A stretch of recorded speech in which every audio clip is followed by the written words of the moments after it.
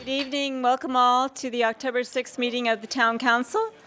Please finish your conversations and have a seat so we can get our meeting started. We'd really appreciate that.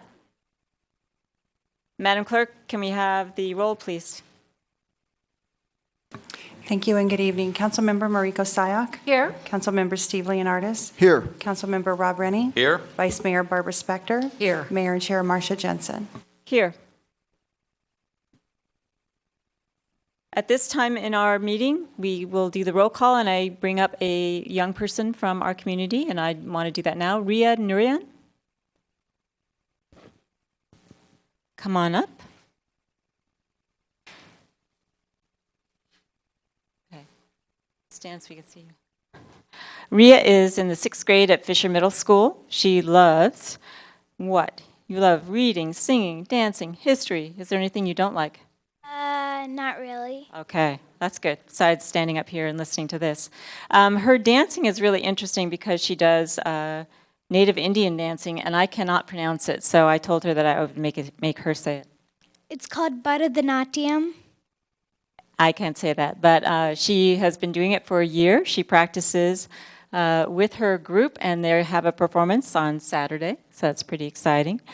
She recently visited India with her family, where they collected packets of books, stationery, and other supplies for children that were in a slum in India, wrapped them up in packages, and distributed them to about 30 kids. So that's a great thing to do. So thank you for doing that. And please stand and join me and Ria in the Pledge of Allegiance. So Ria. I pledge allegiance to the flag of the United States of America and to the republic for which it stands, one nation, under God, indivisible, with liberty and justice for all. Great job. Let's have a hand for Ria.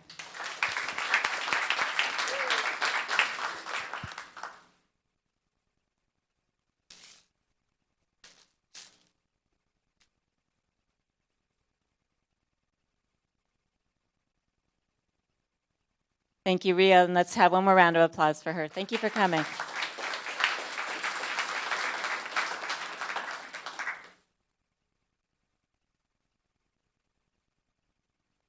Okay, I'd now like to ask Jose Rodriguez to come and join me.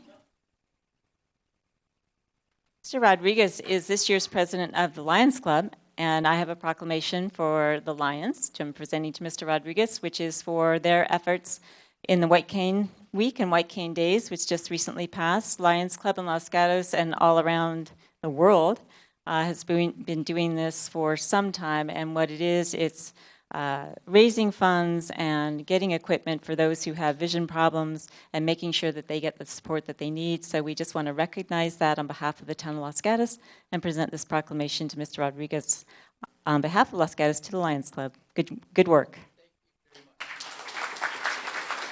And if you want to say something. Oh, you know, I'd really like to thank the community for showing up, because it was such a great showing of people that came and supported the White Cane Day and the Lions Club. And the funds are 100% donated, and it's really a good cause. Yeah, and if you have not donated, you can still, we can send out something in the paper to ship it off to Terry, and he'll get it to our Lions Club donation. So thank you. Appreciate that. Thank you, Mr. Rodriguez, and thank you, Lions.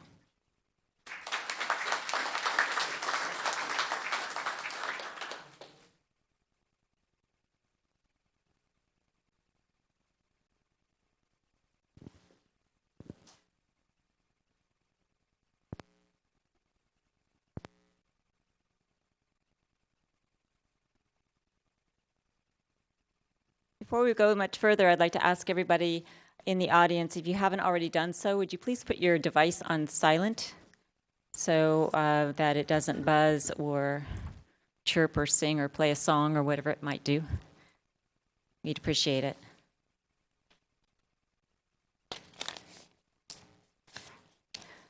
We did not have a closed session report, so there was no report, correct, Mr. Schultz? Now it's time for council and town manager reports. The council reports, we use this occasion to report to each other and to you, both here in the chamber and who may be watching, about whatever activity that we've undertaken on behalf of the town of Los Gatos since our last meeting. And those could range from attending a function to serving on various committees that we all serve on. But whatever it is that may be of interest that we've done that we think is worth reporting on. So I'll start with Councilwoman Sayoc.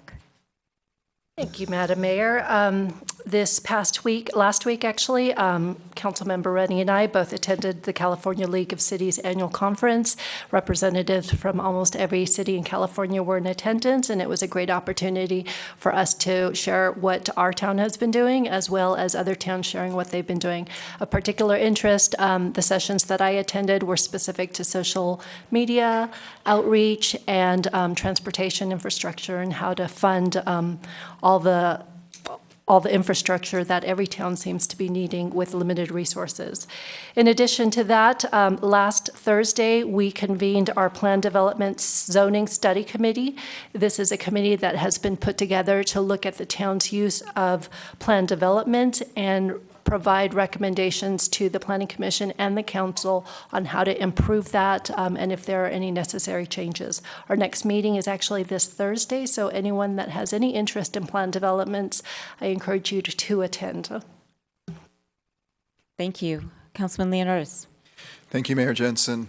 About 2 weeks ago, I chaired the West Valley Sanitation District Board of Directors meeting, and the meeting mostly consisted of a closed session item, and there was no action taken on that item. And about a week ago, I attended a ceremonial groundbreaking of the new water treatment facility off of Moore Avenue in Los Gatos. Thank you. I, along with Councilwoman Sayoc, did attend the Plan Development Study Committee, and it's at, I believe, 7 o'clock, correct, Ms. Pravetti, if you want to come on Thursday. Vice Mayor? Thank you, Madam Mayor. In addition to the mayor, I've attended a policy committee meeting since our last council meeting, and additionally, he isn't here right now, but I did the ribbon cutting for the new left bend wine bar. Thank you. Councilman Rennie. Thank you, Mayor Jensen. Since the last council meeting, I attended the California League of Conservation Voters Environmental Awards. It was very well attended by elected officials from all over the county, including all of our county supervisors, either themselves or in their office. Somebody from their office, and many of our state legislators were there, or members of their office. Especially of note, they gave out the Lifetime Achievement Award to former Secretary Norm Mineta from our area, and Ash Carla, I'm not quite saying it right, got the Legislator of the Year award, and now deceased Susan Marsland got the Activist Award. So that was interesting. Two things to point out that I learned, many things, but of note from the League of Cities last week. I learned about something called PACE, which is Property Assessed Clean Energy. It is a way to give loans to people to put solar systems or to put clean, more efficient heaters and so forth in their homes, and borrow and then have it assessed to them on their property taxes. In order for that to occur, our town needs to pass probably just a consensus ordinance to allow those companies to operate in this town. The town attorney has sent the town manager a couple example ordinances, and I request that of the mayor we put this on our agenda for the future to consider. Second thing that I wanted to report on from the League of Cities was I attended a session called Rethinking, Repositioning, and Reinventing Retail Centers, and it was a panel discussion which I found very interesting. It basically said, they were saying that the malls of today are getting killed by online retailing, which is what we expect, but they talked more about how do you survive in retail, and they talked about today's people, when they go out to buy retail, they need a warm, friendly place, nice-looking place. They also want an interesting experience, as I think we heard a little bit earlier. In addition to the shopping, They're looking, I think I mentioned, they're looking for something unique. They're looking for unique retailers to go to. And interestingly, one of the panelists mentioned Los Gatos as an example of what you did want to do, that we were a good mix or good blend of independents, which is what we call non-formula retail, national retail, and eateries. So there was interesting things on that. Thanks. Thank you. Ms. Pavetti, are there any manager matters? Yes, there are. First, I'd like to announce that we are still recruiting for the Ad Hoc Citizen Committee. The recruitment ends on Friday. There are flyers that look like this out in the entryway, and we encourage residents who might be interested in exploring various financial opportunities for the town to sign up. Again, they're due on Friday. We are also recruiting for other boards and commissions. That recruitment ends in early December, and again, residents are encouraged to apply. And then third, we are doing a Town of Los Gatos open house on Saturday, October 24th from 11 to 2. The public is welcome to join. Meet our council members, meet and talk with our code compliance and other city leaders, give us a sense of what you would like to see in your town. We'll have surveys, we'll have kid activities, and we just really want to make sure everyone knows that this is your town hall and we welcome your participation. Thank you. Thank you, Ms. Perfetti. Which brings us to the portion of our calendar that we call consent calendar. Tonight it consists or suggested to consist of 8 items. I already have a card wanting to pull item number 1, the minutes. I have an indication that item number 7 is going to be pulled. But basically what the consent calendar is, these are items that were determined to be fairly routine or not controversial, such that they could be acted upon in a single motion. If the consent calendar is passed in a single motion, that means that that item is approved as proposed in the staff report. A consent calendar item is not something other than a public hearing. It's just been presented in a way where the staff and the persons making the agenda think that it may be sufficient to pass in a single motion. That said, if anybody does want to pull an item from the consent calendar, they may do so. So, does any member of the council wish to pull an item from the consent calendar? Councilwoman Sayak, which one would you want to pull? Item 7. Item 7? Does anyone from the public want to pull a consent item from the calendar? I have a card from Ms. Dorner indicating that she wants to pull item number 1. Anyone else? Okay, seeing none, what happens is that those items that have been pulled will just be heard in their normal order, and they will be considered as a public hearing. So with item number 1 and item number 7 pulled, do I have a motion with respect to the remaining items on the consent calendar?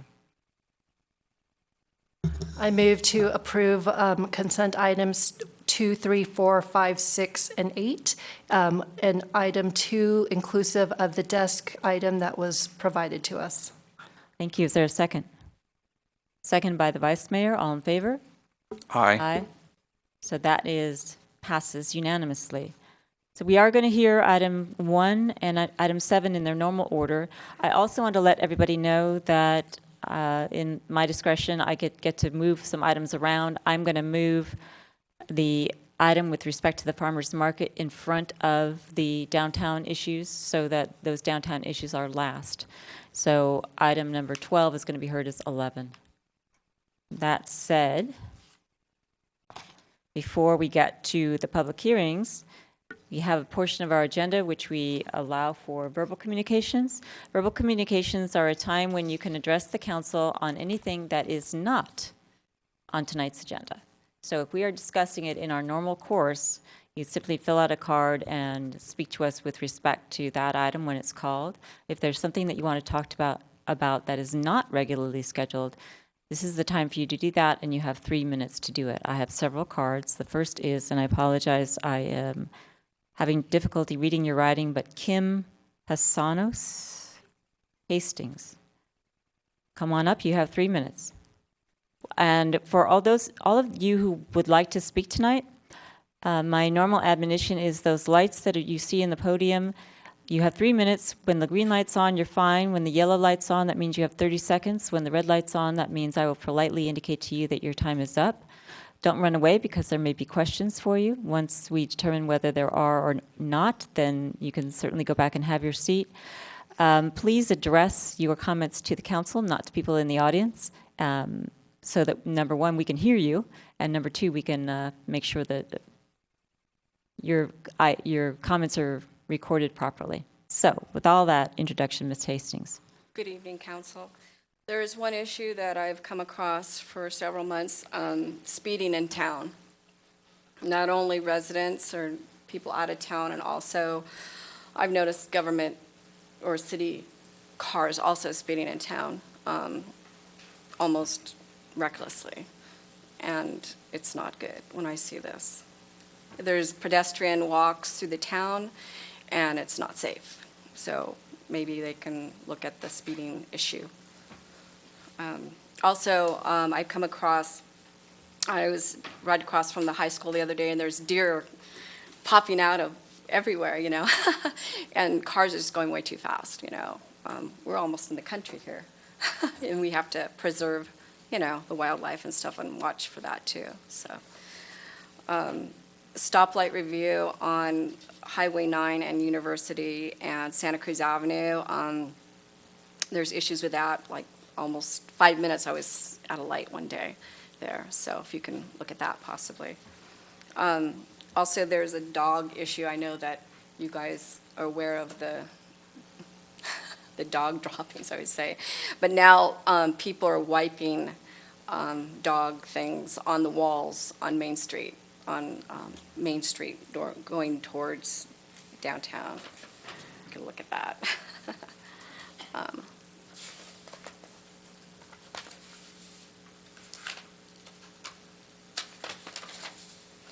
There was one item on the agenda for farmers market. Can I comment on that? You can fill out a card and talk about that when it's on, Okay. when it gets called. Okay.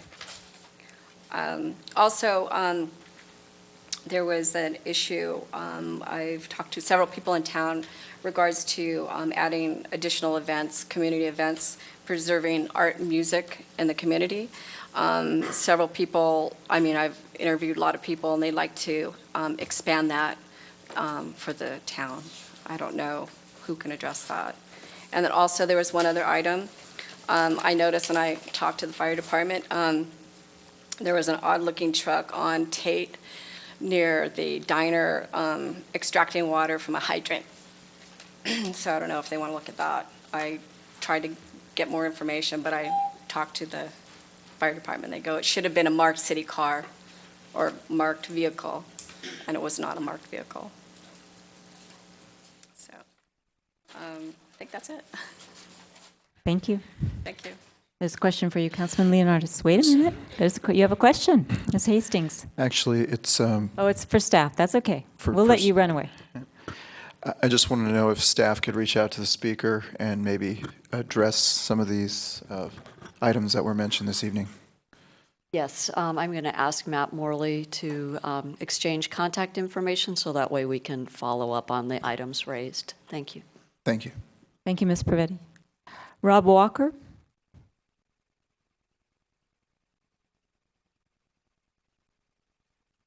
Good evening. My name is Rob Walker. I live at 16791 Loma Street. Residents and I have held off contacting the council for over 3 months to allow those representing the two factions to solve the problem. We've run into a roadblock.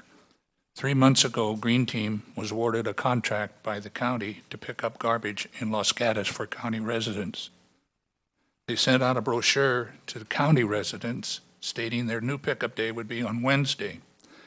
Because of the way it was stated, residents thought that all pickup was now going to be the same for both county and town residents, i.e. one pickup per week as it has always been. That has turned out not to be the case. Los Gatos now has garbage trucks in its neighborhoods twice per week. The original Friday pickup for the town residents and the now new pickup on Wednesday for the county pockets. A petition was circulated in July to clarify the misleading information sent out by Green Team. When I informed When informed that there were actually 2 pickup days per week, both the petition signees and other residents were unanimously against garbage in our neighborhoods, with the accompanying disruption with the traffic flow, early morning noise, and safety concerns for students walking to Van Meter and Fisher. 3 months ago, residents met with Councilman Leonardis to discuss the problem. Steve is chairman of the Sanitation and Garbage Commission that represents Los Gatos, Montsereno, and Campbell. Steve had Marva Sheehan, the consultant for the commission, contact the county to try to work out a solution. Marva informed me on September 24th that after 3 months of negotiation, quote, "The Wednesday pickup is part of the county contract, so I can't force any changes," unquote. Over 3 months have now gone by since Green Team began service with no tangible results. The problem is twofold. Firstly, Los Gatos still has 2 days per week with garbage trucks in its neighborhoods.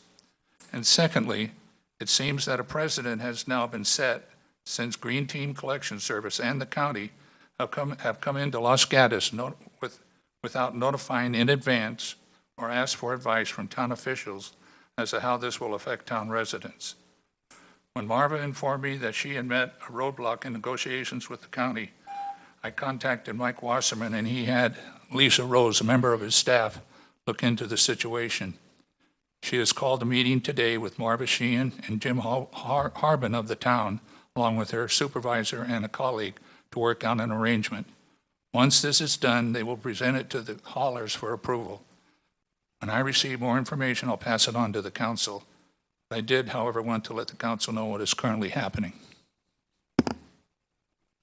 Thank you, Mr. Walker. Councilman Leonardis. Thank you, Mayor Jensen. Mr. Walker, I know one of your main concerns, obviously there's the multiple days of pickup, and then there's the multiple trucks. There's the recycling trucks, there's the garbage trucks, and now you have it times 2. So there's at least 4 trips, maybe sometimes 6 trips in a week, since sometimes houses are skipped and trucks have to come back, because even the carriers get confused which houses they should go to and which houses they shouldn't pick up sometimes. I guess what I want to know is, there's the time of the day that's particularly disturbing. When you emailed me, it's really early in the morning that they have been coming, like before 7 a.m. And I wanted to ask our staff if we can reach out to, as a possible solution, that if these trucks are going to come multiple times, and if that's what their contract says, and we can't do anything about that, maybe we can have them come in the middle of the day on that particular street so they don't wake everybody up, and when people are at work, and then when they will not interfere with kids walking to school as well. And that might alleviate a lot of the stress of the neighbors getting woken up. I know we have our noise ordinances for things like construction workers and leaf blowers, and I don't know why it would not apply to trash collection when you have a 50-ton vehicle driving down a 20-foot wide street at 5 in the morning and picking up bins and dumping them. I don't know why we end up in these kinds of situations. I realize the guys like to get in, beat traffic, and such. But perhaps we can arrange their schedules, work with them to arrange their schedules, and that might be the quickest solution. Thank you, Councilmember Leonardis. We're continuing to work actively with the county for resolution. I'm hopeful that we'll have something in the next week or so, and hopefully that will meet the needs of the residents. We are engaged as well and anxious to get a good resolution for this. Do you have a question for Mr. Walker, or can I let him sit down? Well, I just wanted to ask Director Morley if he can work with Mr. Walker, who seems to be very engaged in this process, directly as well, and keep him ahead of the curve on all these issues. Absolutely. Thank you. Any other questions for Mr. Walker? Councilman Rennie. It's for Director Morley, actually. Okay. So. Mr. Walker, you can have a seat. Thank you. Thank you. So, Director Morley, I recall a month ago, 6 weeks ago, you had given us some information where you were working on this problem, and it sounded like you would have influence with the county. It sounds like he's gone all the way up to the supervisor, and it's still not doing very well. Do we think we can do better? And are you trying to solve it for this portion of the county, or was it somewhere else that you were talking about? So we're working on all of the challenges. So wherever we have a county pocket, it could potentially be a challenge. This seems to be a unique situation where the vehicles are traveling down multiple times. to get from point A to point B, let alone to pick up the trash on that street. So we're working to solve this. Is the major issue in front of us. And as I said, I'm hopeful that we'll have a resolution to that and a solution in the short term. Thank you. Okay, thank you. Angelia Dorner.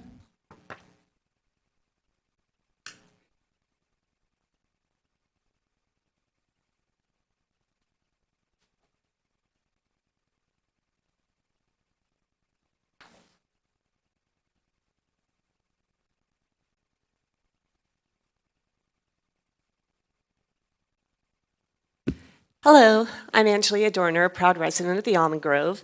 And first off, I'd like to thank you for all of the progress that we made at the last council meeting on the Almond Grove Street project. And I also am doing this more as a precursor for revisiting that project at the October 20th meeting, 2 weeks from now, in the hopes that some of this information will be provided to you and to residents so that we can make further progress on this project. This is a slide that I used at my last presentation where I was showing significant savings that could be achieved from the numbers that we've been receiving. The $3 million is simply the change from the original feature number to what it is currently, features being curb, gutter, and sidewalk work. To make it simpler than what I had shown you before, $3 million, those cost escalations that have occurred since that report really have no impact on these particular aspects of this project. So those escalations should have never been applied in the first place. So this $3 million is right off the top, okay? So hopefully we'll see $3 million drop from the numbers.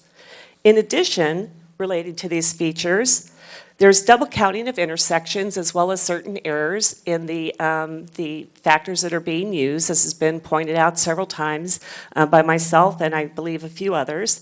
What I believe just needs to be presented to you is taking the same approach that we use for the annual street curb, gutter, and sidewalk bid, using the one that was done this last March as an example. It just simply lists the address, the linear feet, or whatever kind of remedial action is necessary. That is what is provided to the person to prepare his bid. And then using the same cost information, how more current can you be since last April, this past April, just go ahead and cost that out. No design fees, no contingencies, no other cost up amounts or grossed up amounts. They have never been necessary for this type of work before. Why would they be necessary now? If you take consideration of that, that will add, assuming 100% of everything is replaced, it will add another 1.6 million to that 3 million. That's 4.6 million right off the top without really talking about all the differences with curbs and gutters and being able to do things or not. The other thing is that the pavement costs, there definitely is still confusion, at least in my mind, as well as a few others, as to the costs that are being used compared to the definition in the specifications between concrete and asphalt. I already addressed that, and I will send an email to clarify that later. The other thing, though, that we're hoping to see is that we must have the fixed cost to deconstruct versus construct.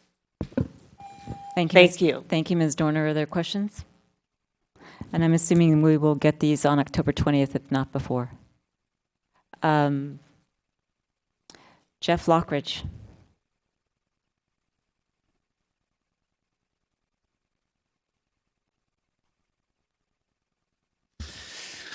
Hi, my name is Jeff Lockridge, 109 Paseo Laura.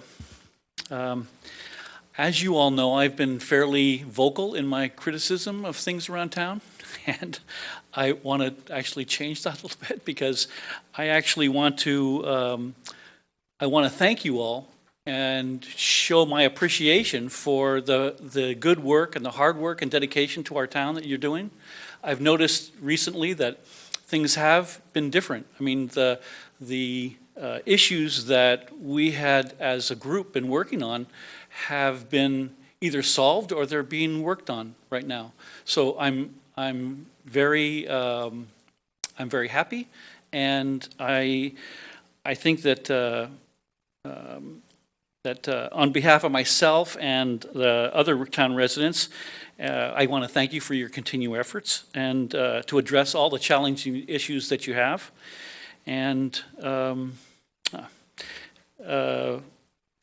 while you don't always agree on everything, but you seem to work out your differences, even if it takes 8 motions to do it, and sometimes not even then. But I almost feel like I don't have to look over your shoulders anymore to make sure you're looking out for the best interests of the town residents. So thank you. Thank you, Mr. Lockridge.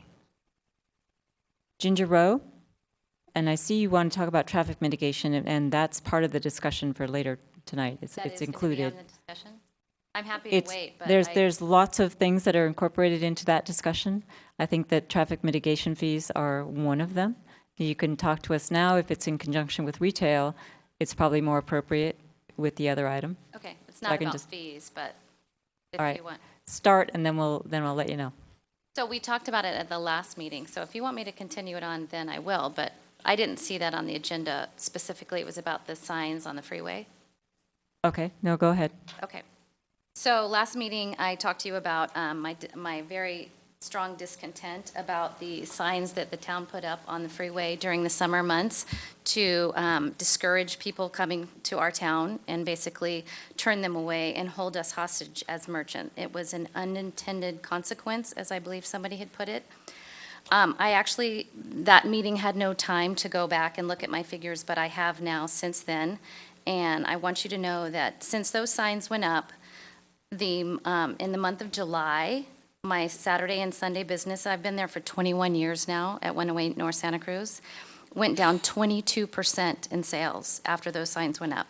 After August, the month of August, my sales went down during Saturday and Sunday only. Now, those signs were up, I do believe, I haven't heard back from the town. I requested the exact dates, were up on Fridays as well. My sales went down on Saturdays and Sundays 46% in my business. That is a huge, huge decline in my sales. And I would request that that sign never, ever go up again, because that turned people away left and right.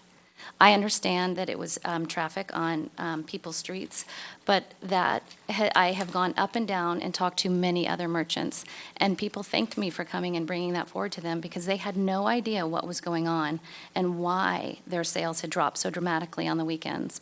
And when they sat back and evaluated, they have all come back to me and said between 20 and 35 to 40% their sales dropped Saturdays and Sundays alone ever since those signs went up. Now, since those signs went down, after Labor Day weekend, my sales have gone back up on the weekends. So I just want to bring that to your attention and beg that you never put those signs back up in another summer. Thank you. Thank you, Ms. Rowe. Oh, Councilwoman Sayak has a question for you. Hang on. So, Ms. Rowe, thanks for coming forward. I think I had asked that specific question at the last meeting. Yeah, and I didn't have that figure that day. Sorry. It's a great metric. So 2 questions. One is unintended consequences. We had talked about it at the last meeting, and there was a lot of discussion prior to those signs of you must do something about beach traffic because it is hurting downtown businesses. Now, obviously, I don't know where a lot of that information was coming from, so it's great to have this quantifiable metric in front of us. Mm-hmm. Did you happen to look at your sales receipts prior to those signs when we did have those heavy weekends, but the signs weren't there? Not nearly that kind of decline. I think the 3 weeks prior to that, I was down 2%, 6%. That's a standard. That's within a range. But to go down 22 to 46% is a huge. And since then, my sales were back up 8% right away after those signs went down. It's staggering. So thank you for sharing that with us. It was very staggering. And I had not thought about just looking at Saturdays and Sundays because my weekdays fortunately balance out some of my sales, but it was definitely down for the summer, and it was really disappointing. And I was not the only store. I went up and down the street, and it was very similar in most of the businesses that I spoke with. Okay, thank you. Vice Mayor.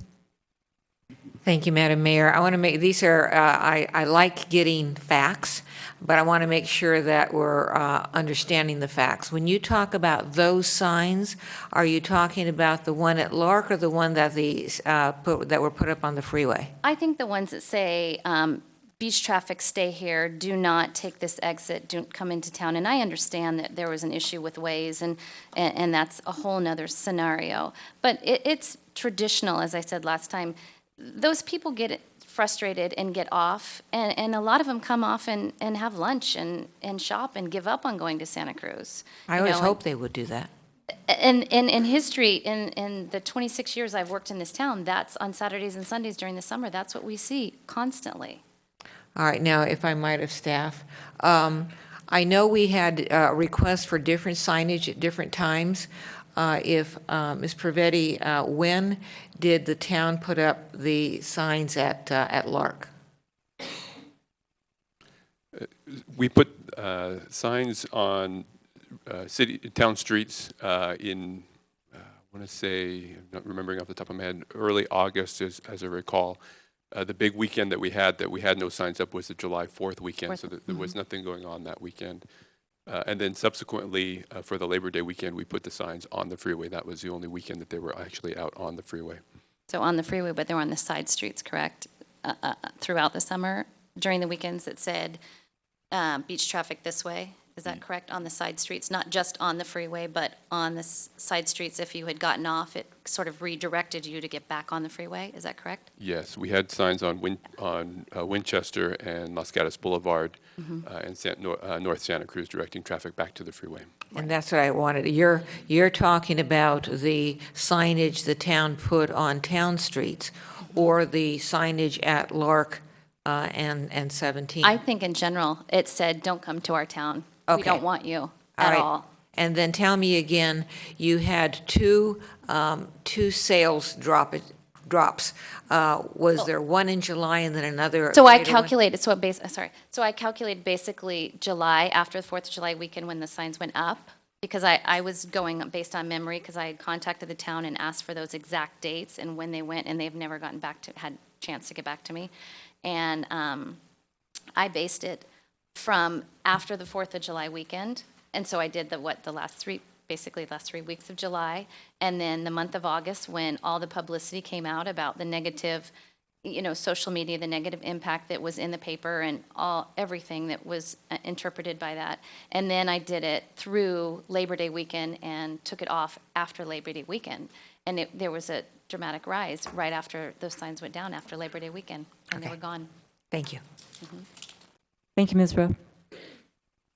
Oh, I'm sorry. Did you have a question?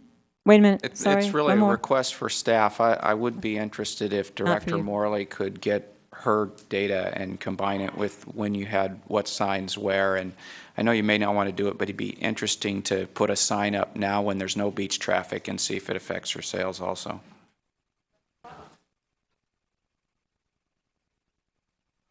Okay. The only people that are going to talk are the people that are at the podium, just so that we have an organized and efficient meeting.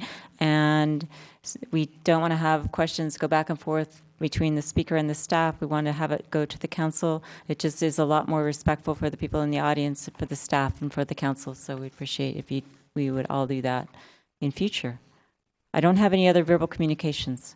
So I'm going to go to item number 1, which Ms. Dorner, you pulled. That's our minutes from our last meeting. We did get a desk item changing one of those motions, so I don't know if you had a chance to see that or that's what your concern is, but have at it. I actually did see that. Hello, it's me again. Okay, so thank you very much.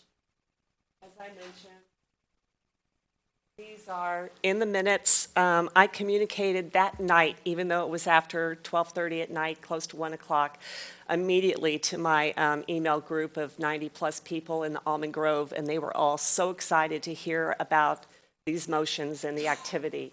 So these 2 motions were fabulous because they are in the minutes, and they're not narrowing our streets, yay, and the ordinance for trees is going to be done in connection with or in accordance with the new tree ordinance, which is what we were asking for all along.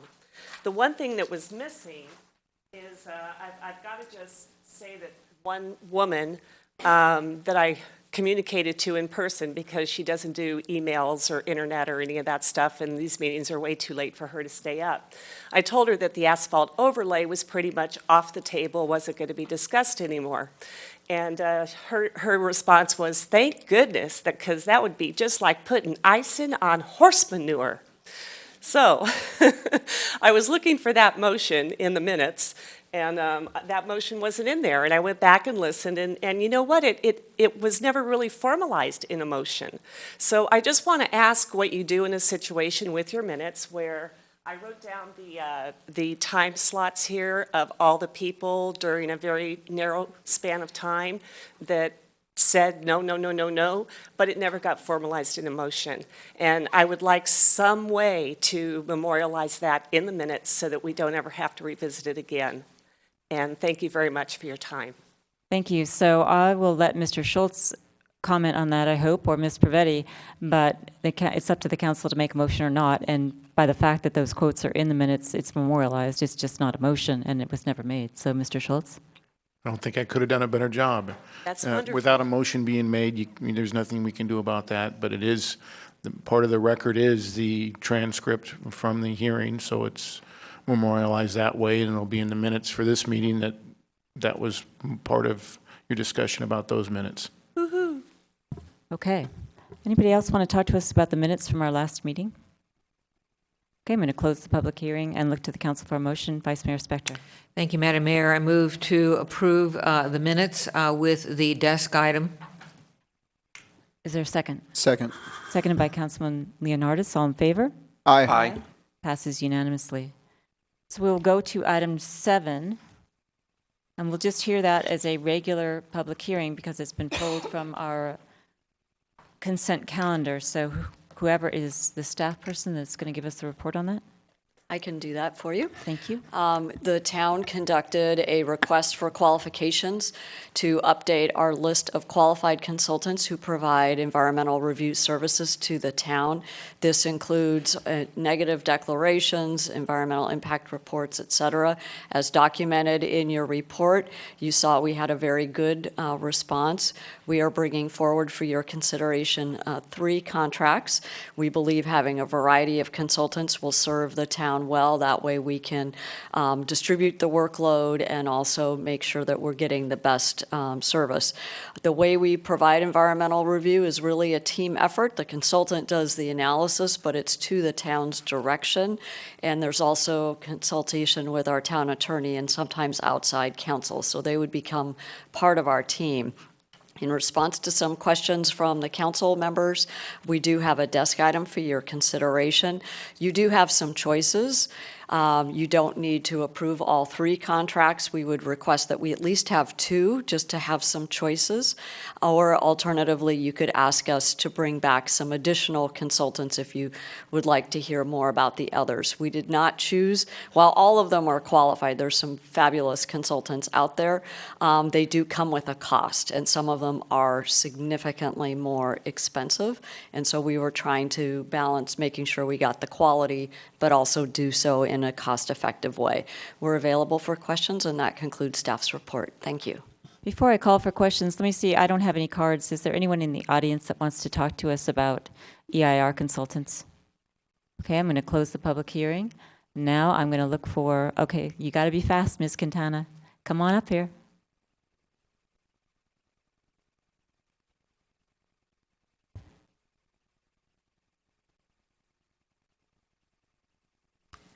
Lee Quintana, 5 Palm Avenue. I'd just like to comment on the question about cost. It's not a cost to the town since the applicant is the one who pays for the environmental review work, and many other cities use other consultants which do cost more, and I think that shouldn't be the only consideration in the choice for a consultant. Questions for Ms. Quintana? Thank you. Anybody else? EIR consultants. Seeing no one, I'll close the public hearing. Look to the council for questions of staff and or discussion. Councilman Leonardis, then Councilwoman Sayoc. Thank you, Mayor Jensen. Would it be possible, I know there was 19 firms that responded, and sometimes when we look at these requests for proposals, when we get these things back, we get a spreadsheet from staff that lists where they stand in the grouping and what their costs were and those types of things. Would it be possible to get a document like that so the council could look at the whole group collectively and make a determination that way? Yes, certainly we can provide that information. We would need to defer this item to a future meeting in order to have the time to prepare that and provide it to you. We don't have it for you at hand. Thank you. Okay, and since that's not yet a motion, we're going to see if the rest of the council wants to do that or not. So Councilwoman Sayoc? Thank you. A question, and then I'll share my thoughts since I was the one who pulled this. The question to staff is, if it were to be deferred so that you could provide the information that Councilman Leonardis requested, is there any concern about having no consultants? Do we need to go ahead and negotiate these agreements now? Let me ask Mr. Paulson to give us a status of our current environmental review consultants. As you know, we do have active applications, so we do have things that are underway. Thank you. Yes, so I believe that the contract has expired, but we have extended it. We could do another extension if that's necessary. And just clarification, when you say the contract has expired, the contracts with those that we are currently working with? Correct. Okay. Okay, and if I may, I'll go ahead and make a motion and see how we go from here. Before you do that, I didn't look on this side to see if there's questions. Okay, I don't see any. All right, go ahead.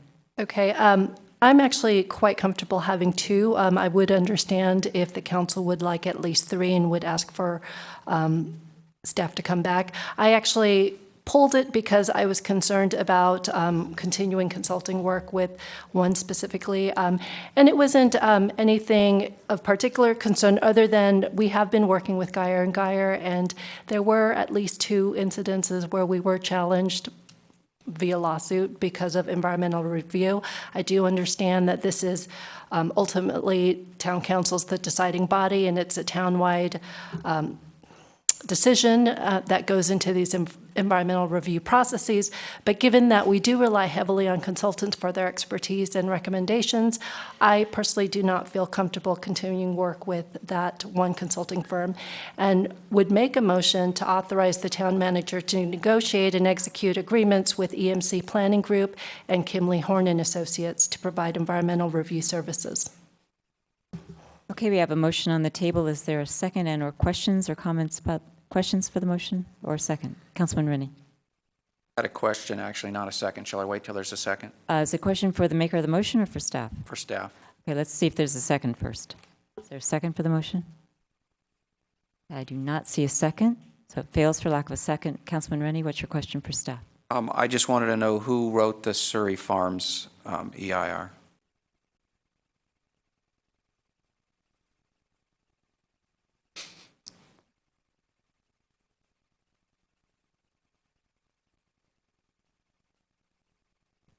I would have to look to be 100% sure, but I believe it was Geyer & Geyer that drafted that. Thank you. Councilman Leonardis. Mayor, I'll have to apologize. I was, when you called the question, if there was a second, I was going to second that motion.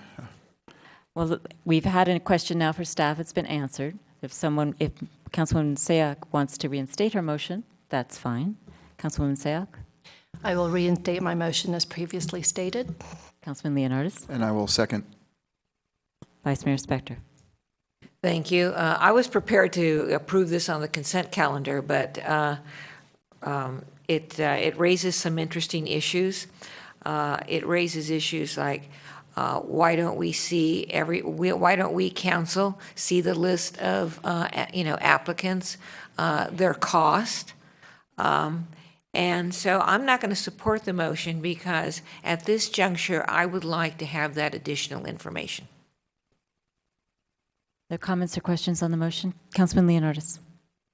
With respect to the Vice Mayor's comments, I was thinking along those lines myself, being that there is no risk of how can I say it, lapse of work or anything at this point in time, or lack of moving forward on projects.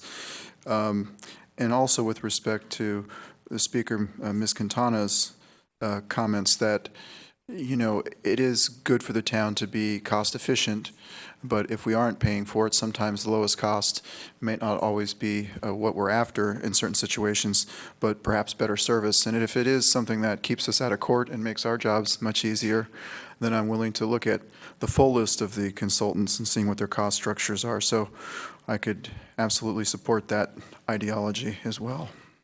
Okay, so right now we actually have a motion to approve 2 of the 3 proposed consultants that's been seconded. Councilman Leonardis as the seconder. You can always withdraw your second and ask the maker of the motion to amend her motion or withdraw it if you care to do that. I think I will go ahead and ask the maker to amend.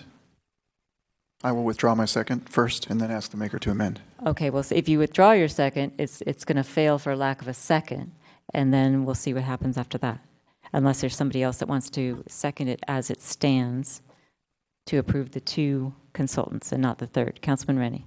I'll go ahead and second it. I don't want to drag us through too much if we think we have 2 good consultants. I'd go ahead and comment that I did read the Surrey Farms EIR, which hasn't come before us yet, but was passed out, and I was decidedly underwhelmed as I was reading it. There's a couple places I couldn't believe they made those statements. So if that really was Geiger and Geiger, I support looking for other consultants. Councilman Leonardis. Thank you, Mayor Jensen. Staff 3 of the page report of this, page 3 of the staff report, paragraph 2 says that Geiger and Geiger was indeed the Surrey Farm Estates consultant. Any other comments or questions on the motion? Madam Mayor, I just wanted to let the council know that we're happy, regardless of the outcome of this particular motion, we're happy to give you a chart of all 19 with the cost information, so you have that for your information. Okay, so then I'm assuming with that offer that if the council receives that and the mayor or 2 members of the council want to put that on an agenda to consider adding or subtracting someone, they can do so, correct? Yes. Yes, and you also have an escape clause in all of your contracts with your consultants that allows for a 30-day termination period. Okay. Thank you. So the motion on the floor is to approve the consulting contract with EMC Planning Group and Kimberly Horn Associates, not with Geiger and Geiger. It's been made by Councilwoman Sayak, seconded by Councilman Rennie. All in favor? Aye. Aye. Opposed? No. Passes 3-2. Vice Mayor Spector and Councilman Leonardis opposed.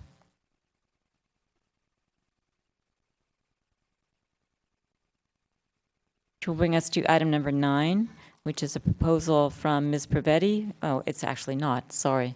It's a review of our outside work permit program, and I don't know who's going to give us the report on this. Ms. Portillo.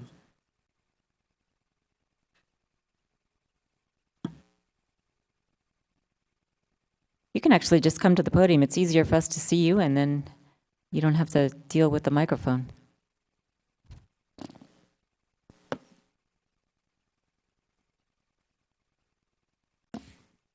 Rumi Portillo, Human Resources Director for the town. The report provides a summary of the outside work permits. What that covers is the secondary employment for employees who are with the town. This is an initial inventory, and the intention is to continue providing updates as on a periodic basis. Thank you. This is I just want to remind council, it's basically a status report. If council wants to ask staff questions or direct any further action, it can do so, correct? But not necessarily this evening. Yes. Well, it's on your agenda to accept the staff report, accept the status report, and then our proposal is that we would continue to provide you updates, but we would no longer do it as a council agenda. We would instead use the manager's weekly memorandum. Okay. So before we ask questions or make comments to you, Ms. Portillo, I'm going to see, I don't have any cards of anyone in the audience that wishes to discuss outside work permits for town employees. Is there anybody that wants to talk to us about that? Okay, seeing no one, I'm going to close the public portion of the hearing and look to council members for comments or questions for staff of Ms. Portillo or any other staff member. Councilman Leonardis. Thank you, Mayor Jensen. Ms. Portillo, I think I read somewhere in our volumes of information that every July, everyone who has an outside work permit, it gets reviewed annually, and it's approved by either the department head of their department or the town manager every July. So do they actually have to come in and get it renewed every single year, like your car registration? There are actually 2 different time periods that we collect the outside work permit. I should actually clarify 3. On an annual basis, we have the July collection, and as I recall, I believe that's by contract with our police officers. The other ones are handled annually in January, and then we also do inquire when we onboard a new employee. So just to sum it all up, if somebody's outside employment was affecting their internal employment, we wouldn't necessarily have to re-grant the permit automatically. They would come in on an annual basis and it would be reviewed. Is that correct? Each year is an opportunity to reassess that, but there's also authority to revoke the outside work permit at any point that that there's concern about interference or conflict of interest or any other reason to deny. All right, thank you. Any other questions or comments? Councilman Rennie. Thank you, Mayor Jensen. So I was kind of surprised when I saw the level of participation in this. I come from the tech world, and most people don't have another job. They just work endless hours in the one they have. So I started wondering, is this standard amongst all the other cities in the area? Are we sort of the same, this level of participation? And I was also wondering, in good economic times, does it get more as they're dragged off? And then maybe also follow up on Councilman Leonardis' question, how carefully are we watching that it's not affecting our, our work here? And maybe a judgment, I'm putting a lot of questions in here all at once, but is this an indicator of maybe we're not paying wages enough that these people can support their families? Well, there's a range of reasons why people have secondary employment, and our policy actually requires part-time and full-time employees to report their secondary employment, and so a good number of employees on the list are those who are working supplemental hours at the town. For example, those at the library would work at multiple facilities. So that would, under that type of scenario, we do still require that they file an outside work permit because we do want to be aware of any other employment relationships. So in terms of whether this is an extraordinary number, in my experience, I don't recall that there is a trending upward of these work permits, and I think that when I look at the individual circumstances, in most cases, the hours were fairly minimal. They were reported on either a weekly or monthly or annual basis, and in some cases, they're reporting that they're 4 hours a month, or they're fairly minimal. The impact on the primary work at the town would be something that would be observed at the department level and would need to be addressed by the supervisor. Okay, thank you. Other questions or comments? I had a question that's probably for Chief Frisbee regarding the double badging for the police officers at Levi's Stadium. I saw in the report, we have 2 officers, I guess, that are doing that now. The council saw this previously and approved it, and I guess I want to get your response on how you think that's working, and to the extent that we're doing overtime for various things with our police department, are we now losing the availability of those officers who are going to the football stadium? And I also saw that we were not participating for the Super Bowl, so I just kind of wanted to get your comments on how you assess that program.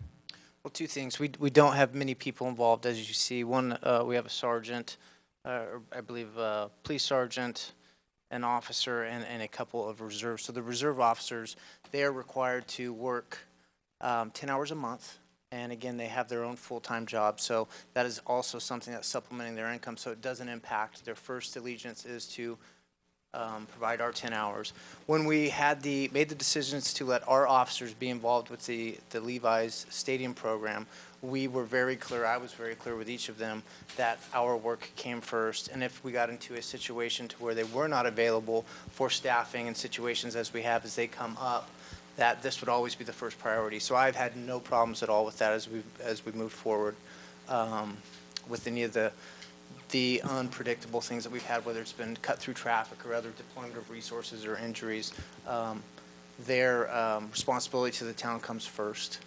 Specific to the Super Bowl decision, just because of the things that you speak to and the numbers that we have and some of our own internal issues, we just don't see that we have the total number of resources to devote to that as other cities do. Whether it be Sunnyvale or Santa Clara, I think a lot of the other chiefs have chosen to be a part of that program, but many of them have a larger amount of resources, and we just thought it wouldn't be prudent with the things that we have going on in town to be a part of that as well. Thank you. Vice Mayor Spector.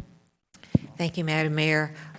For the chief also, the double badging issue, out of all this chart, the double badging issue is the one that is of greatest concern for me because we council hear about the demands upon our police department. Have you ever had occasion in the past year plus to have someone who was supposed to work at Levi's give that up to do work in town? No, we've never had a situation that I know of where we have posted overtime, mandated overtime, or requested overtime, where we got into a position to where we didn't have other resources or that wasn't filled, to where I had to say, are you working at Levi this week? And we've always had adequate number of folks to either to put in for a certain overtime shift that we've had. So we've never experienced that to date. I haven't at all. Thank you. Any other questions or comments? Councilman Leonardis. I will, thank you, Mayor Jensen, address Mr. Frisbee again. In the unlikely event that one of our officers was hurt working on the job at Levi's Stadium, would we be on the hook for the disability? I would refer to the town attorney. He's got a better... No, one of the requirements that was had to be done with the double badge agreement is that, and that's what you call it, a double badge. They actually go through a background check. They go through all the requirements and have what's called a double badge. They're their employees. They're paid by them. The workman's comp is all done through them. Anything incident that occurs with liability is all on Levi Stadium. And one of the reasons, besides for the Super Bowl agreement, it didn't have that language. They would have been wearing our badge and been on our workman's comp and our liability insurance. So not only was the reason of the Super Bowl not having the resources, it was just an unfavorable agreement towards the town, and that's another reason why we rejected it. Thank you. Other questions, comments, or a motion? Councilman Leonardis. Move to approve the report on the outside employment. And does that include the reporting through the means that Ms. Pravetti outlined earlier? Yes, thank you. Yeah. Is there a second? I'll second. Seconded by Councilwoman Sayoc. Questions or comments on the motion? All in favor? Aye. Aye. Passes unanimously. Thank you very much. Thank you, Ms. Portillo. Item number 10. This is Ms. Pravetti, your proposal for reorganization. I'm going to describe it as. Yeah, it's not a wholesale reorganization. Since I've been in the job for about a month now, we've been doing some assessment of our positions. And so what is before you are a series of 10 recommendations. We outline them very specifically on the agenda and in your report, so you can consider them one by one or group them as you feel most comfortable. But we wanted you to see them individually, but we also wanted you to see them collectively, so that way you could understand the package of personnel items. Of the highlights, we would like to restore the one FTE for the Community Development Director as well as for the Assistant Town Manager, and then reallocate a position to essentially recognize our new town library or new town library director. This was the promotion occurred under interim Town Manager Les White, and there was always the assumption that we would come back to council and formally have that position in our budget and in our documents. And so there's some cleanup actions that are before you tonight. These discussions, I know it looks like a lot, but actually we're really trying to do some cleanups. You also have for your consideration the possibility of some salary modifications for 3 positions: the Director of Community Development, Parks and Public Works, as well as our Assistant Town Manager. In your report, you have some data regarding other communities. I know that our town is very fiscally prudent, and we are open to other options if you're not interested in those salary increases. But before we do the recruitment for Community Development Director, we thought it would be timely to bring that forward. And given the scope of responsibility for these 3 positions, that is the basis for this. This was actually an item that Interim Town Manager Les White had observed during his stay, but it was not one of the priorities that he was able to advance. And so as this was an early opportunity, again, we wanted to put together this package so you would have it for your consideration.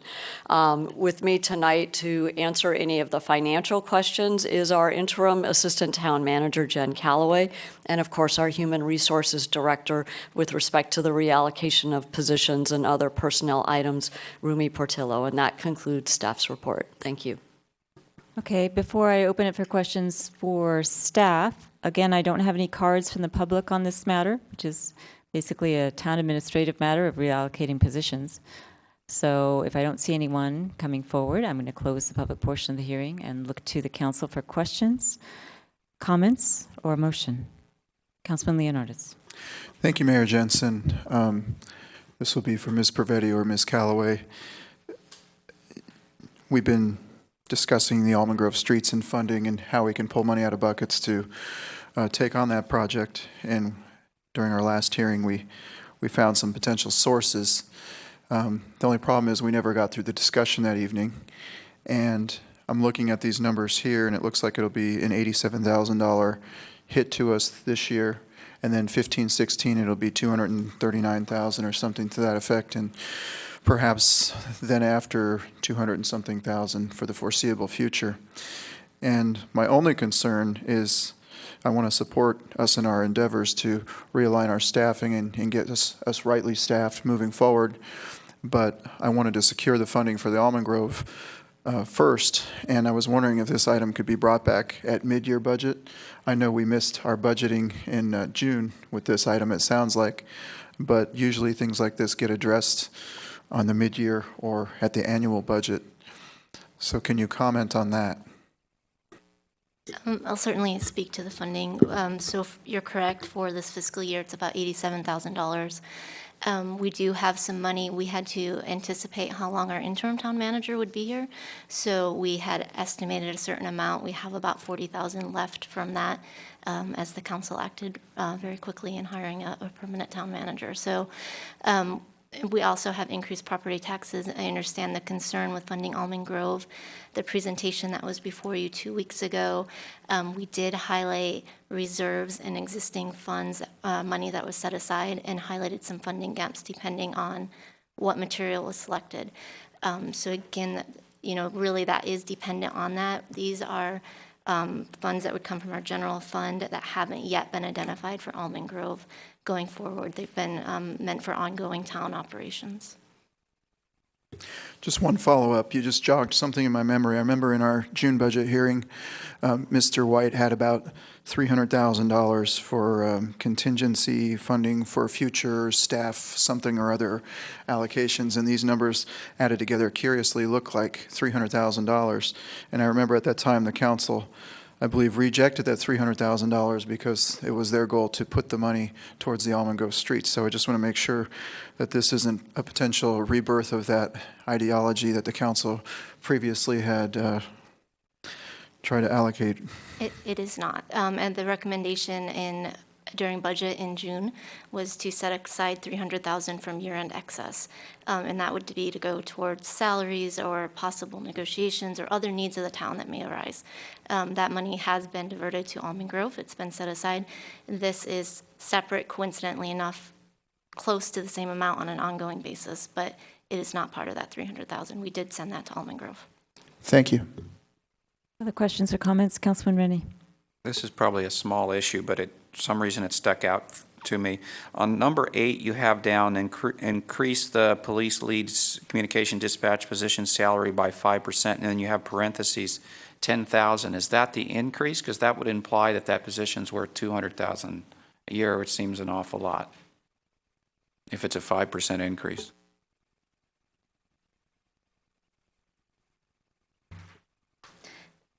The $10,000 incorporates the benefits that are associated with that position. So there are benefits that are based on salary.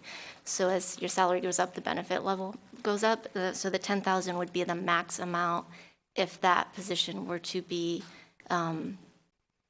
budgeted at top step with 5% increase. Follow up. So doesn't an FTE include all of the waiting for benefits?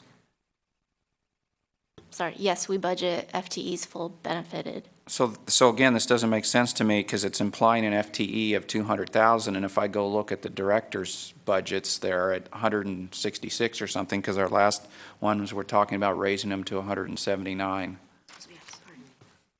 Again, I think I'm making mountains out of molehills, but No. it was confusing to me.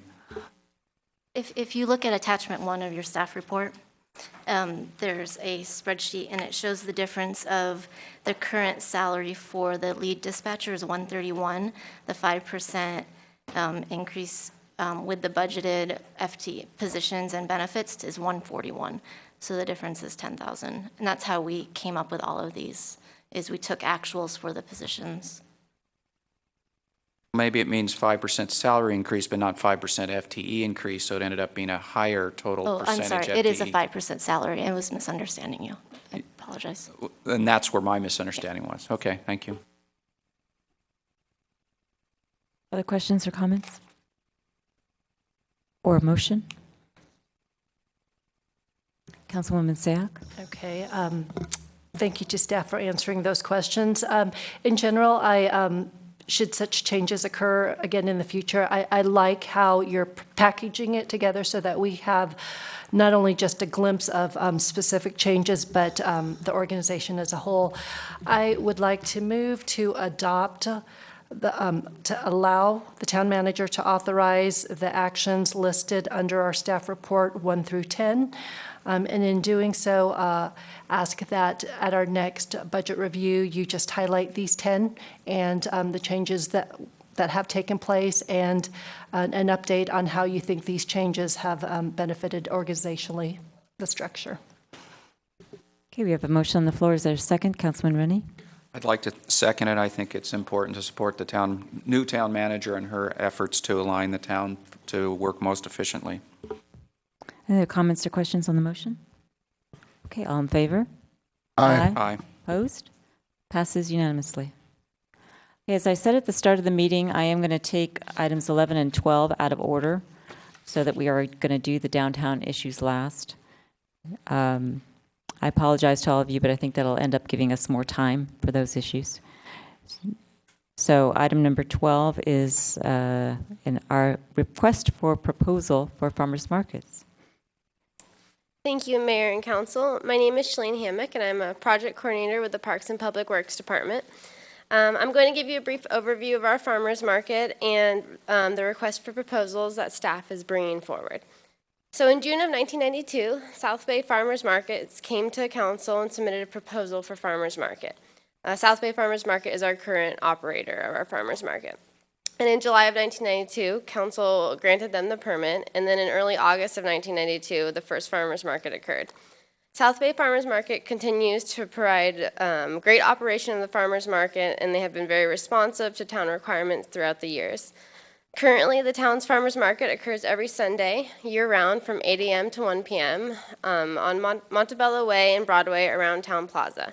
There's estimated to be 2,000 to 3,000 attendees every Sunday.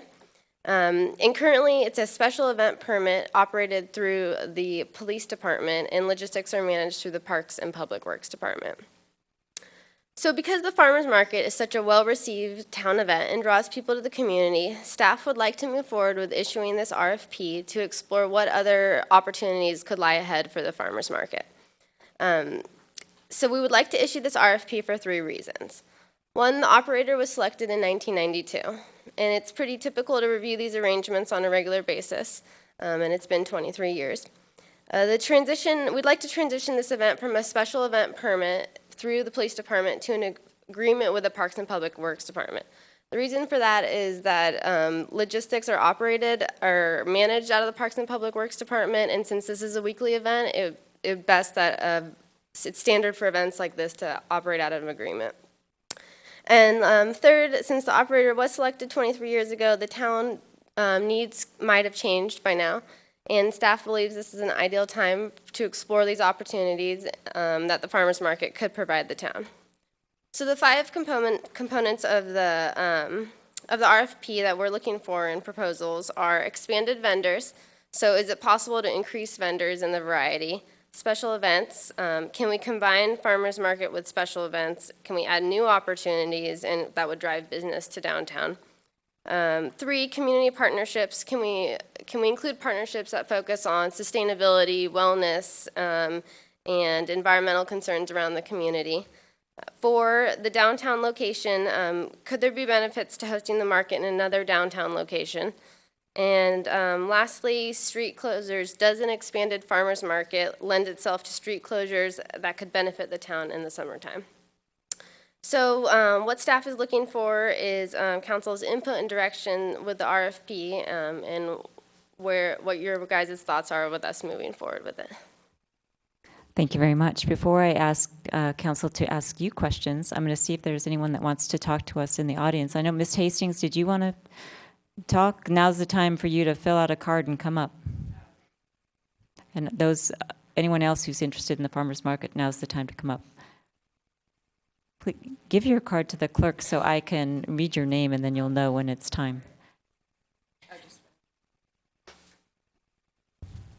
Oh, you don't have to do that right now, Ms. Hastings. You can do it after. I was looking at the other person in the audience. Thank you, Council. Yes, I'd like to put a request into extended hours for the farmers market. I've been going to the farmers market for over 20 years. I know a lot of the vendors there. And basically, I've talked to them, and they would like to extend the hours because it's a lot of labor intense to set up, bring their fruits, vegetables, and so forth. And basically like to request to put that extension in. Okay, thanks. Let's see if there's questions for you. Councilwoman Sayag. I just want to clarify that when you say extension, it's so that it's beyond 1, not necessarily earlier. About 1 hour or so. Yeah, Okay. It's extensive labor, and a lot of people like to see a little bit longer. Sure. Yeah. Okay, thank you. Thank you. Thank you. Ma'am, you're interested, I don't know your name. If you were going to speak on any item tonight and you've got a card, would you please bring it to our clerk over here who will then give it to me and then I could call your name without saying, hey, you. It would be really nice. So, ma'am, can you give us your name, please? Hi.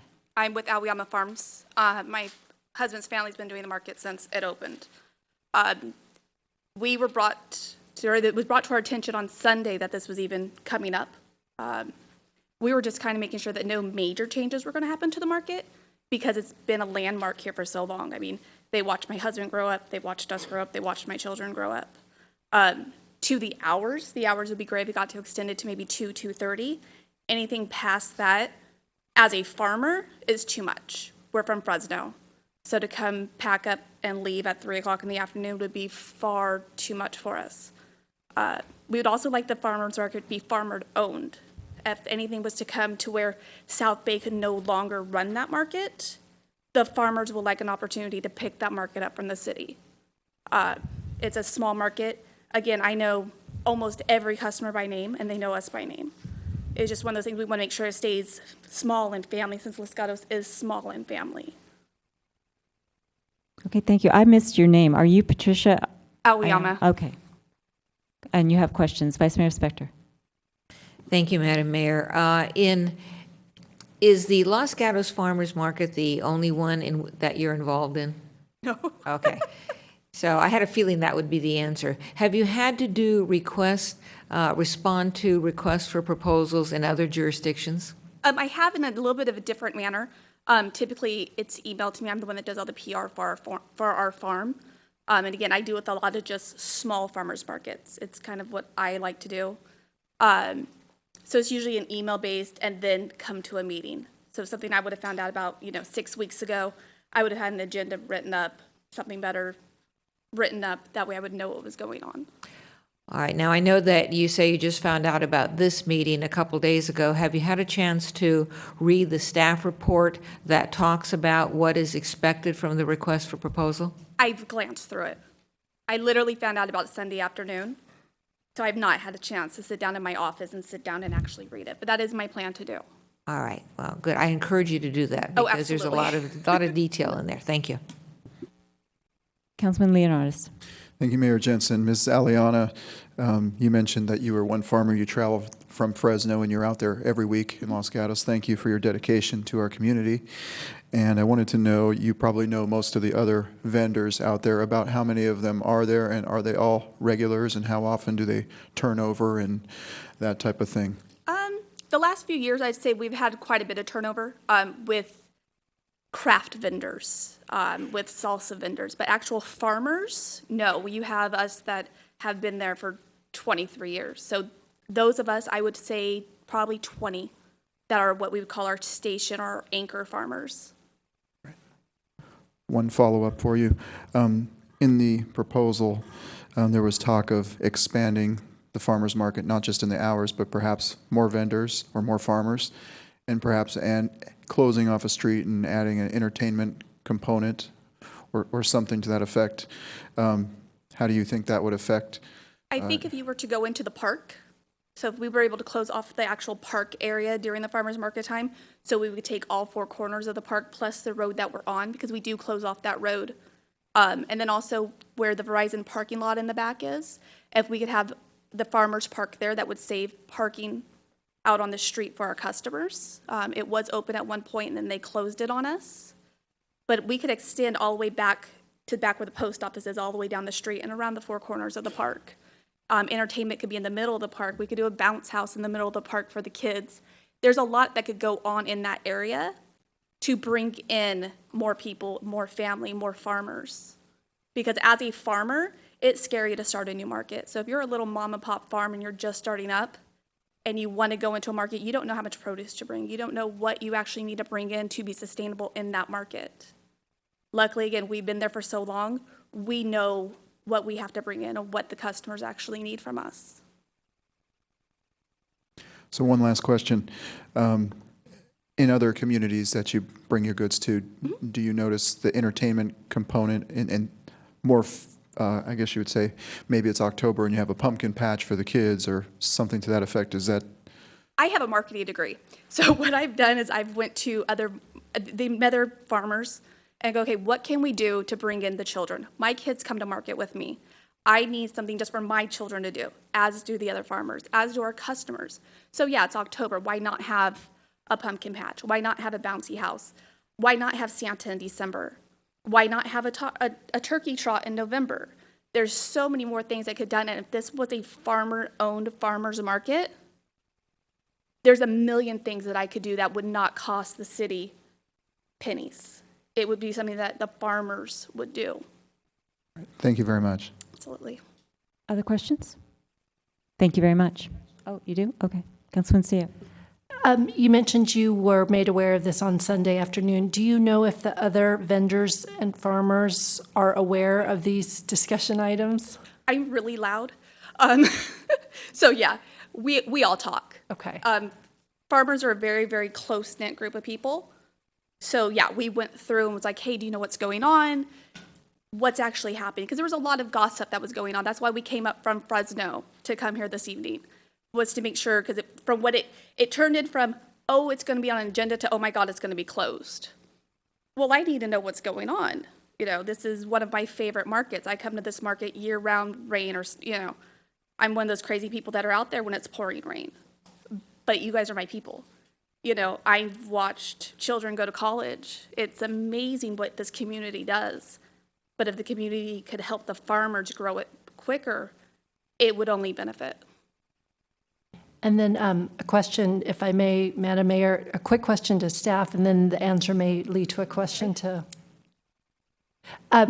could you just remind me the next step? So if we were to approve a request for proposal, are there still opportunities for changes so that if the vendors have specific ideas for improvement, that can be incorporated?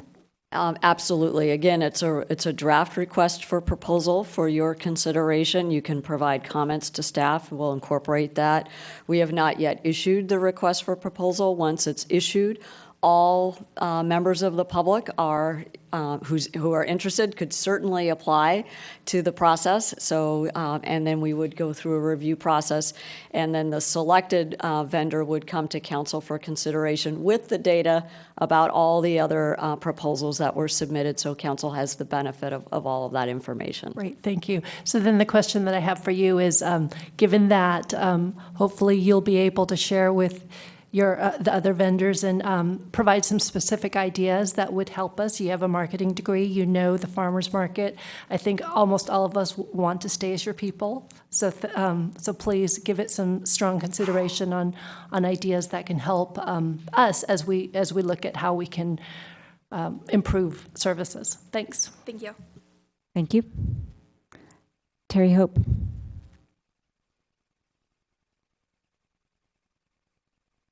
Good evening, Terry Hope, Los Gatos Coffee Roasting Company. I remember in 1992, I was the only merchant who stood up and said, let's try having a farmer's market, because I thought it brings so much liveliness to our downtown and something really special, and it has. I have two suggestions as we look for reviewing what could be improved, particularly if we expand what's there now. I would love to see porta potties provided. They're not there as a standard service, and thus those merchants in the neighborhood, including mine, have hundreds of special guests who come by just to use our restroom facilities. So that would be very, very much appreciated. The other item is that in the past, it's been a prohibition for any merchant or any local Los Gatos business to participate in the farmers market as a vendor. And thus, businesses, just for instance, if I had a bakery, I couldn't participate in the farmers market, yet a baker would be brought from Mountain View or another area to actually compete in a tent where they don't have the same kind of overhead that those of us merchants in the downtown do have. So I think if it was opened to the possibility of a local vendor, not perhaps a brick and mortar store, but someone else in our community who wanted to participate, that they might be able to. Thank you. Questions for Ms. Hope? Councilman Rennie. Thank you, Mayor Jensen. I'm glad you came out, Mrs. Hope. I was hoping to hear from merchants in town because, since I heard this idea, the first question that came into my mind is, do we need change? And I don't know what the genesis of the idea is, and maybe staff can answer that afterwards. But it really, do merchants want us to intensify the farmers market so that we bring more people to town? Is there a need for this? Gosh, I think it's kind of a double-edged sword. The farmers market brings many guests, particularly pedestrians and residents, to the heart of the downtown on Sundays, and that's really a lovely part of our weekly ritual. So I think what's there is lovely. I would like to see more produce and less Baked goods. Street food, I guess you might say. Personally, that's my personal interest, but I know how much people enjoy, noshing through the farmers market. But the representation of the farmers is more, important to me when I think of a farmers market than kiosks with food service. Thank you. Thank you. Larry Arce.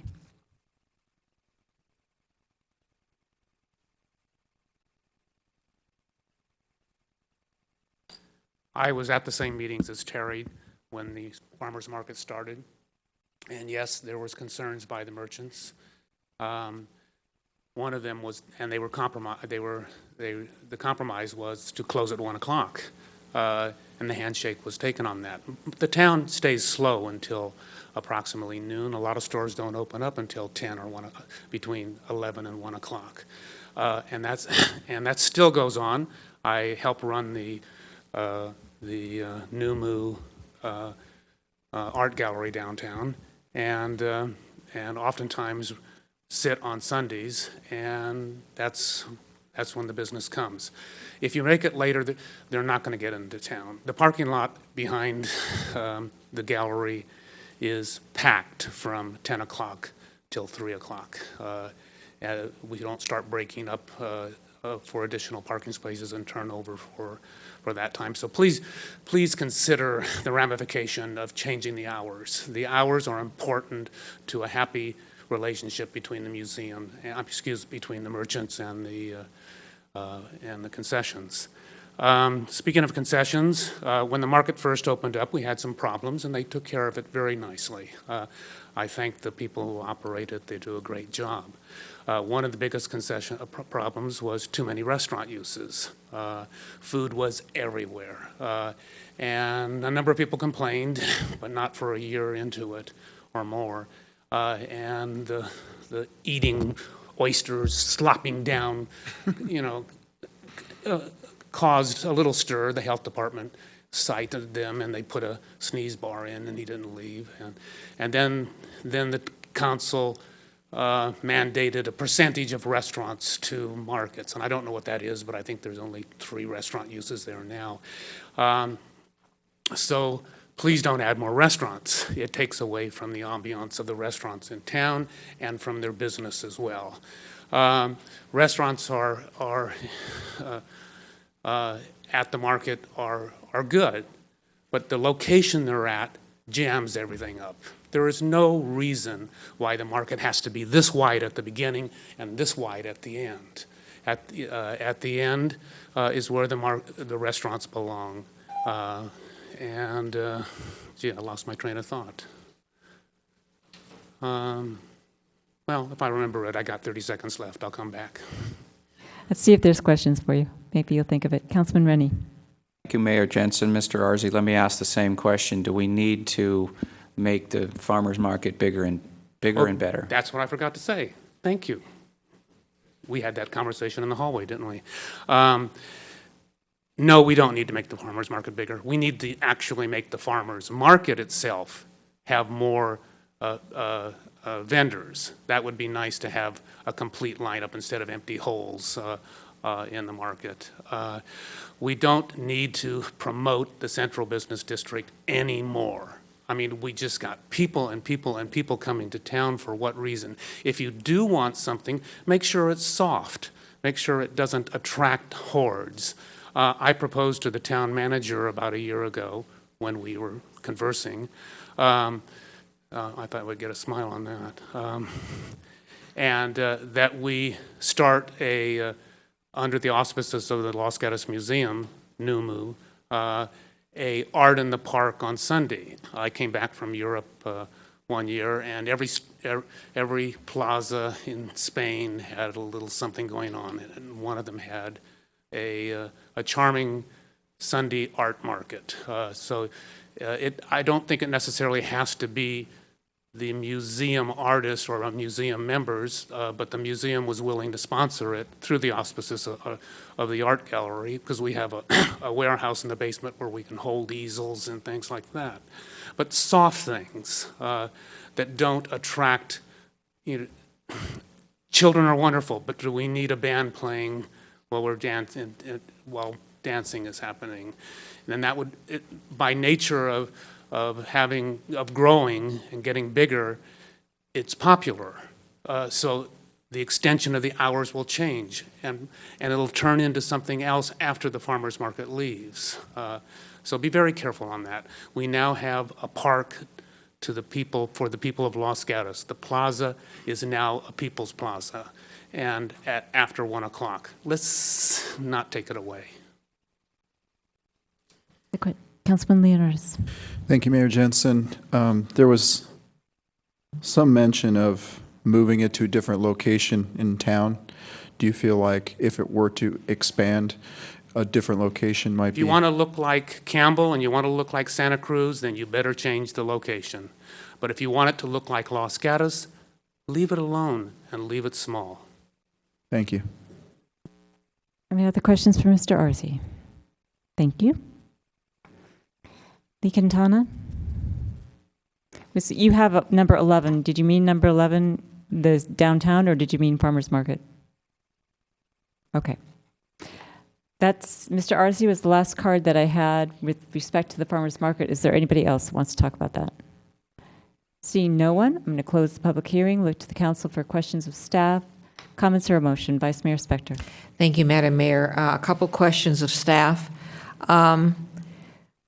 Does the current request RFP contain a porta potty type of component? It doesn't right now. It's something that we can include. It's something that we would negotiate with the contractor vendor that gets chosen. Because it is an issue that has come up over the years. Okay, and the second question is, do you know why the parking the parking at Verizon has been removed? I was not aware that it's been removed. From what I've talked with the South Bay Farmers Market, that's remained the same, so that's something that I'll look into. Thank you. Other questions, comments, or a motion? Councilman Rennie. I'd like to ask staff the same question I was asking the others, sort of what's the genesis of the idea that it needs to be bigger and better and more exciting? Doesn't seem like it's dying yet. So we're not looking for bigger and better and more exciting necessarily. I think we're looking for what other opportunities does the farmers market lend itself to? Can we have a more expanded vendors, a variety of vendors? Can we combine it with a special event? Is there a way to drive more business to our downtown? We want to emphasize that we want that small town Los Gatos farmers market. That's what we're looking for. We're just looking for, could there be more opportunities? Okay, thank you. Other questions or comments? I'm just going to make a comment general comment in response to that. One of the reasons that this is before us is that, and I'm previewing some things that may, coming attractions, as the policy committee has gone through all kinds of documents, cobwebbed and found things and whatever they are, one of the things that's been remarkable is what we haven't found. And what we haven't found are permits, contracts, rules, policies, with respect to things like the farmers market. And because it's an annual event that involves a lot of town staff and time, what we wanted to do was bring that to the council, basically to convert it to a contract event, which we thought it should be a contract event so that we can budget for it, we can plan for it. And in conjunction with that, one of the things that the policy committee is trying to do is look and see, do those things that we actually have in place, do they continue to serve the town, and are they what the town needs going forward?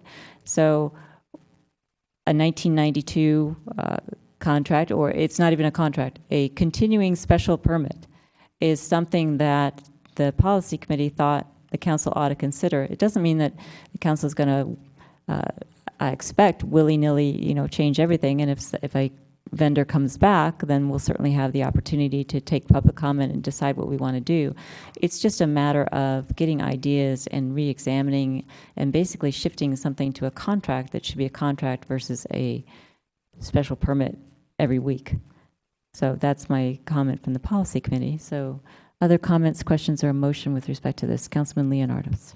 Thank you, Mayor Jensen. I think it is important to, through time, take a look at these things and issue an RFP. So I'm going to go ahead and make a motion with the staff recommendation to approve the issuance of an RFP for the Los Gatos Downtown Farmers Market and get it under a formal contract. We'll see what comes back. And hopefully what will come back is improved restroom facilities as well as more of what we're used to seeing out there. And perhaps it'll be better than ever. So.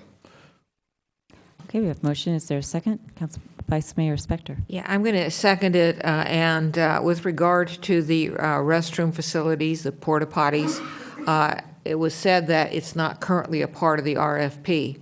And so as part of this motion, that it be included in the RFP. And I believe the RFP does anticipate a contract. Is that correct? All right, thank you. I'm seconding the motion.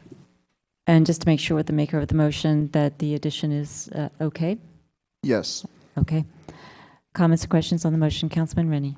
Thank you, Mayor Jensen. I'll just make the comment that I have been asking a lot of questions about why are we changing, but I'm very open to exploring. And when I do read this, I see explore, explore, explore, explore. So exploring is great, so I will support the motion. Other comments or questions on the motion? I'm going to call the question. All in favor? Aye. Opposed? It passes unanimously. Okay, I'm going to take a 10-minute break before we do our last item of the night. So we'll come back at approximately 10 of 9. And so if any of you over there to my left need something signed, now's the time to do it.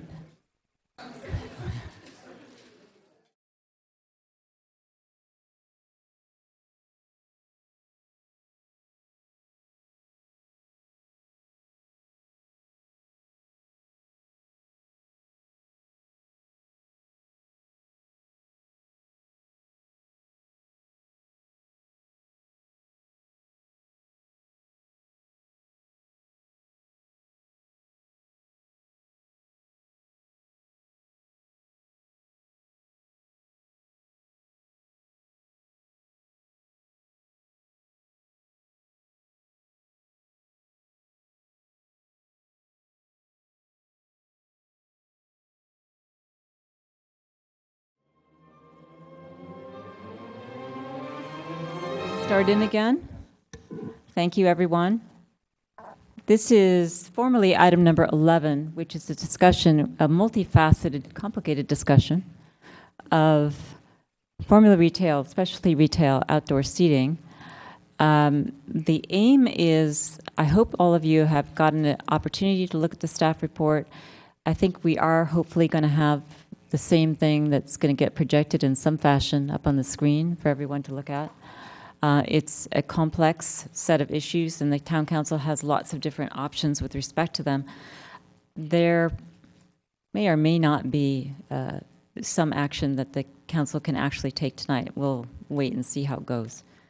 But who is going to attempt to do the report for us? Our Economic Vitality Manager, Monica Wren. Okay, Ms. Wren.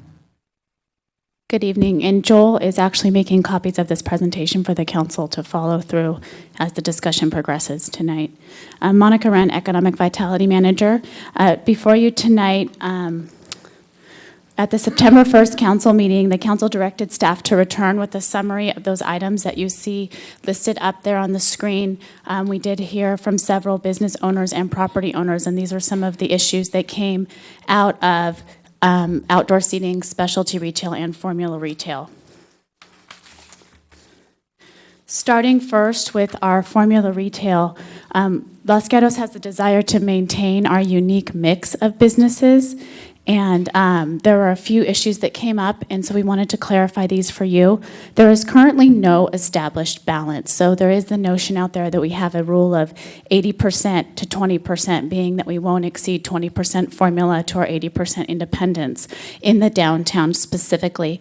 That was never adopted, so it was something that's just kind of been floating out there and is incorrect.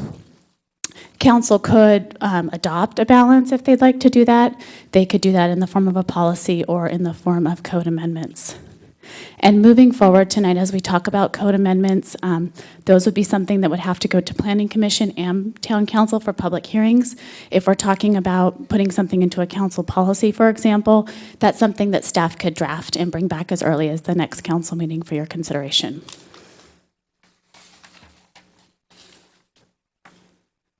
So when we talk about defining formula retail, right now we have a very short, brief definition in the code. Through benchmarking, what we found is that several other cities, or all cities who have a formula retail policy, really spell out what that criteria is. So is it a trademark? Is it a uniform? What makes somebody formula? We don't have that criteria right now, so it causes confusion when people come to us and we have to say, okay, are you your own LLC? Well, you're on this website and you have this uniform, and it really creates confusion. So for the benefit of clarity and customer service, staff does recommend a code amendment here to add that criteria in. The notion of 7 versus 10 locations came up. There's really no magic number. What we found is that 7 is the most restrictive in any of the benchmarking that we did. So for example, we did have a store come into town who was the 7th store. Most people had never heard of it. So we also had somebody who did not come into town because this would have been their 8th store, only 2 in the US, but they couldn't afford to do the conditional use permit at the time. And so by us saying 7 anywhere in the world, they were precluded for budgetary reasons of their own choice. And it would have been an interesting business that was something we don't have. Which takes me to the worldwide versus US locations. Most people just look at locations in the United States, and staff would recommend that we do add that to the definition. Finally, for restaurants, this is something that in the past council has asked staff to come back with. It's never been followed through on. It's something that most cities do include, and it's something that you could consider in your conversation tonight.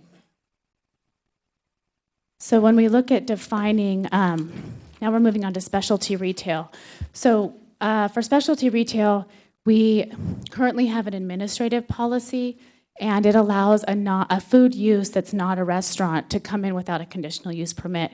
And the most notable one would probably be like a bakery, like an icing on the cake. That's a specialty retail.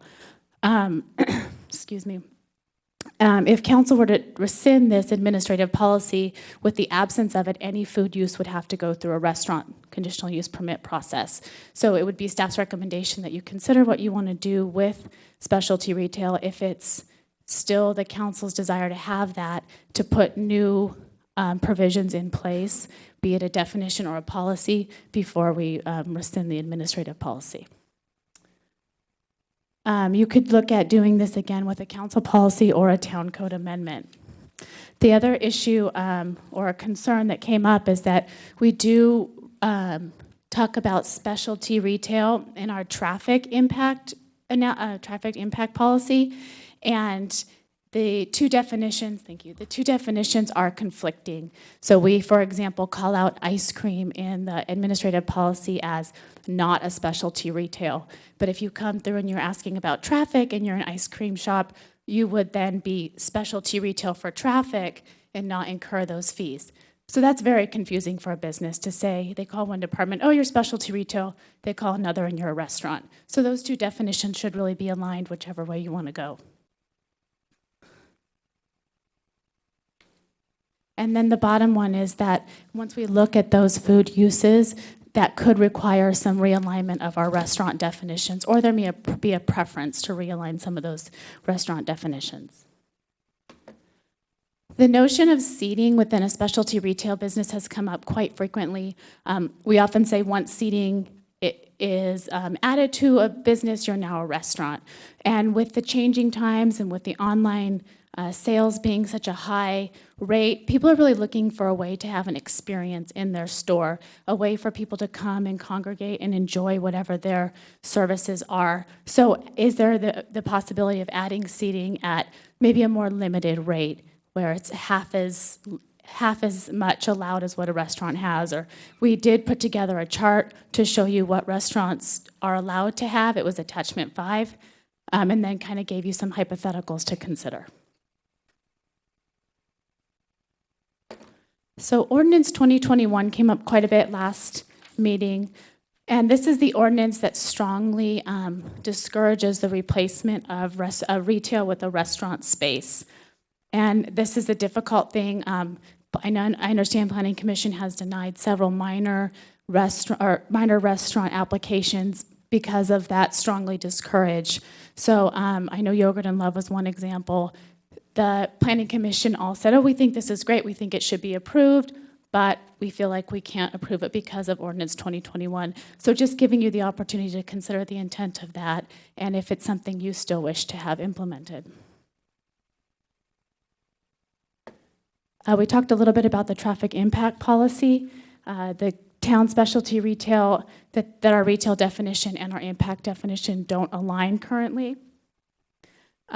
We've had a couple instances where we've had some independent restaurants who've want to come in, and they've quite frankly been priced out just because of the traffic impact fee. So, you know, with our formula, we're encouraging independence, but then we look at traffic, and some businesses have reported feeling that they are discouraged with that.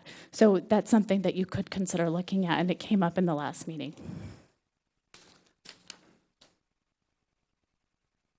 Finally, outdoor seating. Outdoor seating brought up a host of other concerns.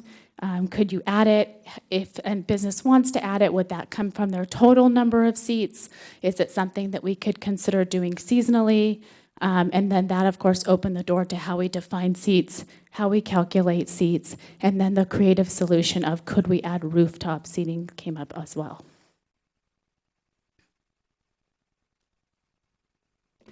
So because this is so complex and everything's related, which I think we saw today during the study session, we talked about alcohol and entertainment, and so many other issues came up with that. We have tried to lay out some kind of guided steps and bullet points. There are, of course, other options that council could consider tonight. You know, some maybe we haven't even thought of that our business owners or property owners have thought of. But for the most part, what we see here is either code amendments or the implementation of new policies. And that concludes my report. Okay, thank you, Ms. Wren. What I'm going to suggest to council is for anyone who has a kind of a basic defining question, before we hear speakers, let's ask Ms. Wren or whoever it might be that's appropriate. And I want to break them down into each of the columns, if you will. So does anyone have a basic fundamental question about the formula retail that's been explained to by Ms. Wren or is in our staff report? Councilman Rennie? I think my question is, so in here we talk about 2021, which is really the discourage changing to a restaurant, but there isn't mention of an ordinance that governs this 2020, that 80-20 that doesn't exist.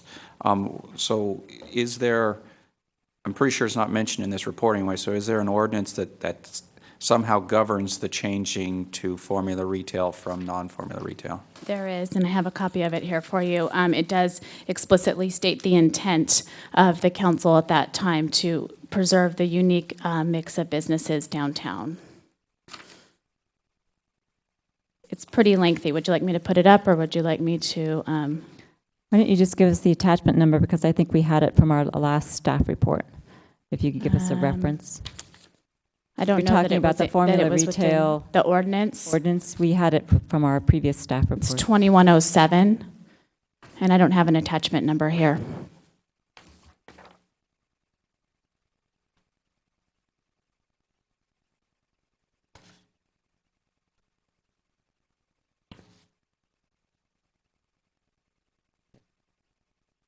So there's a lot of words on that page. Is there a specific area that's most important to look at?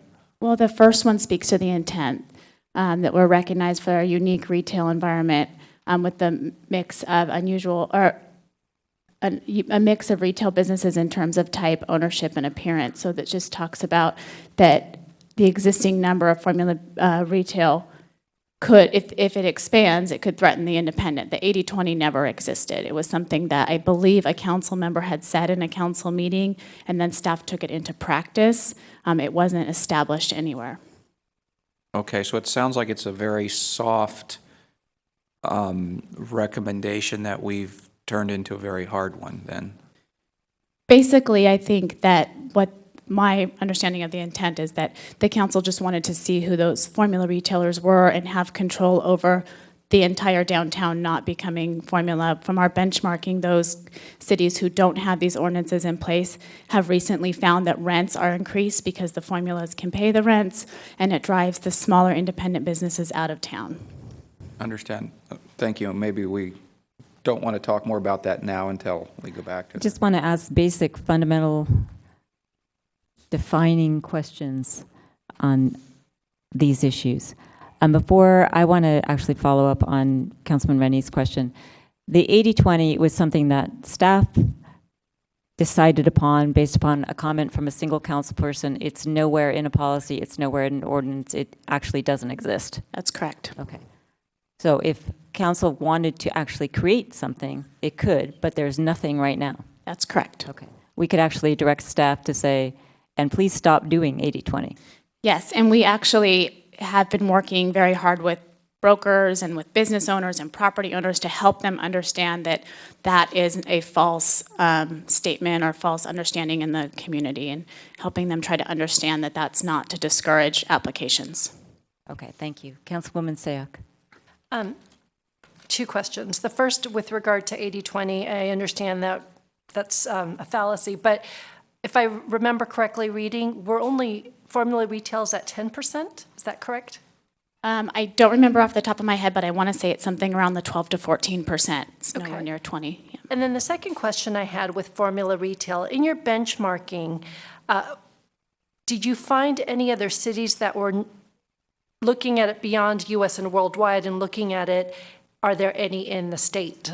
You know, there may be 7 on the East Coast and none in California. Did you see any level of specificity there? I only found one city that was looking in the Bay Area, which they didn't even define in their code. So that became even more, I think, confusing. But it said they couldn't exceed like 12 in the Bay Area. Yeah. Other fundamental questions on formula retail? Okay. What about, can we put that little column slide back up again? So I'm going to ask for any kind of basic defining questions regarding the specialty retail. I actually have one. Bear with me because it's a series of questions. So the Los Gatos Town Code, I'm actually confused by many things that are in the report and what you said about the specialty retail. You indicated that, well, we need to define this, or we need to change it, or this is defined this way, but actually in our code, there's no such thing as specialty retail.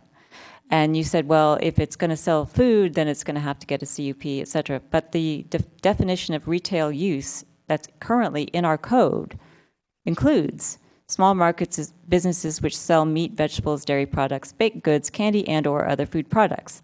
So can you please tell me, number one, why, if anybody knows, why was there ever a specialty retail administrative procedure or policy created? Number two, why did the town then follow it? Number three, how did we get an inconsistent definition in our traffic impact fee? And couldn't we abandon it altogether and just say retail? So we absolutely could abandon it altogether and just say retail. The definition's actually something that Ms. Pravetti and I did discover when we were doing the original background work for this, and the thought process was, this is the way, this is how we operate, this is our operating procedures, this is a specialty retail, this is a restaurant, and that was, we were understanding that the operating procedures were that that's a market that sells like a grocery store. So we could absolutely interpret it that way. We could go back to that. The policy dates back to August 1st, 1996. I don't know the intent behind it. I don't know why it was created. Did I answer all of your questions?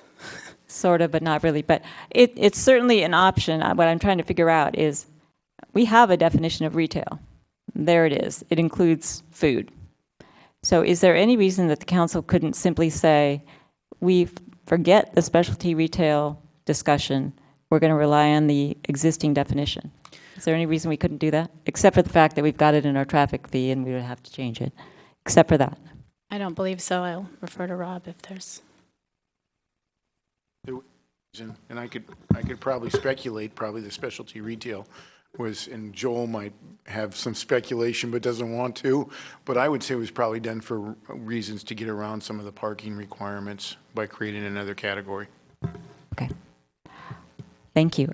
Other defining questions regarding specialty retail from the council, from Ms. Wren? Councilman Leonardis. Thank you, Mayor Jensen. So you mentioned something about how it affects the traffic impact fees. So is it the understanding that if it's regular retail, it'll be impacted less than the category of specialty retail with our traffic impact fees? Has this been scaring people away because of the cost, because of the label? So the traffic impact fee actually rates specialty retail or impulse businesses at the same rate as retail. So, for example, like the Yogurt and Love would be specialty retail from a traffic perspective, but we called them a restaurant from a use perspective. So that's not necessarily scaring people away. I think it's also creating the desire for people to try to squeeze into that category outside of being a restaurant, because the difference, could be upwards of hundreds of thousands of dollars. Thank you. Okay, one more thing. It's the chart that is a desk item that I caused or asked to get prepared. It's got columns: retail, specialty retail. Do you need a CUP for retail or specialty retail? No. Do you need one for restaurant use? Yes. The fees are different. The parking requirement is different. So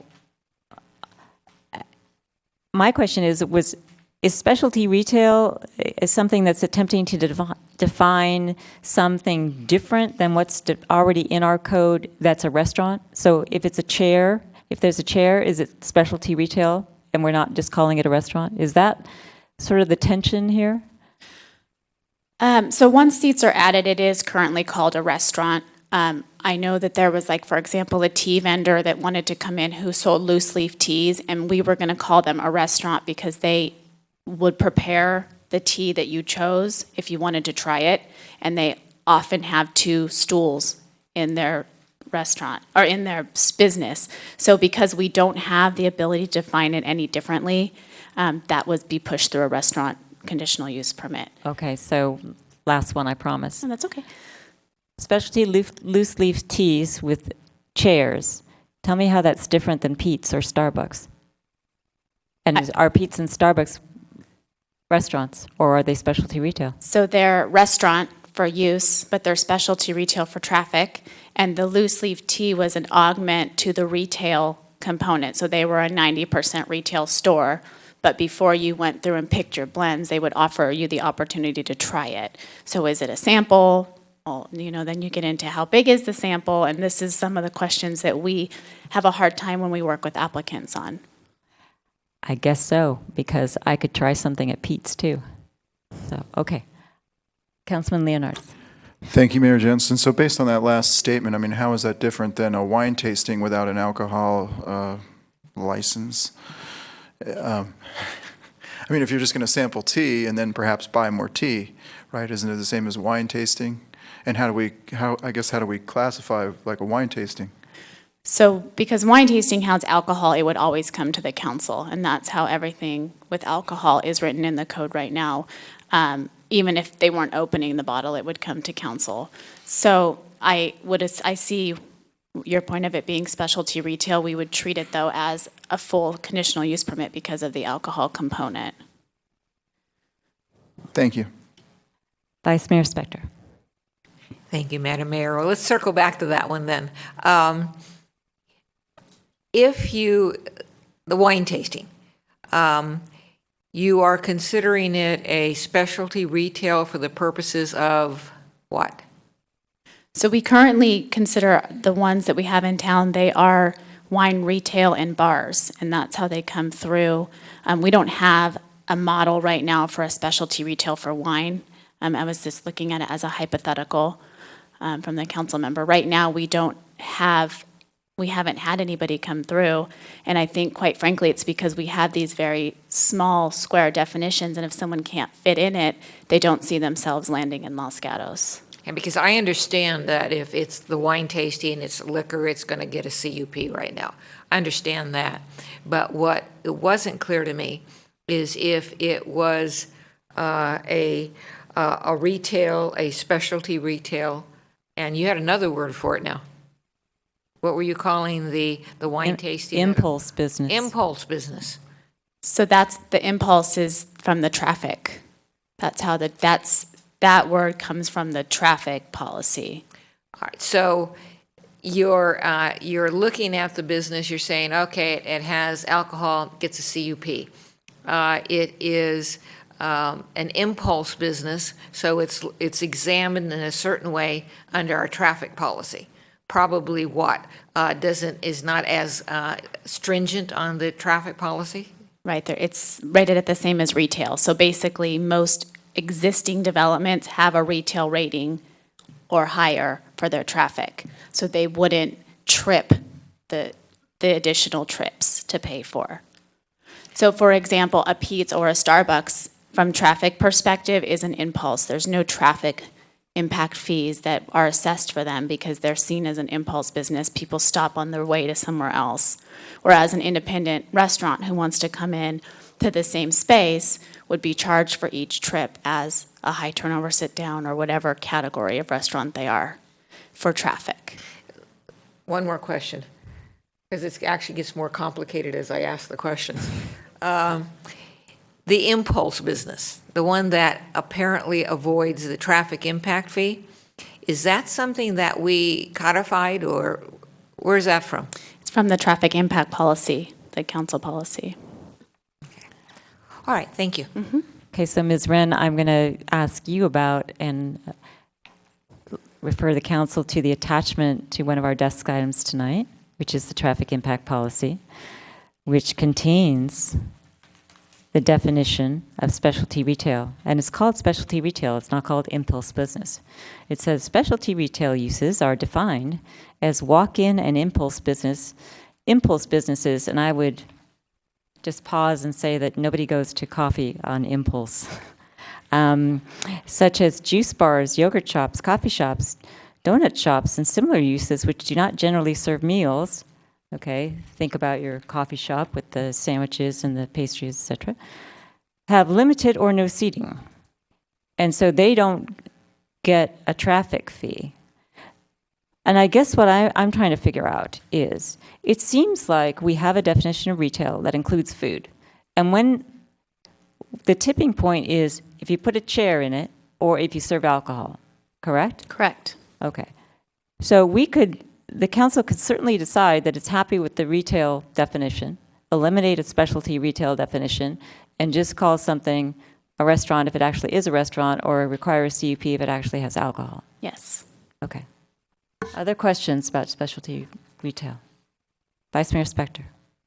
Thank you, Madam Mayor. Has staff considered this on the seating? Let's say the tea place has a stool there.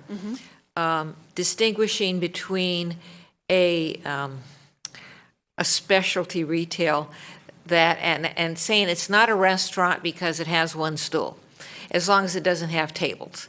So distinguishing between businesses that have a limited number of stools, but no tables. And so as long as they don't have a table, they're not a restaurant, or a shelf on which to a counter.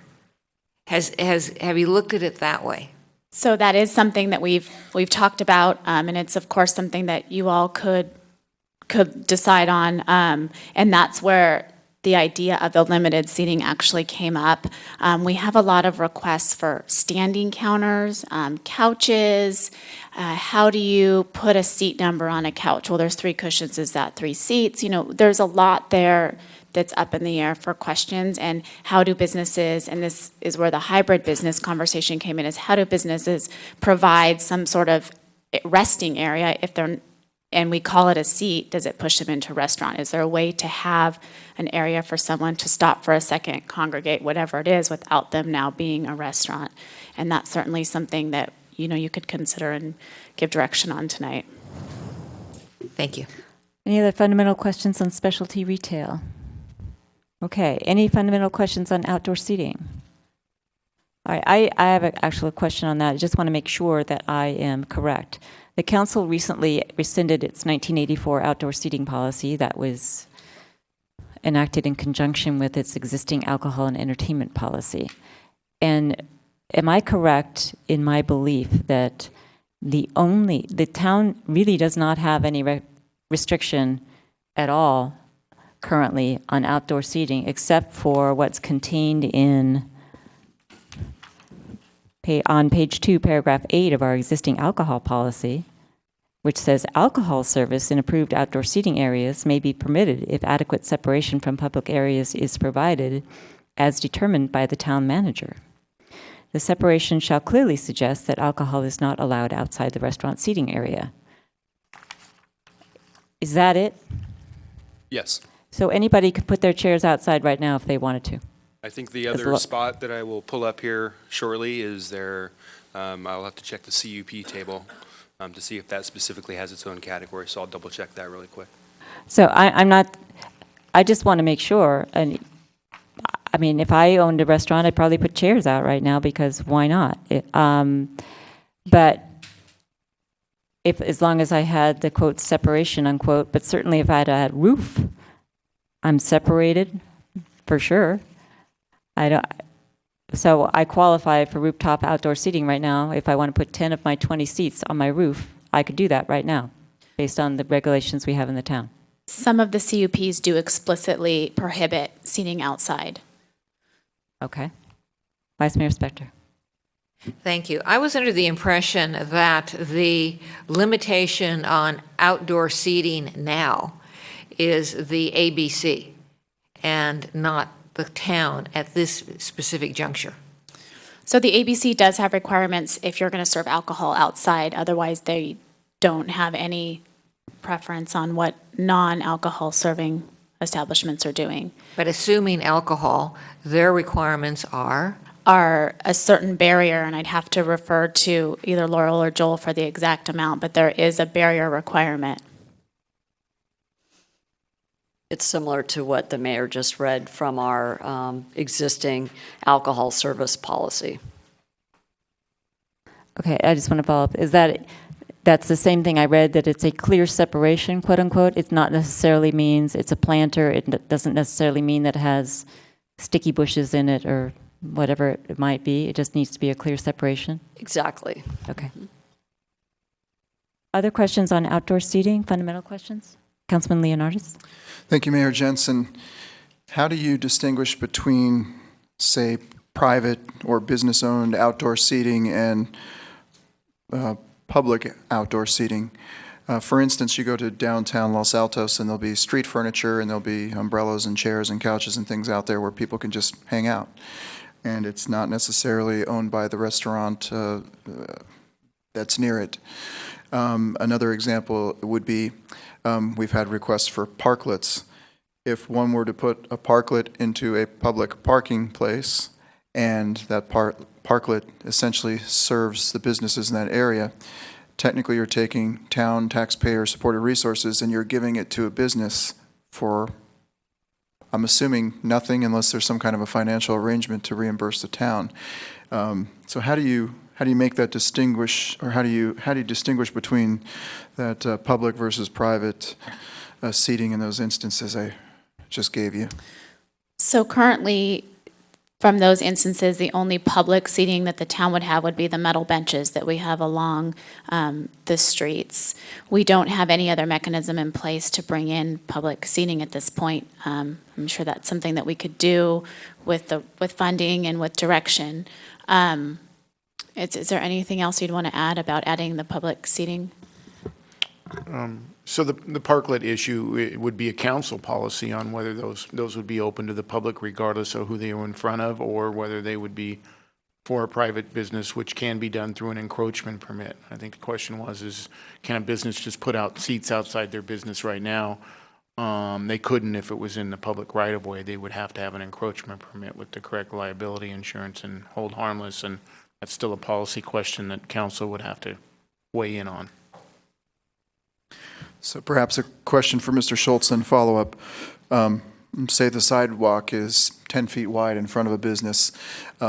What part of that business could be considered the public right-of-way? Is it 4 feet of sidewalk? Is it 6 feet? Or is it all 10 feet?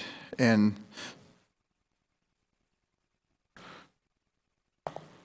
so from an ADA standpoint, I mean, the whole area is right-of-way, it's public right-of-way, but certainly the council can, if that was the council's policy, to allow for encroachment permits, so long as you still had met the ADA requirements or whatever requirements, you allow. But many towns and cities have allowed encroachments into the right-of-ways for outdoor seating. Just depends on how much sidewalk you do have. Some areas in town, it just wouldn't be possible because it wouldn't be wide enough. thank you. Okay, any other fundamental questions regarding outdoor seating before I call up members of the public? We do have the follow-up information on your question about okay, great. Thank the you. zones. So on our conditional use permit chart, C1, C2, CH, LM, and CM allow outdoor seating with restaurants, with a CUP. So the only thing that doesn't allow is downtown? No, C2 is downtown. Oh, okay. But So they do allow it. they're all on the CUP chart, so you would need a conditional use permit to permit those currently. Okay, thank you.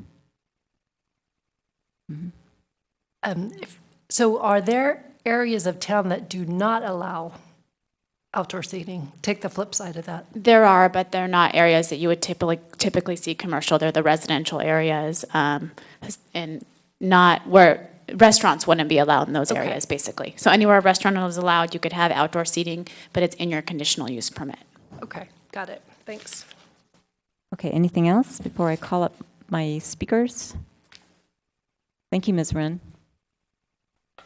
Okay, Tricia Hancock.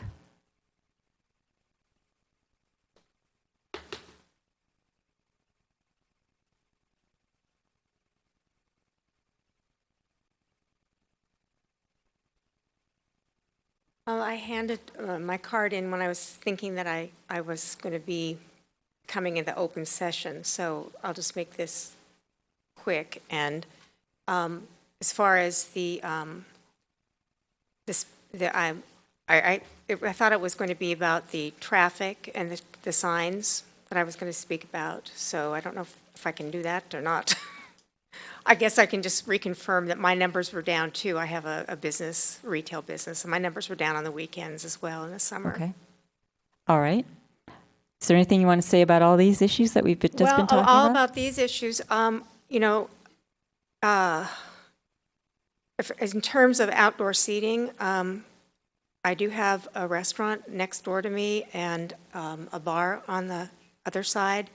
And the bar has outdoor seating in the back. And I don't know if that's allowed for them to do that. But I'm happy with that seating out there because we're trying to get them to get the smoking out there. And I did speak a couple months ago about the smoking issue I'm having. And the restaurant Coup d'Etat is having the same issue where they have to close their doors because the smoke comes right in there. So I don't know what it will take to get a smoking ordinance in this town. Palo Alto has one and Santa Cruz has one. There's no smoking on the streets. People even walking with cigarettes through the town. I think that, if there's outdoor seating for restaurants, that's going to disturb a lot of the diners if somebody walks by with a cigarette or a cigar. So that would be something to consider there, how does that all work together? And also with the farmer's market, and you had that discussion about the farmer's market and how to make it more, family-oriented and bouncy houses and kids and all that. Well, I guess right now they can walk through the farmer's market with a cigarette. And there are a lot of families, and I know there are so many studies about secondhand smoke. And so that's just something I wish that somehow we could get an ordinance in this town. Okay, the town council just recently put as part of its priorities for the coming year to update its smoking ordinances. We do have one, but it's one of our priorities for this year. We do have one? Yes, we do. And Mayor, the Youth Commission next Wednesday night at 7 p.m., I urge you to come and speak. They'll be taking up the issue on areas and issues on smoking and where there should be either bans or prohibitions. So next Wednesday, 7 p.m. right here. Okay, I'll be there. Thank you. And currently there wouldn't be any smoking allowed during the farmer's market. That's already excluded by our current ordinance. Okay. Lee Quintana.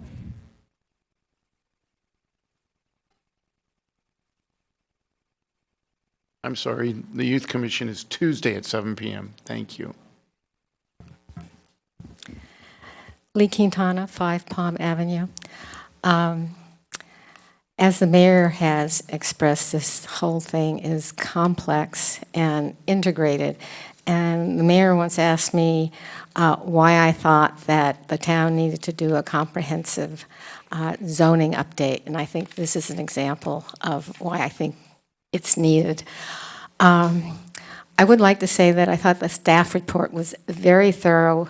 It clearly defined the issues, gave multiple options for each item, and clarified the interconnectedness between various issues. However, given that, this topic is so broad that I'm not going to be specific on very many issues, but I would like to express the thought that given that the public has consistently been expressing concerns regarding traffic, lack of parking, need for infrastructure repairs and improvements, et cetera, all of which are related to the intensity of uses, it's not clear to me why the town council would want to consider exceptions to traffic mitigation fees or intensification of uses without providing additional parking, because that just adds to those very problems that everybody keeps talking about. I'm going to be a little disconnected here because I wrote this and then I rearranged it. I do support bringing all the policies and the definitions into line with each other. I do support reducing the number of uses that require CUPs and using revocable permits or contracts as Councilperson Spector has defined them. I do support, okay. I have a difficulty with the specialty retail. It seems very convoluted and inconsistent, and I'm not clear whether, given that category, you also have a lower parking requirement as well as no mitigation fees. And certainly if we start giving, oh shoot.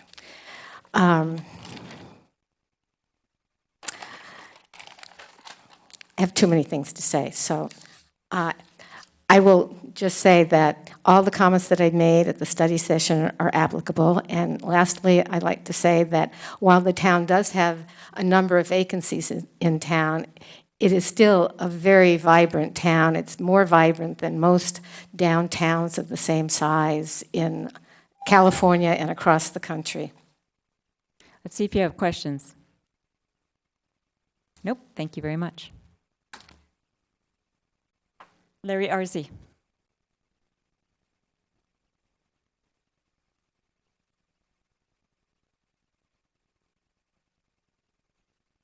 The first part of the evening overlaps so much with what we're talking about tonight. I'll try not to cover what I discussed earlier. and I'm going to stay on the subject that has been coming up with everybody, and that's parking. Tying seats to parking has been the foundation to not over-intensifying the central business district. The contract between the merchants, the property owners, and the town was codified in our parking district regulations. In the past 5 years, we have breached this contract by allowing more restaurants and CUP operations to open up without providing parking than in the 50 years I have been in this town. This ultimate betrayal is one of the reasons small business is declining. There are other reasons, demographics, different buying population, but parking. More CUPs obviously mean higher rents. The 80-20 percentage talked about of CUP to small business is a good one and deserves further conversation. I think we're sort of fudging when we say we only have 10 or 15% chain stores. We should be saying we have 20 or 30% CUP operations in Los Gatos. These are high intensification operations. So it's not polite to talk about, oh, we only have so many chain stores and we're meeting our 80-20. Well, the 80-20 needs to be accepted, codified, and cleaned up to include chain stores as well as CUP in businesses. Originally, formula retail designation used to be for 2 or more. Staff says it's 7, but the policies say 10. In any event, 12, 10, or 7 is what is needed to weed out the wrong kinds of businesses downtown. So let's not touch that area of business. Chain restaurants, by their nature, are formula businesses. They should be included in the 80-20 formula. Specialty food restaurants should be subject to the same regulations as restaurants. They are restaurants, uses, not specialty retail. In our industry, specialty retail was specialty retail. Had nothing to do with food. The term is misleading and confusing. If you serve food, you are a restaurant use. Traffic impact fees are important, but not a substitute for parking spaces. Remember, we paid into the parking district for 30 years. The parking district ordinance clearly says we are not allowed to increase seats or space without providing parking. Ordinance 2021 is sacrosanct. Leave it alone. One last word on outdoor seating. Let's get at least 2 garages built first. Oh, and 4 feet of sidewalk left over is not enough. Thank you. Let's see if there's questions for you. Councilman Rennie. Thank you, Mayor Jensen. Mr. Arze, I'm glad you mentioned the parking garages. Vice Mayor Spector and I are on a committee to try to add parking in town. And one of the things I kept trying to think about is, we're trying to add as much parking as we can, but the reason we're trying to add parking is, this connection between parking and seats and so forth.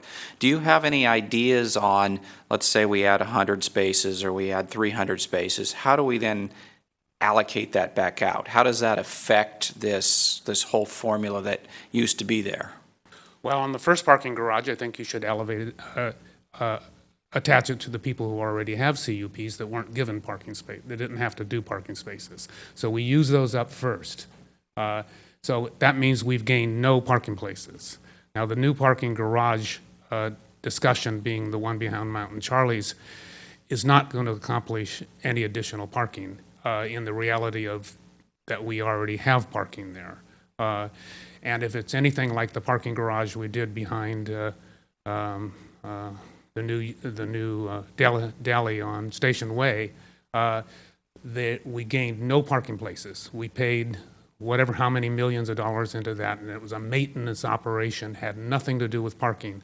The last parking district did not offer 1 additional parking space. I think if you talk with the merchants who have been around, they'll tell you that the parking lot had 300 cars on it. There's not even 300 car spaces in that parking lot garage today. So we're fooling ourselves with all these games with numbers and parking. We're never going to have parking unless we threaten the downtown merchants and property owners.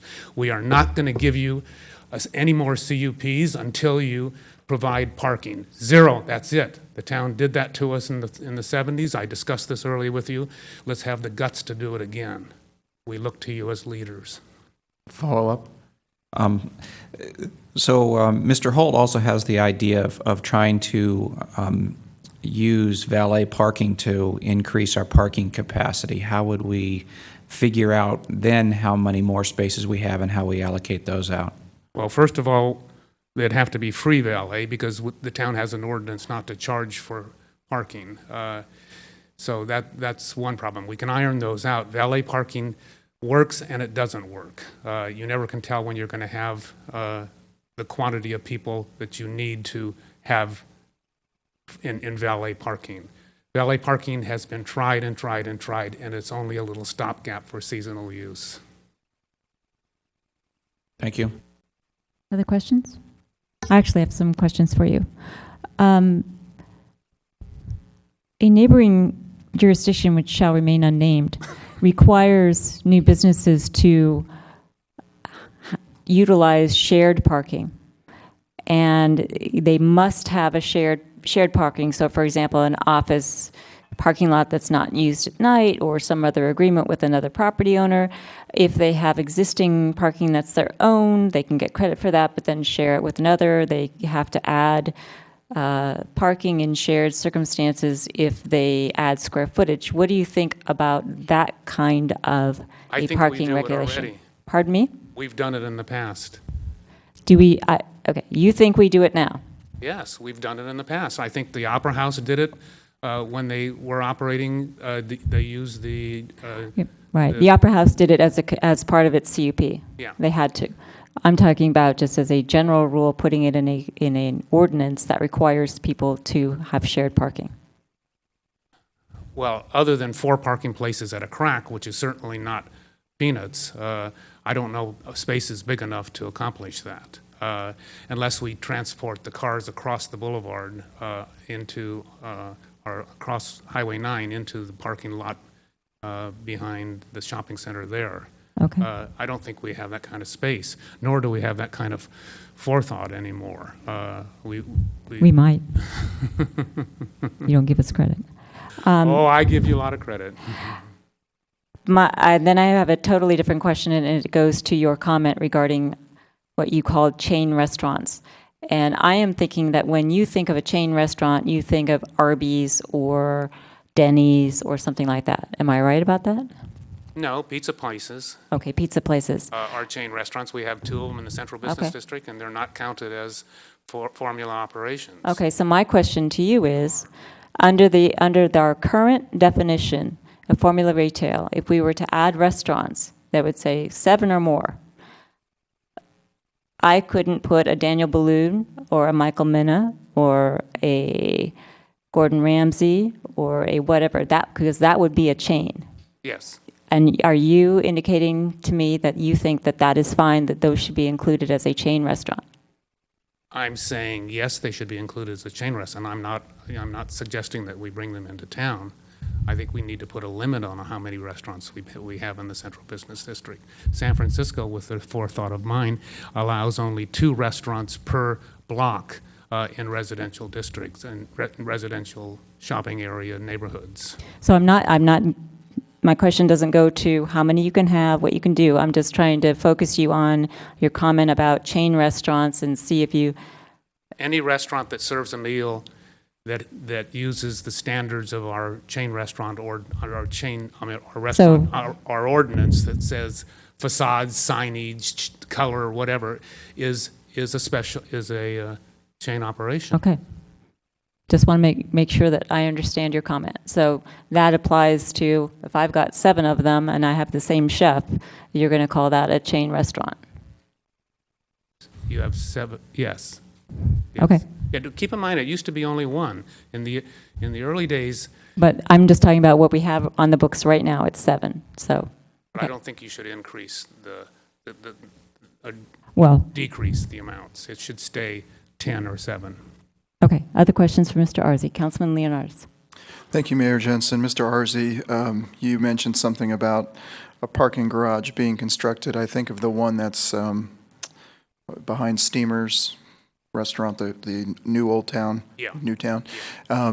And you mentioned that there weren't any spaces added when that garage was put in. Can you elaborate on that?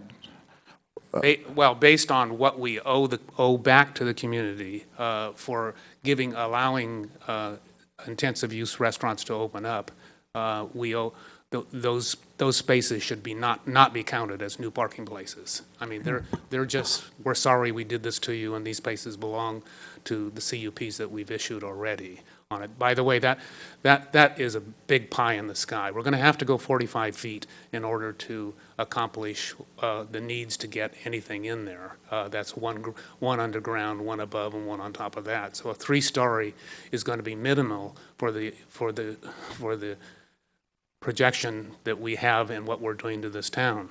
We need a second garage started right away.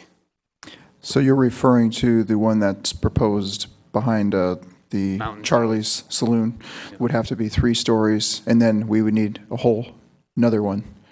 So I guess in your estimation... Yes, because all the parking is centralized on Main and Santa Cruz Avenue. And it's not fair to the rest of the property owners and the rest of the merchants not to have a parking garage.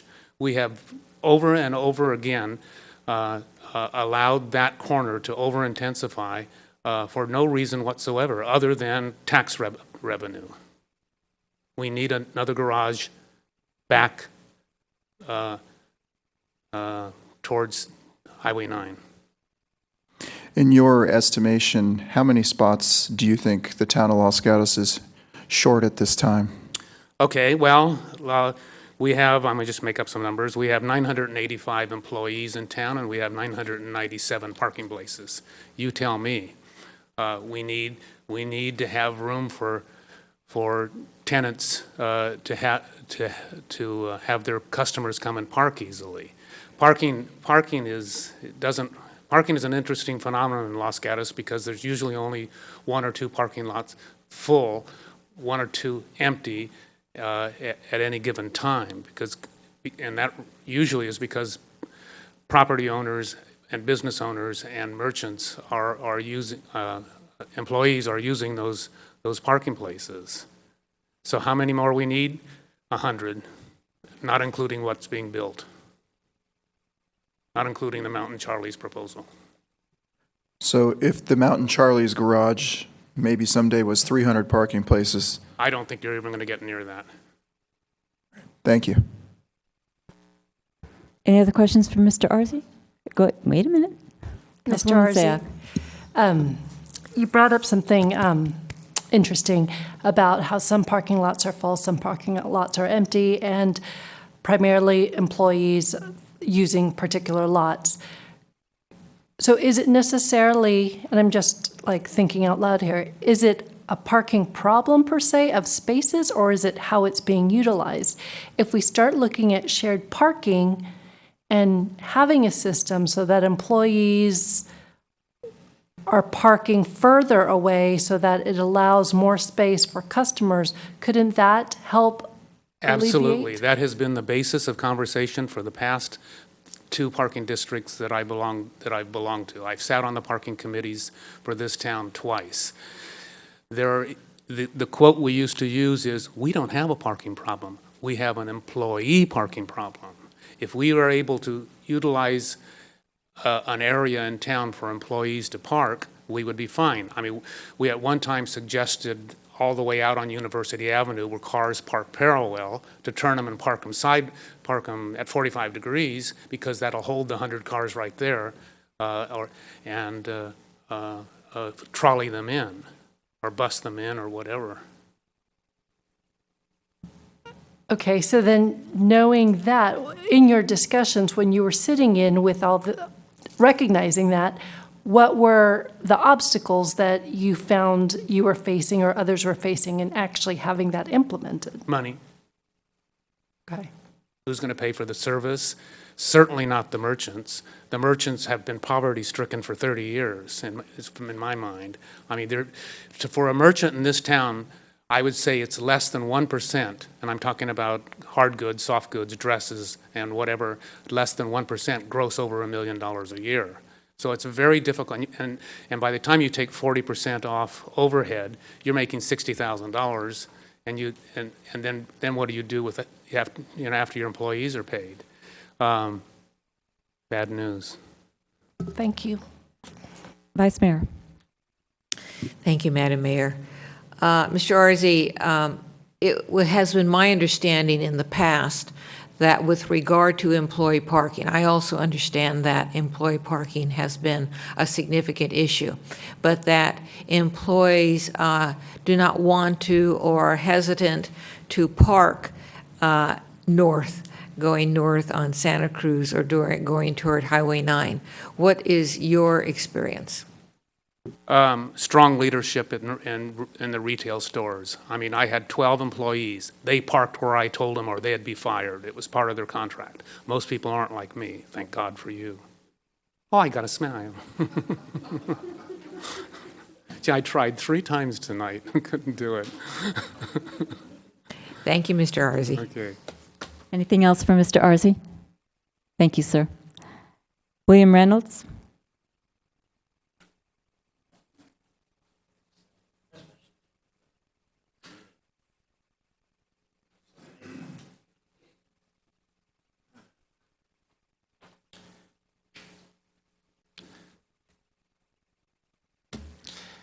My concern, obviously, was about, there are a lot of issues that we need to resolve. And when you look at a business, I let my employees park wherever they can find parking. And some of my managers, I buy permits to let them park where they need to park. For my business to be profitable, I need to have enough seating. If I look at even these specialty stores that you have, and I looked at the actual seating projections and numbers, my biggest concern is, can they be profitable? You want this town to be vibrant. It's a beautiful town, a lot of unique restaurants and different retail establishments. We want them to be successful. So I agree with getting more parking. Yes, I understand that. But today, if you look at the existing businesses, if you're a restaurant, based on your occupancy costs, which landlords don't really understand, we need to generate 10 times the revenue. So out of my $8,540 of rent I pay every month, I have to generate $854,000 to make profit. I became profitable my 4th year. Manresa became profitable their 4th year. So with all the additional costs and expenses, as we all get concerned about, keep in mind seating during those important times really have to be enough to allow a business to make profit.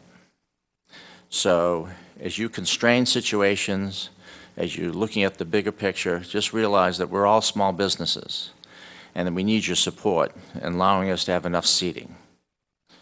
When you look at today, it is an experience.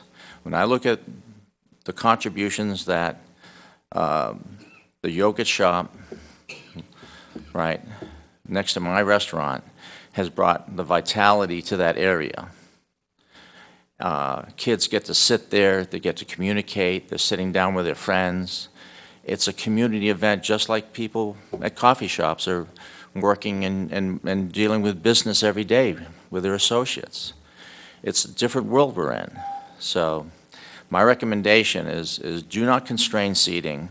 Look at the fact that what is going to be required to address fire codes, right? We need to be able to have enough seating, enough turns to have profit and to make it a viable community. Thank you. See if there's questions. Nope, thank you very much. Susan Testa.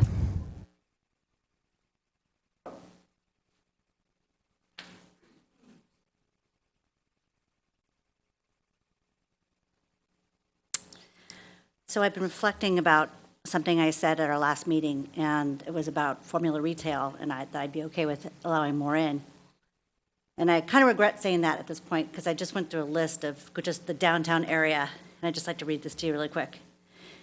Anthropologie, Chico's, Lucy, Sur La Table, Banana Republic, Gap, Blue, I don't know the rest of the name of it, but it's in Old Town, Papyrus, Harvest Home, Gymboree, Benefit, Apple, Restoration Hardware, Pharmaca, the new Olive Store, J. Crew, Napa Style, California Closets, Abeo, William & Sonoma, Black and White Store, Mike's Bikes, Bellini, Francesca's, Joseph A. Banks. And I'm sure I forgot somebody, but it's 25 formula stores right here in our downtown area. So I question the ratio of the formula stores that our Vitality Director has quoted. What I think we need to do as a town, or actually it's going to be really on the landlords and maybe the Economic Vitality Director, is to find strong businesses, not necessarily larger businesses, to anchor our town. I question, how does Napa do it? How does Palo Alto do it? Healdsburg, Santana Row even. I mean, they have some high-end major stores, but they also have some interesting independent stores. I think changing or increasing the 7 to 10 is not necessary. Thank you. Thank you. Sean Luca?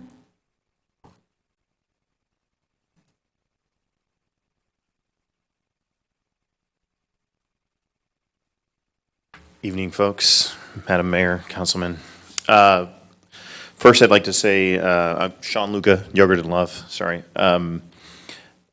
Reading the report that Monica Wren and staff put together, again, a fantastic job. Just trying to put my head around what I'm here for and what I'm discussing. It is a lot of different things cross. I'm getting confused now just thinking about all the things that you have to think about when you just consider outside seating, parking, seat to square foot ratio, and how my restaurant use affects my 2021 CUP. If I change anything, I'm going to go through another CUP process, and so.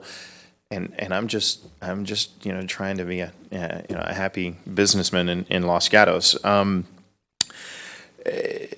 Again, and I've said it a couple times, and you'll hear me continue to say it.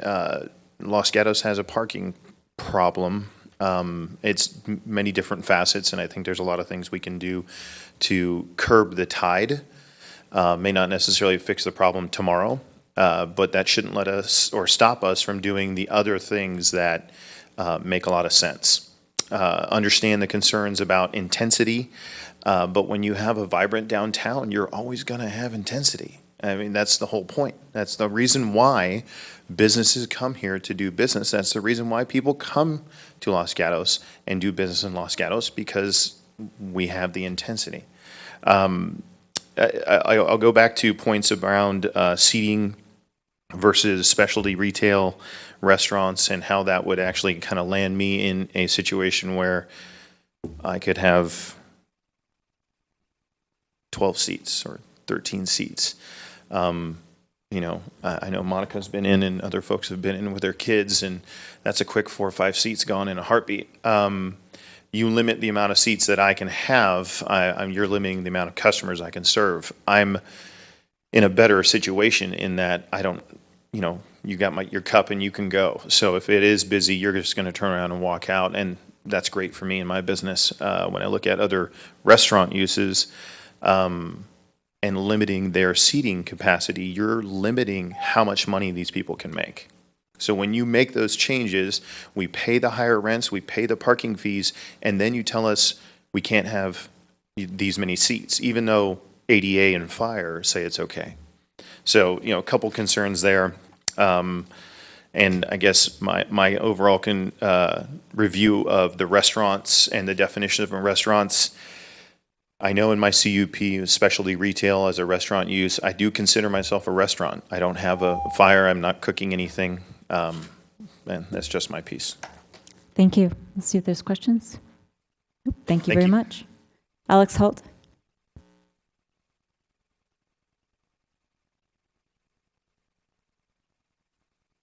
Good evening, Council. I'm Alex Holt, owner of Holt's Restaurant. I'm president of the Chamber of Commerce here in Los Gatos. I would like to ask you guys a very interesting question that can open up a lot of interesting thoughts. How many extra shares would go into Los Gatos if you took away this kind of outdated seats per parking spots. If you start thinking about that, you might be shocked with the result. I walked around and checked every single restaurant from a restaurateur background in mind, thinking, okay, if I own this place, what would I do? And how many more seats would I add if I could, if I were allowed to? I found that there was very, very few places where there were any places where it would make sense to add another table. If it's not for a parklet or outdoor seating, that's now outside of your four corners. The rules we have now are way too strict. We need to simplify because people are not following the rules. And there is outdoor seating areas that are called lunch employee eating. And obviously it's used every day for having lunch. I'm not going to name the place. But it's just, it needs to be updated to the point where it's easy to understand and everyone follows the rules. Talking about the shared parking, I think that's a genius idea where there is a lot of places where you can park cars. There's a Thai place where I go to.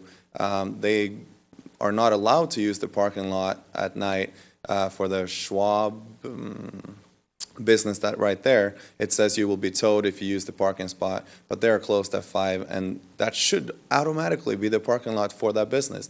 If they made an agreement, whatever that agreement was, or if you guys can make some kind of ordinance for it to make sense.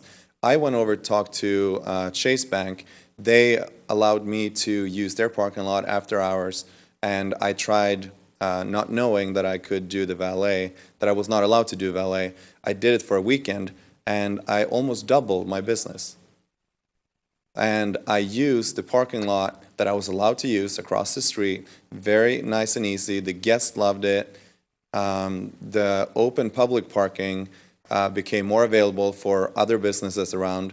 It relieved, obviously, that parking spot. So it was such a win-win. So why would we not try to pursue something like that where everyone wins? And we use what we have. And on top of that, we also build these parking garages to help the problem and just get rid of this seats per parking spot, because it's kind of outdated, and the argument with the parking district is not really working. It's too outdated and it needs to change. Simplify the rules, and that's it. Thank you. Let's see if there's questions for you. Councilwoman Sayak. Mr. Holt, this is just, you may or may not know the answer, but I've been talking to, I've been going to these different seminars about parking and shared economy now, and that the theory that was presented to me last week was that now with Uber and with Lyft and all these other types of easy car access, that restaurants actually require less parking because most consumers now will tend to use these types of transit. As a president of the chamber or as a restaurant owner, do you see in your own clientele people actually driving less and using these different shared economies? Do you think that's more larger city than Los Gatos? Unfortunately, it's really hard to answer that question because I think I speak for all the restaurateurs that the time where parking is a difficulty is Friday and Saturday nights, and we're having our hand under our arms running around trying to make sure everything is working as it should and people are happy, food coming out on time. So trying to kind of pay attention to where people are parking or coming from is just out of our time. Anything else? Councilman Rennie. I'd like to ask a question of Mr. Schultz related to this. How difficult would it be to force, essentially that's what we're talking about, it's maybe creating an ordinance that forces the banks who probably own their property to share their parking lot at night? What's the probability of this? I can certainly research it further and see what other jurisdictions, if they've had any ability to do that, but I don't see how you could possibly do that unless they're coming forward to you for a modification of a CUP or some other reason that they're coming forward. for something to do with their actual property. So, but I certainly can look into it if that's, council's direction, to see if there's some unique way jurisdictions have been able to reach that. Usually they're done voluntarily. Okay, or maybe we can have a policy that encourages them. I don't know what kind of carrot we give them, but it does seem like a lot of, we're always worried about parking, and it's a lot of wasted space that sits there empty when we need it most. Thank you. Anything for Mr. Holt? Thank you very much. Terry Hope?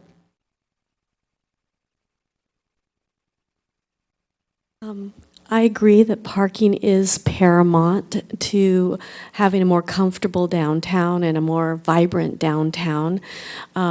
It's a challenge. I have employees that are driving around in circles looking for parking spots. I employ 25 employees, and I have a small business, so I know there's a lot of employees out there trying to find parking. Some of them do come by bike, some of them, but very few walk because they can't afford to live in town. Anyway, I think that creative ideas, shared parking would be ideal, more instead of parallel parking on the side streets, perhaps some angled parking might generate a few more spaces here and there, but building more parking would be the long-term solution. I also want to address specialty, the word specialty retailers. I've been a member of the Specialty Coffee Association since 1982, and the Specialty Retail Merchants of America for many years as well. And we consider ourselves in the specialty business to be small, specialized businesses, often one owner or one shop operations, maybe a couple more, but usually it's a very premium, high-end product line, a chocolatier, perhaps a delicatessen. We're very specialized in what we do. We have a number of those in our downtown. They're very important to keep the uniqueness and charm of our downtown and keep us different from a mall, for instance. And I think that's what we are looking for in terms of trying to retain some of that. Generally, we have a smaller footprint than a formula retailer that might be, the size of a Williams-Sonoma. And I think we need a mix of both of those in our community, so we have good anchor stores, but we also want to make it very inviting and sustainable for us to retain our specialty stores. And whether we call them just generically retail stores or specialty stores is probably not important, but the concept is to see if we can sustain them. Thank you. Are there questions for Ms. Hope? Thank you very much. That is the last card I have. So if there's anybody else that wants to talk to us about this, now's the time.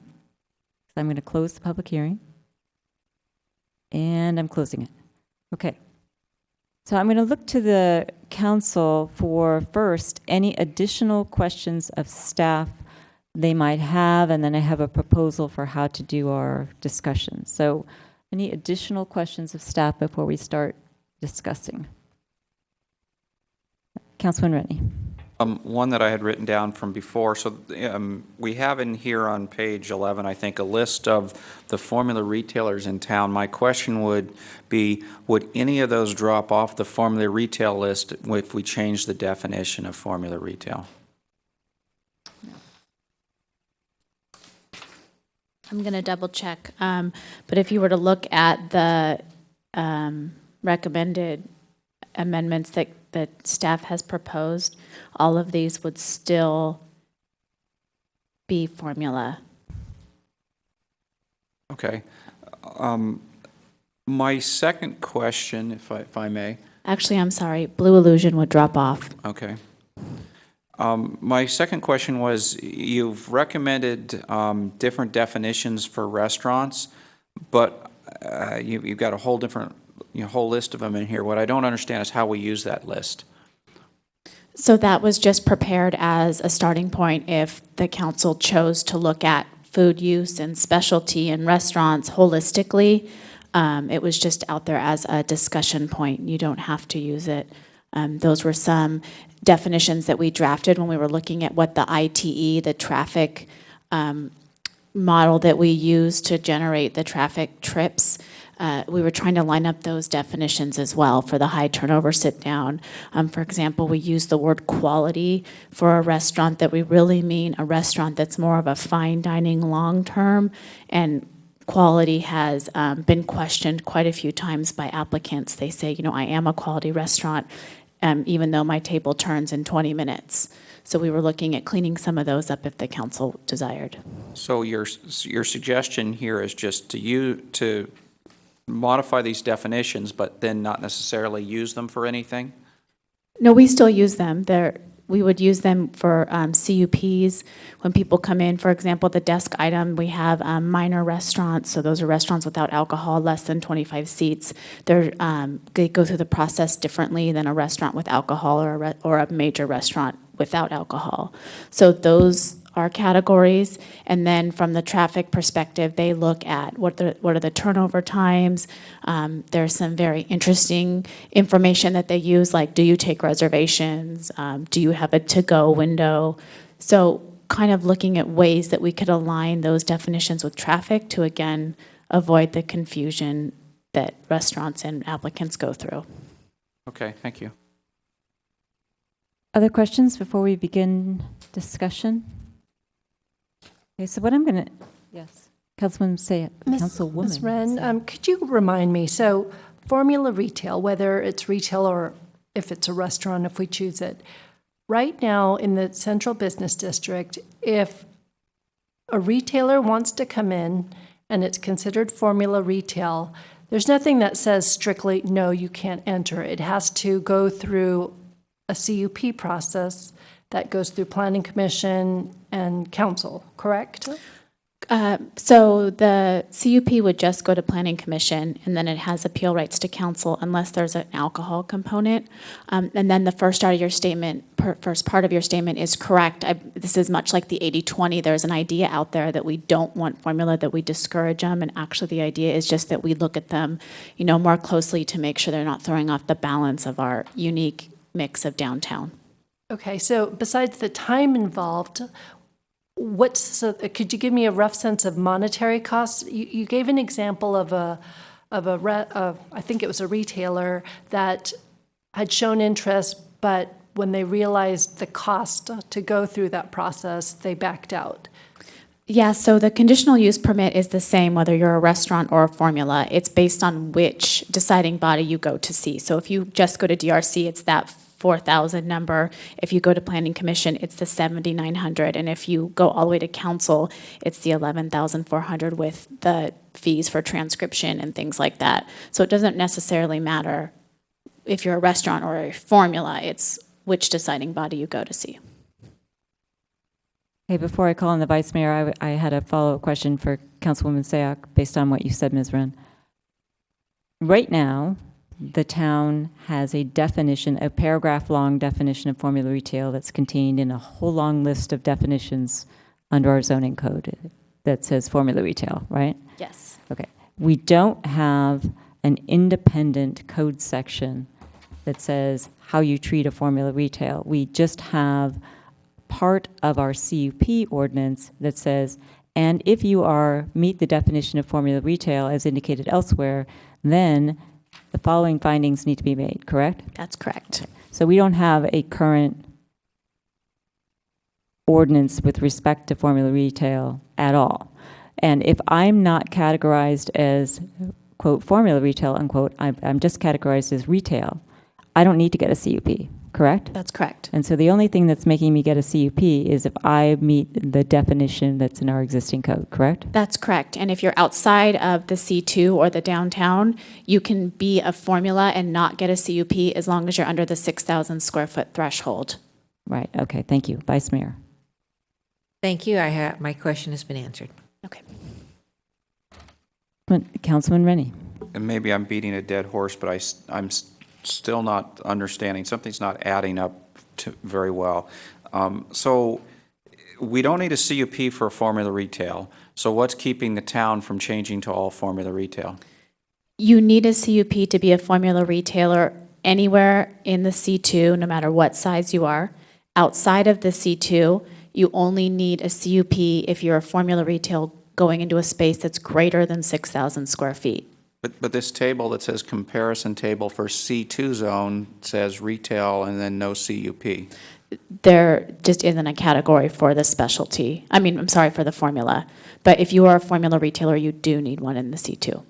Okay. Regardless if you're 100 square feet. Now it's making 10,000. sense. Okay, thank you. Okay, and I have a follow-up for you. Sure. Just as a matter of practice, even though we have the structure that you've just described, it's my understanding that the staff essentially says to people that want to lease, if you're going into a space that's formula, it's okay, you can have formula. Am I right about that?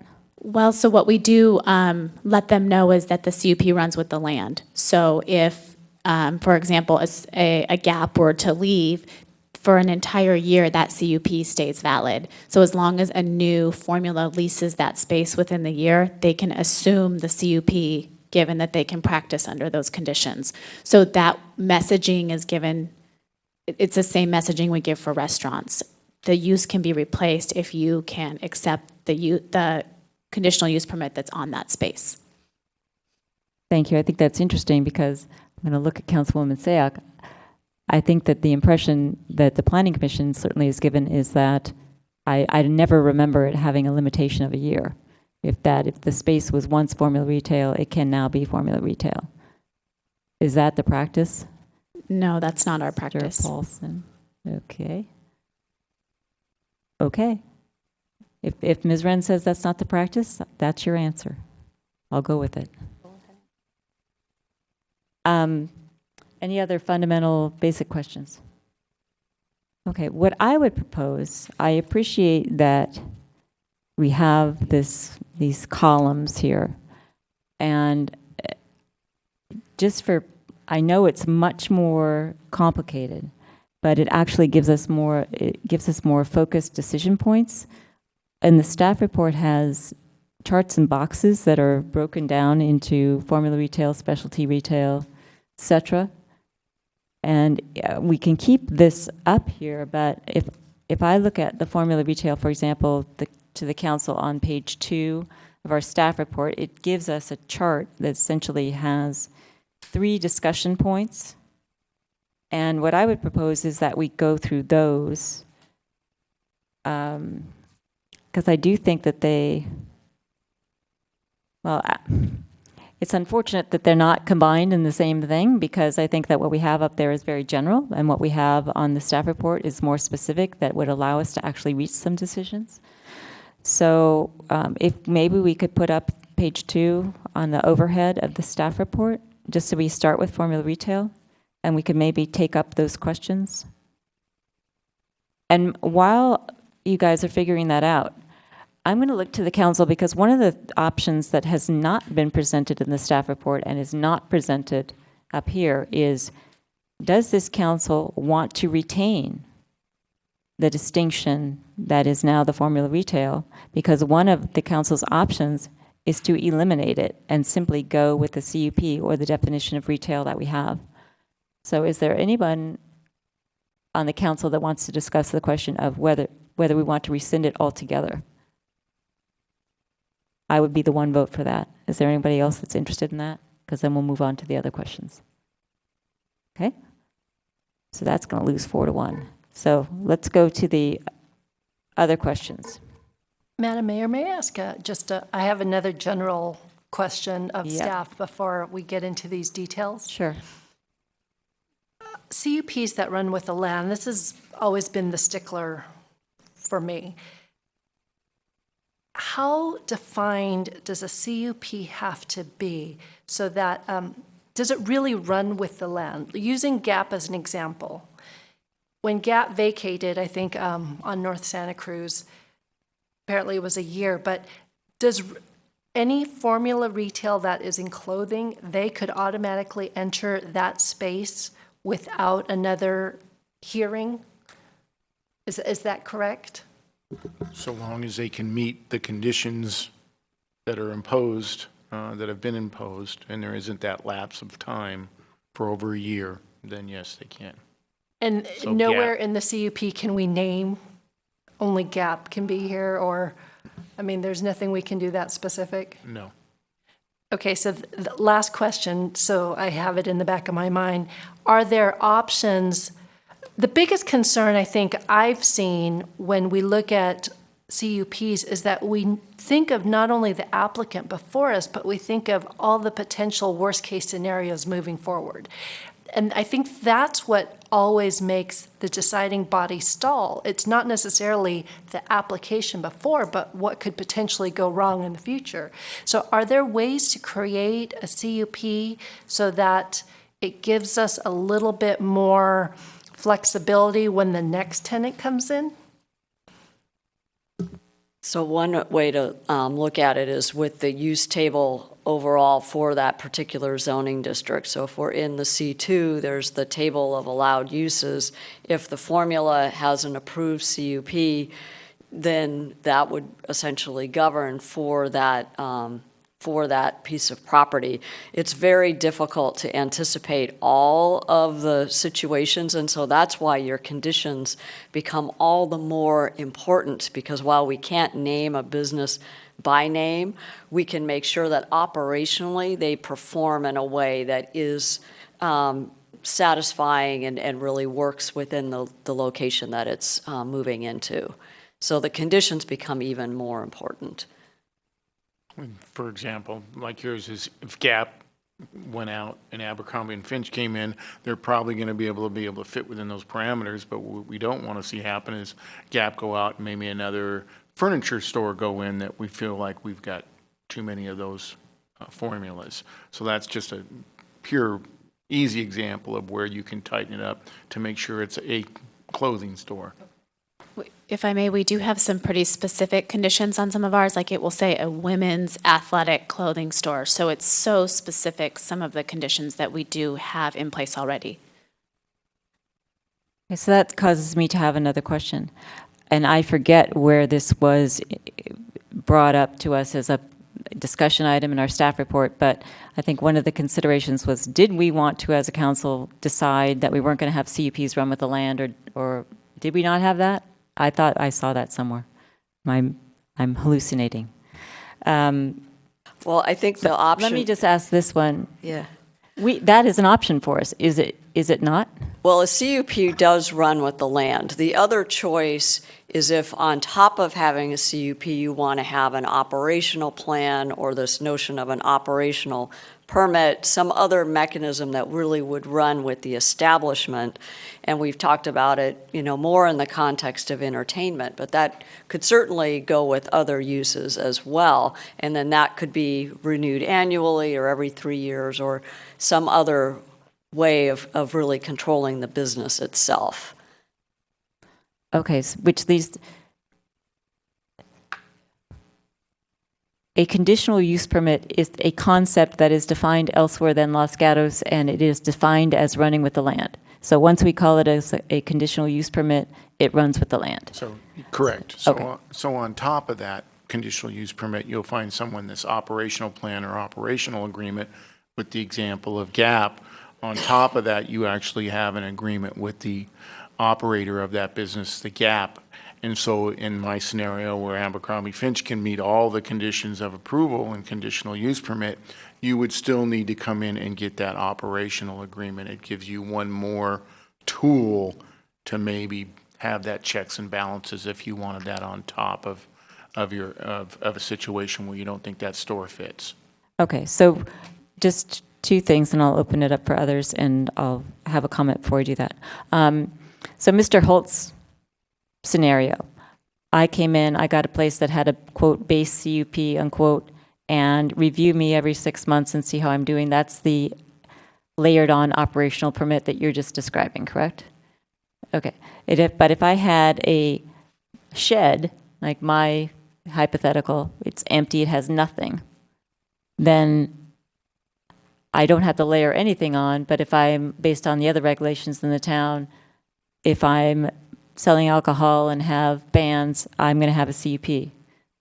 Okay, so forever and ever, I've made that shed a restaurant that has a band. Unless there's a lapse in use of more than 1 year. Okay. Vice Mayor.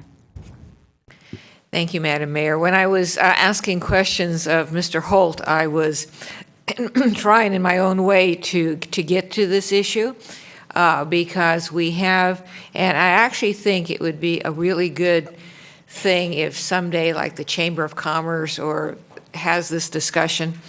You have to understand the conditional use permit. We always say it runs with the land, and if you don't let it expire, you get to move in on it.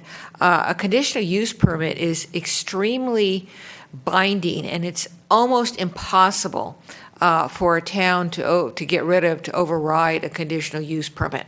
In my time on the council, we've only done it once, and that's when there were insects and bugs in a bar's liquor bottle.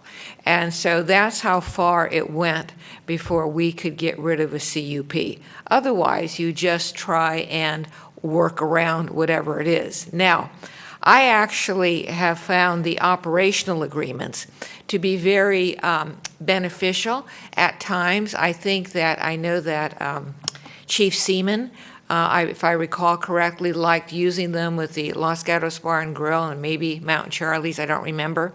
But it allowed him to structure basically a contract or an agreement for, how many people do you have to have working outside, how many bands can there be, how many people can there be, in all these detailed things.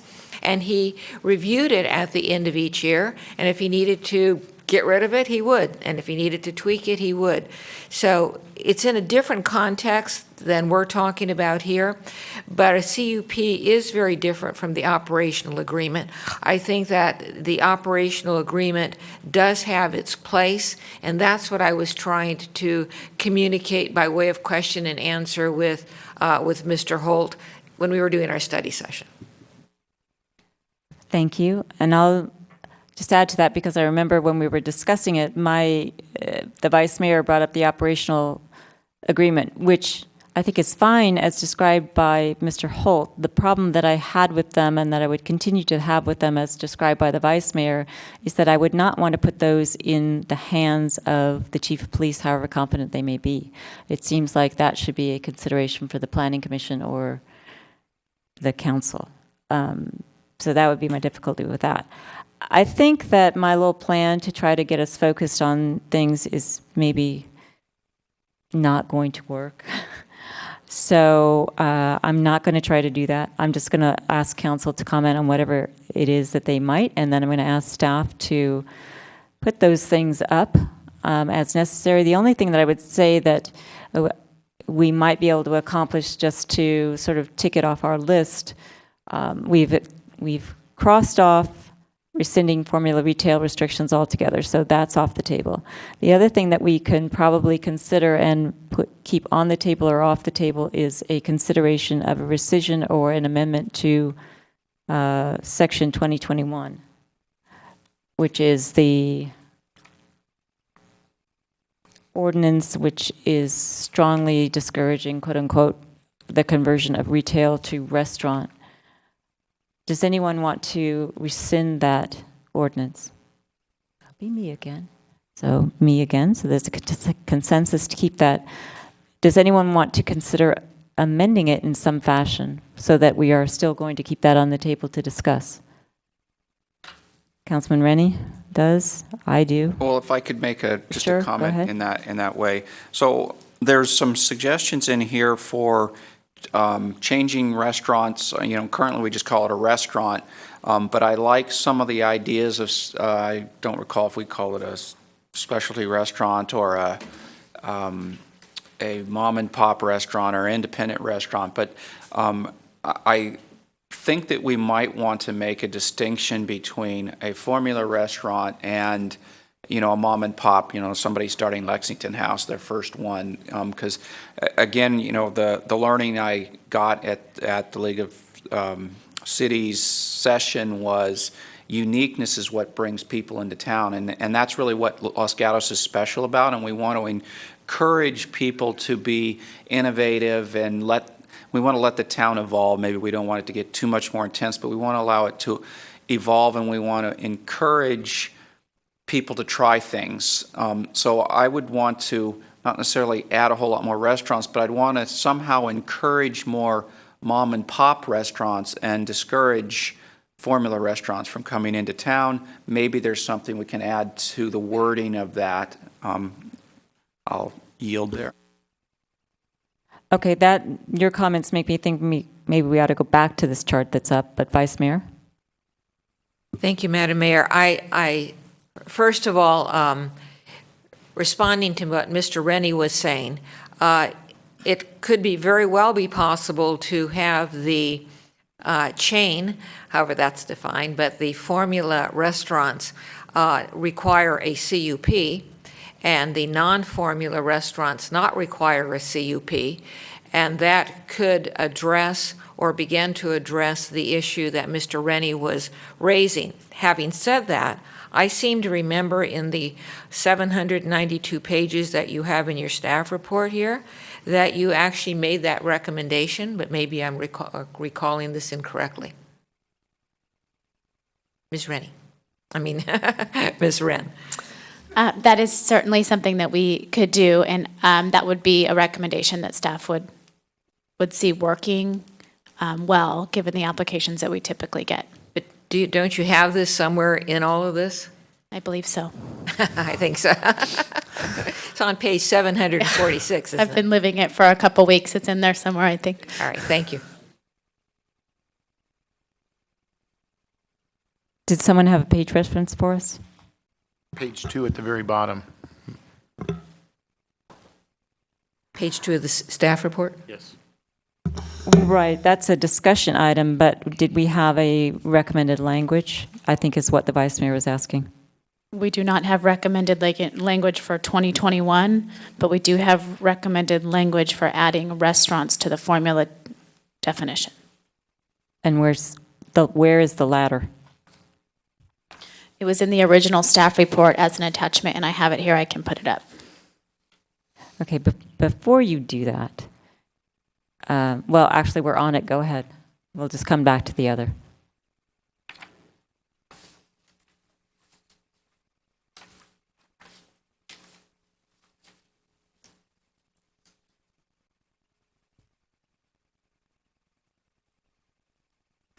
I'm finding it. Sorry. Page 10.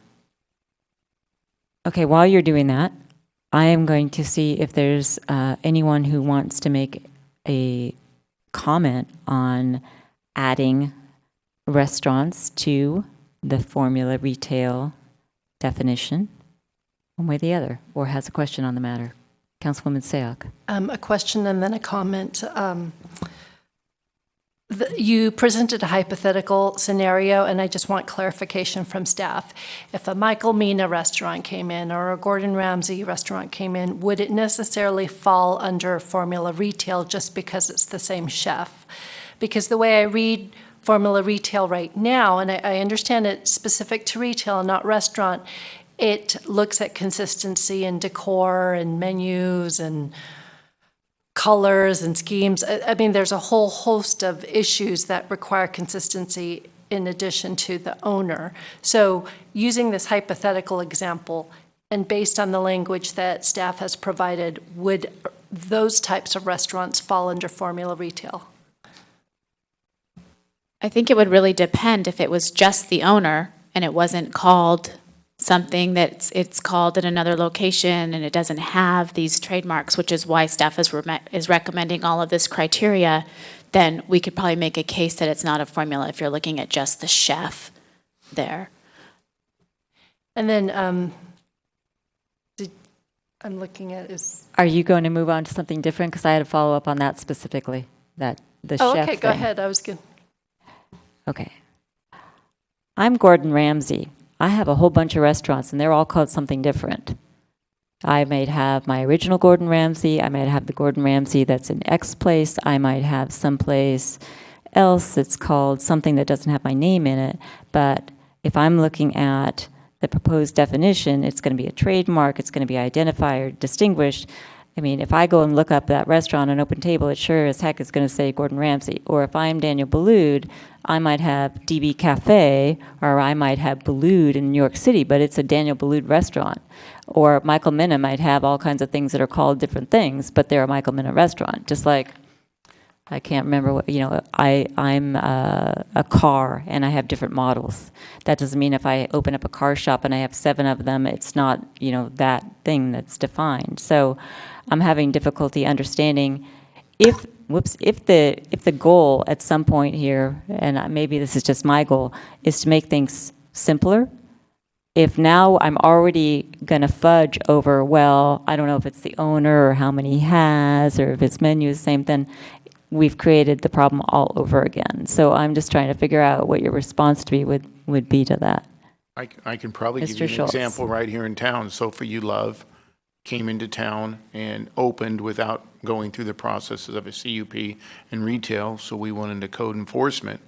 Instead of going through the formula retail and obtaining the CUP that way, they changed the name. The owners are the same, but they changed the name. It's custom sofas, but technically you have the same owner, but it's different colors, different trademark, different everything, and it did not fall under our formula retail and wouldn't for any other town or city. So you're looking at, under the definition, you're looking for all of those items.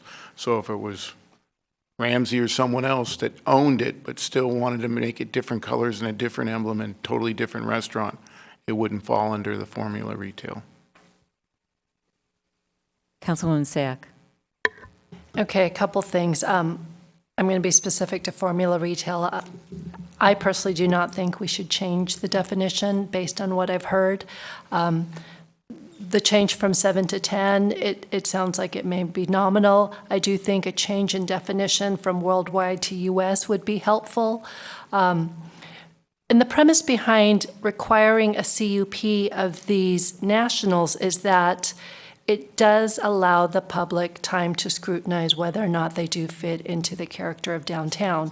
There is that additional cost, but also what I've heard with these nationals, whether it's a national retailer or a Gordon Ramsay's, most likely they'll be able to pay for that additional CUP review. And so it's not a deterrent for them to go through another layer of review, but it would be an added benefit for the town to ensure that that's the right fit. So I'm prepared to make a specific motion to that if you want to. I'm not sure if you wanted to go through specific discussion items, but at least for formula retail, I would like to keep what we have in place. So. Okay. I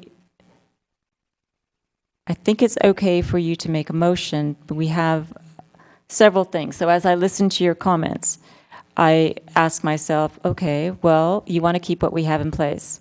We have a perception that there's an 80-20 balance. Do we want to change that, incorporate it, do something different? We have, how is staff now interpreting that? Because staff might say, you can have formula retail where formula retail has been. So the concept of a discretionary thing is fine, but I just want to see how your motion incorporates those things. Because when you say keep what we have, if you want to keep what we have, then some of these things that are suggested, like the balance, blah, blah, blah, that we don't actually have, are not incorporated in that. So I guess I'm asking you to be more specific.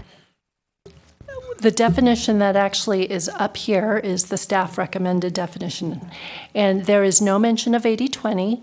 I actually do not think that we need to clarify that.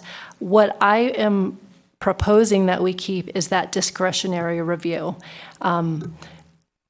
Based on what we're hearing today, this interpretation of 80-20, it's artificial. Some even dispute whether it's 20 versus 15.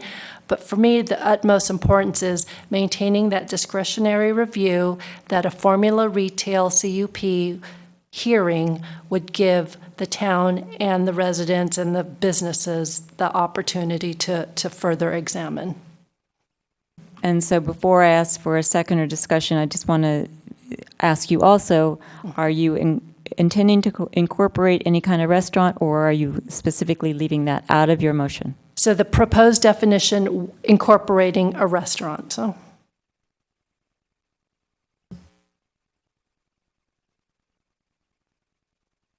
And where are we seeing that?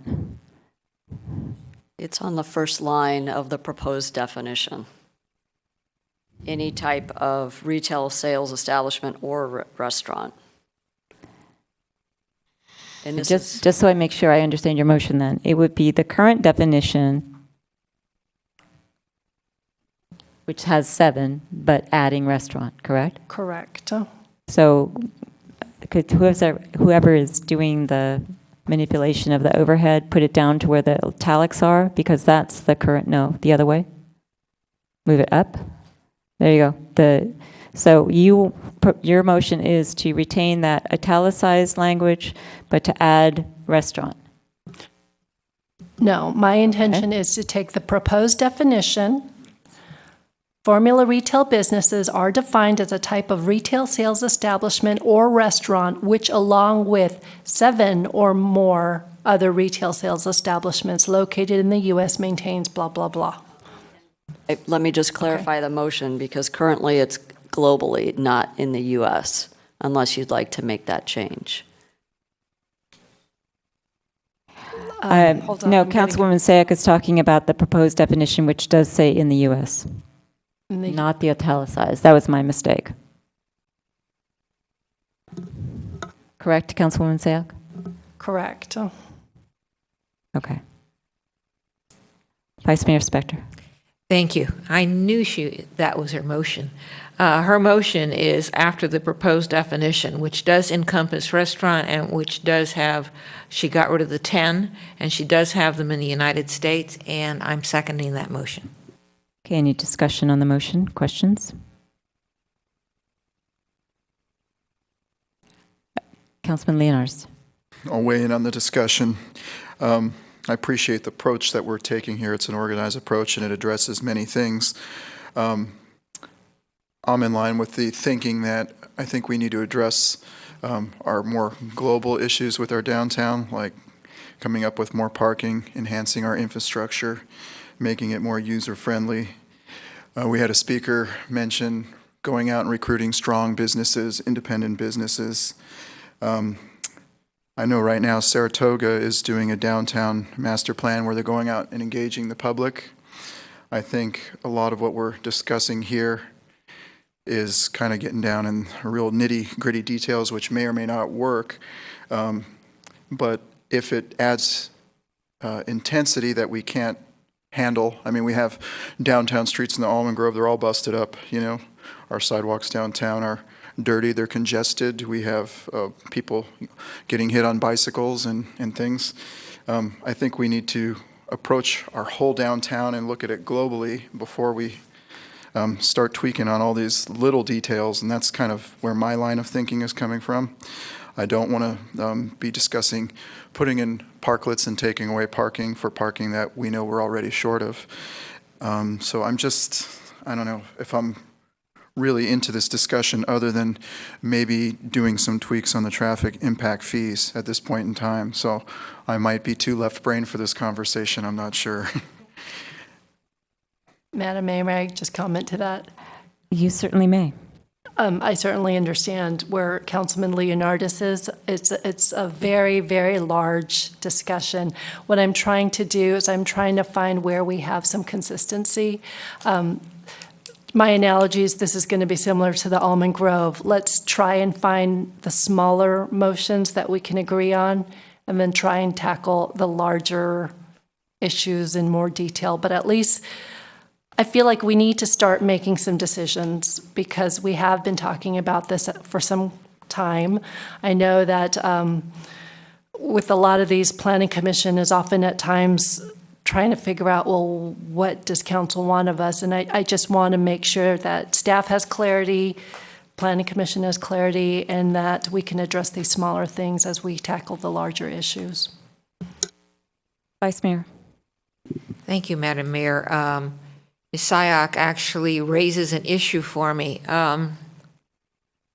it seems as though, let's say this motion passes, that we are looking at an amendment to an ordinance, which should be done by the Planning Commission first. And if you say, okay, well, let's assume this passes, well, then we're going to send it back to the Planning Commission, but we've already weighed in on it. So it's, am I missing something here on the process? No, that is correct. So laying out the direction as you are now would actually be very helpful. And depending upon how far we get, we'll determine whether or not we wait until we've really completed our discussion, or if there's some eagerness of, well, let's at least move forward with some of these definitions now. The Planning Commission would hold a public hearing. The public would have a chance to weigh in. They would make a recommendation, and then you would be the final deciding body. So if it gives you an opportunity to consider additional evidence if necessary, and then we would go through the ordinance adoption process. Vice Mayor. Thank you, Madam Mayor. Understood, but it just seems to me that if the council weighs in on any motion on an ordinance tonight with at least a majority vote, I mean, I've heard the Planning Commission in the past say, they're counting noses at the council level. And so it seems challenging for them to then pass an ordinance that's not like the one we've just sent to them with the majority vote. Having said that, I think it's a good idea that whatever we do goes to the Planning Commission, because I think it needs an even broader public input. I know there were people here before who read about these hearings in I think the Chamber of Commerce newsletter, but the greater community doesn't know about these hearings. So if it goes to the Planning Commission, I hope that they have a way of allowing more of the community to know what's happening. Okay, Vice Mayor, given your comments, do you want to retain your second, or do you want to let that motion fail for lack of second and propose something different? I'm retaining my second. I thought it was a good motion. Okay. I'm going to comment on the motion. I'm not going to support it because I don't think it's wise for us to restrict and make increasingly complicated our rules with respect to certain businesses in the town. We are going from, it's interesting because we're also having hearings on the plan development, and the plan development is a very short statement in our code, and it's been, gone through lots of iterations, and the staff interprets it one way because they want to have simplicity and they want to make it clear, and then the council does what they wanted, and so we're trying to fix that. But we're going from a pretty simple paragraph-long definition that's contained, and if any of you feel like reading all the definitions that are in the town code with respect to uses, I commend them to you. It's about 5 pages long. So we're going from a paragraph-long definition of formula retail to a half a page. We're keeping it at 7, which we've been told is inconsistent with other communities. We know, based on our last hearing, that there's been successful litigation in several communities in the United States with respect to formula retail regulations and restrictions. I don't think that we necessarily want to get into that. So on the concept of retaining the formula retail, I am opposed to that. I also think it's an interesting issue that Councilman Leonardis brings up, is to whether or not this is more properly, and I can't believe I'm about to say this, but whether it's more properly discussed in an ongoing series of study sessions or community meetings or whatever it might be with the Planning Commission, so that we can get some direction, because everybody has indicated that this is a very complicated topic. If you talk about one thing, you influence another thing. So, for example, if we adopt the motion that's proposed, we have now basically made a decision about how our downtown is going to look, how that's going to work, what the considerations of the deciding body is going to be, when you're formula retail versus something else, you need a CUP, you don't. And so we make decisions with respect to the downtown. And just given the discussions we've had with the North 40 and with our downtown retailers, I wonder if that's the right direction to go. I also, what we haven't done is discuss the implications that we have in our current code with respect to the findings that have to be made for formula retail. So for example, we're not including a specific percentage balance. However, in section 29.20.190, a formula retail or personal service business may be denied if, one of the things is, it detracts from an existing balance and diversity in the downtown. Okay, what's the existing balance and diversity? And what's happened is the staff has decided that that's 80-20, except there's nothing anywhere that says it's 80-20. But we have a code section that says detract from existing balance and diversity. So people's natural inclination is to go, well, I have to figure out what that is. And our planning department said, well, it's 80-20. Or create an overconcentration of similar type of businesses. And those of us who have been on the planning commission know that what happens is people go around and count how many are in that, and we get a map that has dots on it. And that does not lead to actually real thinking and an exercise of discretion. It's like count the dots on the map and no, you can't have it anymore. So, or detract from existing land use mix and high urban design. Well, okay, we're not sure what that is because it's not defined anywhere. So if we change the formula retail and we don't put a 80-20, now we have this amorphous balance out there that somebody's still got to figure out. So I'm not sure. I'm not going to support the motion because I don't think it's the way to go. And I wonder how we want to proceed with the rest of the discussion given Councilman Leonardis' comments about whether or not somehow we have to wrestle this gigantic amoeba or a multi-headed hydra to the ground with some other kind of process. Councilman Leonardis. Thank you, Mayor Jensen. Well, what has worked for us in the recent past has been citizen-appointed committees. I mean, we had one for the Affordable Housing Overlay Zone. We have the General Plan Committee, to name just two. I really think we need to look at the downtown in terms of a master plan. It's been about 20 or so years since we've redone a lot of it, and I think we can make it more user-friendly. I think we can make it safer, more inviting. We can, as some speakers spoke earlier this evening, take into consideration the architecture and where the restaurants are located, try to put in some more seating, of course, add a bunch of parking where needed, and you know, when it comes to assumptions about how much formula retail, should we change this from 7 to 10, should we make it US only? I understand those are small little tweaks, but I think the real answer lies in how inviting you make it, how fresh you make it. If you want to attract good businesses downtown, you need to make it support good businesses wanting to be here.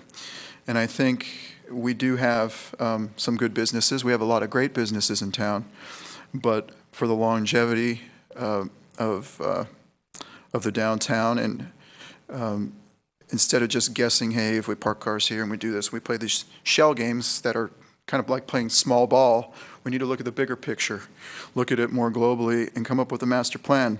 Again, we had speakers comment, well, Saratoga is sleepy earlier in the evening.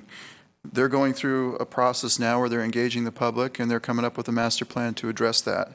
I think we have our own set of issues, and we should look at the thing globally and come up with a master plan and try to really refresh it and engage the business owners, engage members of the public, form a committee, find out what kind of funding is needed to put these parking measures in place and these pedestrian improvements and perhaps some restrooms, public restrooms and other things that I think are desperately needed. And I mean, out of all the stuff in here tonight, revisiting the traffic impact fee for businesses 2,000 square feet or less that are kind of less than 7 locations, I can relate to that because I feel like when we adopted the traffic impact fees, we adopted one of three choices that I think was the best choice that evening, but it didn't address all things we anticipated. But other than addressing that this evening, I think we're going about this we're starting at a bottom-up approach instead of a top-down approach.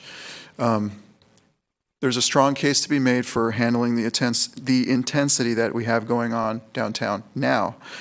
Some will argue, well, there's not enough vibrancy or whatnot. I think there's plenty of vibrancy. It's capturing that vibrancy. It's maintaining that vibrancy. It's getting the right people in there to want to hang out and shop and enjoy our downtown. And I think we've moved away from that, or other areas are doing a better job of it than we are currently because they're fresher, they're newer, and they have better amenities. And I think we should focus on getting those amenities as a town. And I think the business world will ultimately move in and take care of itself, provided we give them the right canvas to paint on. But right now, the canvas is, I don't know, not it's smudged. So let's unsmudge it. Councilwoman Sack. Okay. I guess I feel like I'm going in circles here. I don't disagree with anything that has been said about this larger economic vitality plan, which we have all agreed is going to be it's a priority that we've all said that we want to address. I was under the impression that tonight we were looking at these specific things and and we were supposed to provide direction. And so I'm trying to provide direction on the items laid out before us. If we'd like to address this in a different way, maybe something analogous to what we did with the North 40, where it's a larger plan and these are the parameters within them that we just kind of tick off and do it in a consensus discussion, that's fine too. I just need to figure out what is the goal at the end of this night that will help us move forward instead of revisiting the same issues over and over again. Thank you, Councilwoman Sack. Ms. Probetti, can you help us with that? Because we have a very comprehensive and very complicated report, but I agree with Councilwoman Sayak, is like, what is the product that we're supposed to produce tonight? Well, the product that we are hoping to produce is direction on these issues, formula, specialty, and outdoor seating. That would be very helpful. I know there's codes and policies that would need to be brought back and go back through a public hearing process. But having clarity and actually getting these are actually relatively low-hanging fruit in terms of building our economic vitality plan. And if we can create, and if we know what those parameters are, then we can look at some of the bigger questions. Councilmember Leonardis identified quite a number of things that might happen in the public realm or in our public right-of-way. That could be part of the economic vitality plan, but that's almost really more of an infrastructure plan of what are the public investments that we would want to make downtown. I think when we talked about our priorities, the economic vitality plan was how do we streamline and make it clear to businesses who want to move in what their process is, and tackling these three issues will go a long way in providing that clarity.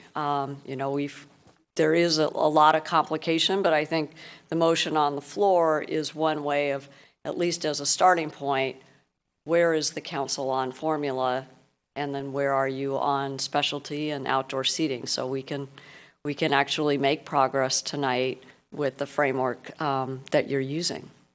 Vice Mayor Spector. Thank you. I supported the motion in part because I support the concept of the balance of formula versus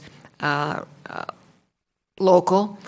And as Mr. Rennie said, and as I think most of us have experienced, what draws people to Los Gatos are the unique stores, are the fact that it don't look like every mall or every other city. I mean, I go on business trips, and I know that if I see a Gap, I'm going to see a Banana Republic, and I could pretty much just tell you what stores I'm going to see as I go down the line.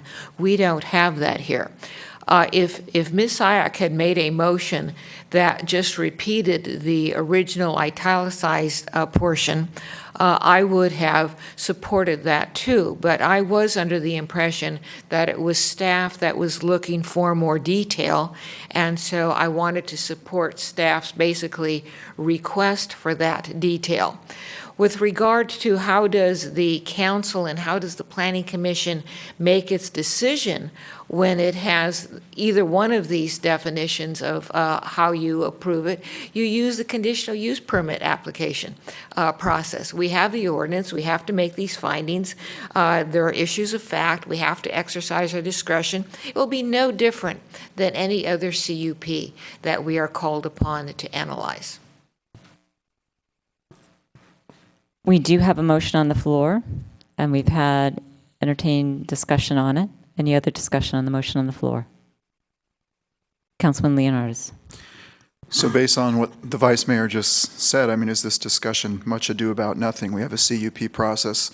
I mean, if I have to go through the list, I look at formula retail, leave it as written, specialty retail, eliminate the definition that may or may not exist.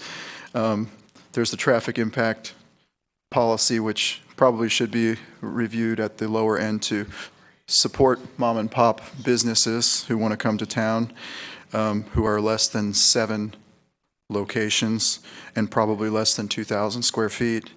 And when it comes to outdoor seating, I think we look at that in terms of a master infrastructure plan and along with a parking plan, and what will be public and what will be private in that plan, and how much intensity can we add to accommodate this population now, the population of Santa Clara Valley, which has grown quite a bit since we've last redone our downtown, and the population in the future, and to make it more user-friendly. I don't know if I'm being too simplistic. I know there are a lot of issues, and I know staff is confused when we have applicants come in and real estate agents come in and they say, oh, I heard this about Los Gatos and I can't do this, and we got this 80-20 rule and all this. And I think if that's the case moving forward, staff should just tell them, well, no, that doesn't exist. You know, you can submit your application and see what happens. Go to the Planning Commission, go to the council, go to the Design Review Committee, but don't give out any misconceptions, don't make any decisions at the lower level, just let it be. Let them bring it in and let's see what happens. When Yogurt and Love came in, I was 99% sure that evening when we were going through that hearing that was not going to be accepted by the council, because I thought we're taking a retail location and turning it into a yogurt shop. But the owners came in and they made such a compelling presentation that it was actually a new type of retail. We're always going to get something that doesn't fit into our boxes, and we're always going to be looking at these line items in these boxes and trying to make things fit and those kinds of stuff. But as we approved things like the Lexington House and the Rootstock Wine Bar, which was a former liquor store, and then it was going to be a retail and a bar, you know, the council has the flexibility now to approve, you know, these businesses, which I think are great businesses, and they're not always going to fit into some set definitions. And, you know, it's nice to be able to say, well, this is a, you know, formula restaurant, this is a formula retail, and whatever else. But things could come in different shapes and forms, and we're not going to be able to address all the answers. I mean, I'm comfortable just kind of engaging a citizens committee or something to move forward with this. I don't even know how. Personally, I could do it myself, other than to say, leave formula retail alone, specialty retail, eliminate, address again those traffic impact fees, and the outdoor seating becomes part of an infrastructure plan.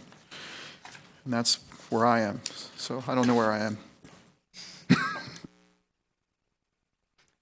110 East Main Street. I think so.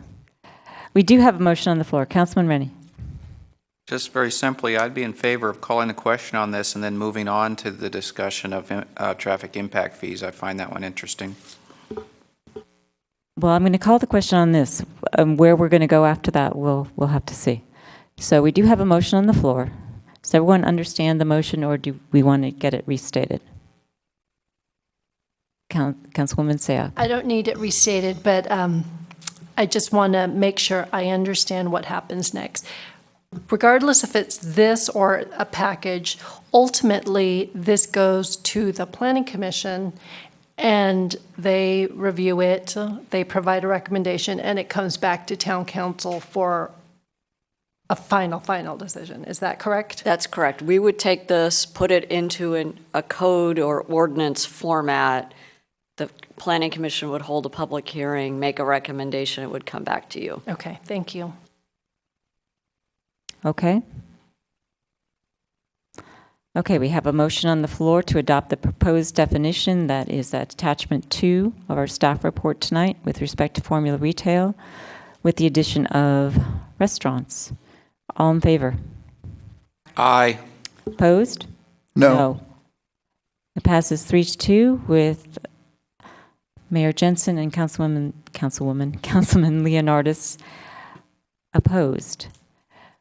So what I'm going to suggest, it's 5 after 11. There have been lots of comments regarding how precisely that we should approach this. And to take on any single item seems difficult given the other items that we have to take on.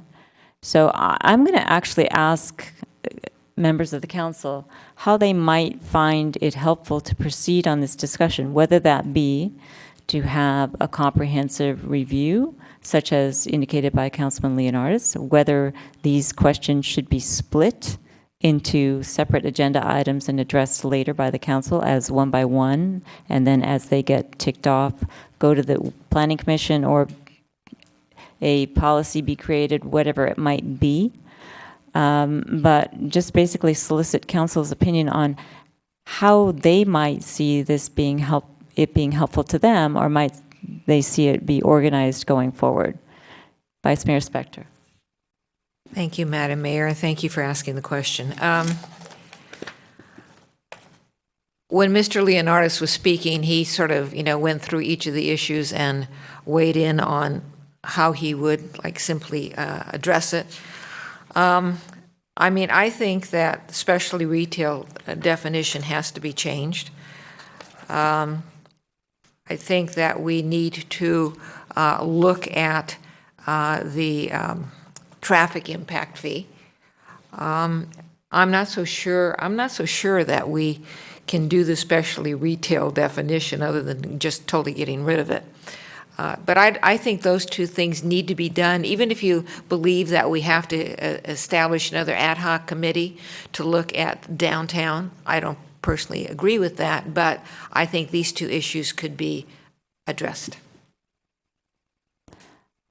Okay, before I go to the general question that I posed, we've had Councilman Leonardis and the Vice Mayor indicate that specialty retail, the definition that's the administrative policy, ought to be eliminated. And if we're considering this as direction to staff, which I'm considering this now,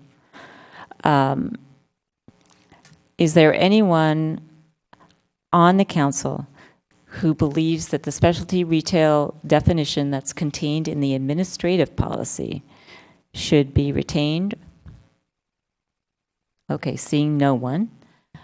Does the council wish to give direction to the staff to come back with alternative definitions as appropriate? Because bearing in mind to the council that right now there is no such thing except for in an administrative policy and also in our traffic fee, which the Vice Mayor also mentioned, that is, quote, specialty retail, unquote.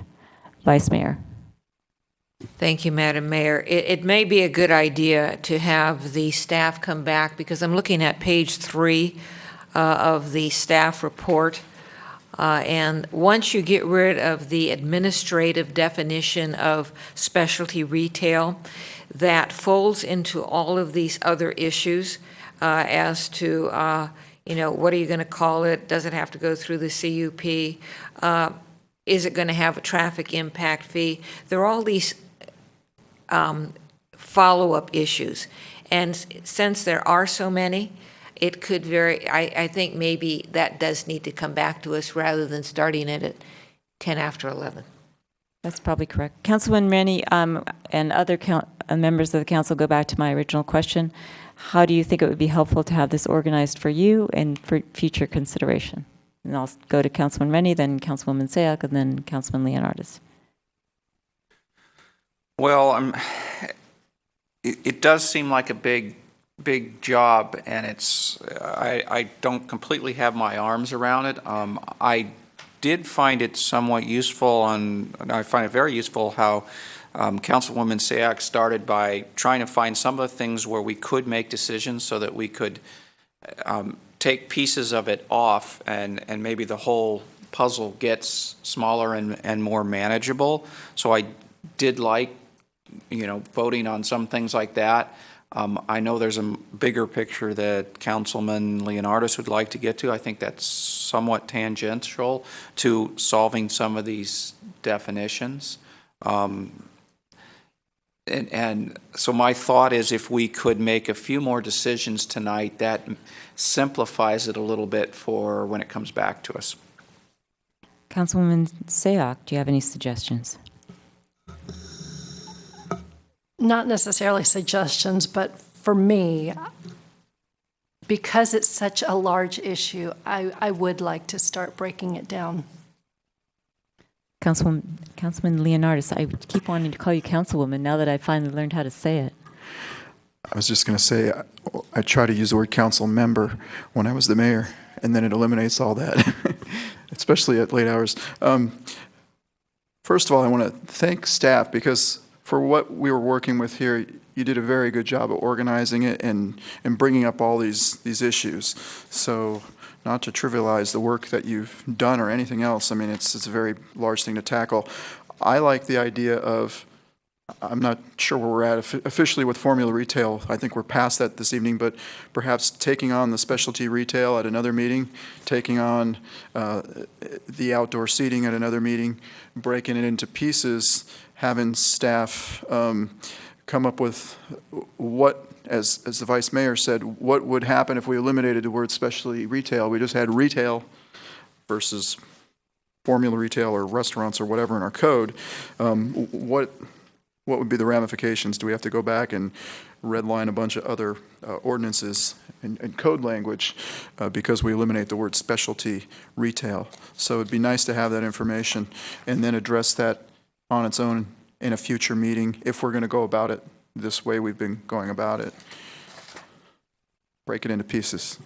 Thank you. Okay. I guess I'm going to try something that's in the form of a motion so that we can maybe do something with this. So my motion is going to be in several parts. And that is that we continue discussion of specialty retail. And when I say that, by that I mean, do we want to rescind that administrative policy? Number one. Number two, if we do, how do we reconcile the specialty retail definition that's been included in our traffic mitigation fees? Number two, if we change that for the traffic mitigation fee, how do we consider fees for what's been formerly called specialty retail? Number four, do we want to simply limit our definition of retail to what is the only definition we have in the code, that being, quote, retail, unquote? Number five, what are the considerations with respect to that made us have an administrative policy for specialty retail? Was it one, seating and parking requirements? Two, alcohol use? Or three, all of the above? Four, something different? And I've probably left out a question with respect to that. Conforming our definitions, does the council want to change definitions if we eliminate the concept of specialty retail as proposed by the staff for restaurant uses? So those would be what I'm going to suggest, and I would look, if this gets seconded, look to other council members for other questions that they think should be addressed in a future staff report with respect to specialty retail. Those are the questions that I would put in, and I would move to continue it to a future date to be determined. Is there any second or addition to those points that I brought up? Councilman Rennie. I guess I would go ahead and second that. Those are all interesting points. One point you didn't quite make that I would be interested to know is I was under the impression we use specialty retail to keep certain businesses out of the restaurant category, which is the danger one that you don't get approved. So I had the feeling that allowed us to approve things that weren't really a high-intensity restaurant, but it brought a new type of business model to town. So I would want to understand if we eliminated it, what would that do to our ability to bring unique businesses to Los Gatos? Okay, I think that's incorporated in the comments that I suggested for staff, but to the extent it's not, I would certainly include that in my motion. Anything else that people would like to see included in a future staff report with respect to what we're calling specialty retail? Okay, so there's a motion and a second to continue discussion of specialty retail with those questions that have been outlined in the motion on the floor. All in favor? Aye. Aye. Aye. Opposed? Passes unanimously. The other item is outdoor seating that we had for tonight. Again, I would make the motion that we continue our discussion of outdoor seating to a future meeting to be determined later. The questions that we had were, number one, what happens with seating in the public right-of-way? Number two, where can that occur? Where can outdoor seating occur? Number three, how is it regulated? Is it regulated by the town when there's alcohol, or is it regulated by the ABC based upon your license? Number four, what kind of separation, if any, do you have to have if you're in the public right-of-way? And I'm probably forgetting other points, but Vice Mayor Spector. Is the outdoor seating inclusive of the total amount of seating that you had been given, for example, under a CUP, or is it an additive? Thank you. I will include that. The other item that I'll also include is whether or not we currently have a requirement that you need to have a CUP to have any outdoor seating. And just because we're including all the questions that could come up, one of the questions I'd like to see the staff consider is that appropriate? Should there be a CUP for outdoor seating? Anything else that anyone would like included in a return for the discussion of outdoor seating? Councilwoman Sayoc? Not necessarily in the report, but what would help me, again, because I'm always a visual person, we talk a lot about the minimum right-of-way. If staff would actually choose a location and identify via tape or something, what would it look like? How crowded would that sidewalk be? That would help me. I think it would be rather odd if I went out there one weekend and just started taping things myself. But I need to visualize what exactly that would look like and how crowded would it be for patrons on that sidewalk. Okay. So I actually put mine in the form of a motion. I didn't get a second, but I would include all the comments that have been made. Does anyone want to second that motion to continue it? I'll second it. Seconded by Councilwoman Sayoc. All in favor? Aye. Aye. Opposed? None. Okay, so that's to a date to be determined later. Informally earlier, I posed the question to the council whether or not anyone wanted to do anything with respect to Ordinance 2021. And I'm going to look now to formalize the council's action with respect to that by a motion. I'm not going to make that motion. Does anyone want to make a motion with respect to Ordinance 2021? Or do we want to have it brought back with specific questions for us? Yes, can we put that up? That is the strongly discouraged conversion of retail to restaurant ordinance.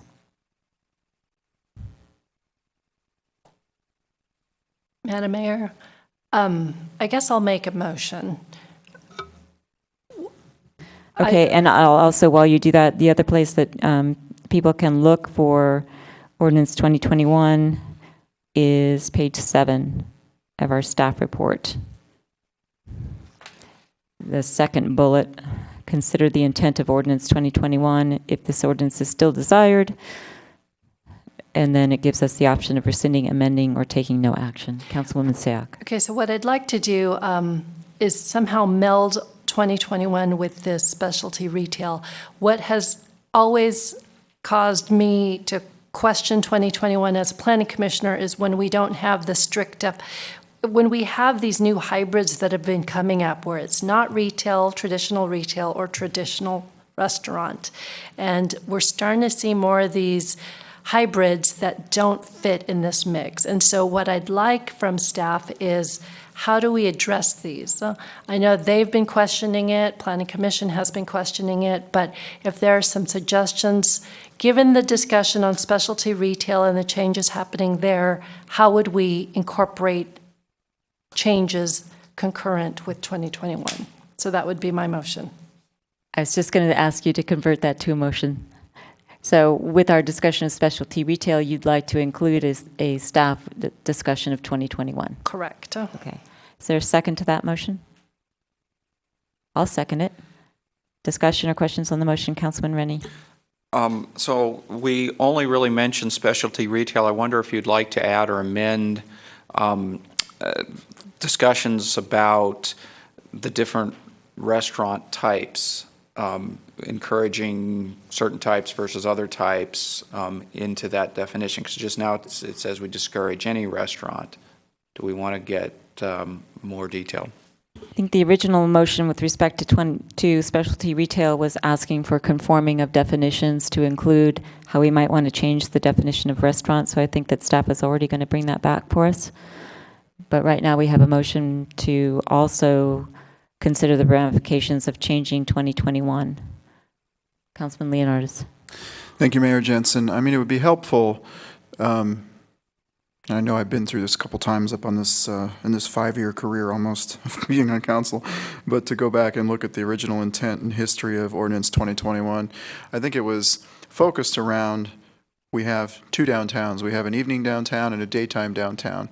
You want to keep the traffic going all day long. If you have too many restaurants in downtown, that eliminates daytime retail opportunities and vice versa. So that was, I think, the original intention of it. Obviously, we've had growth. We've had, new retail be added, some retail go away and become restaurants. And Domus gets chopped up into 5 and one of them's a restaurant. Those kinds of things have happened over time.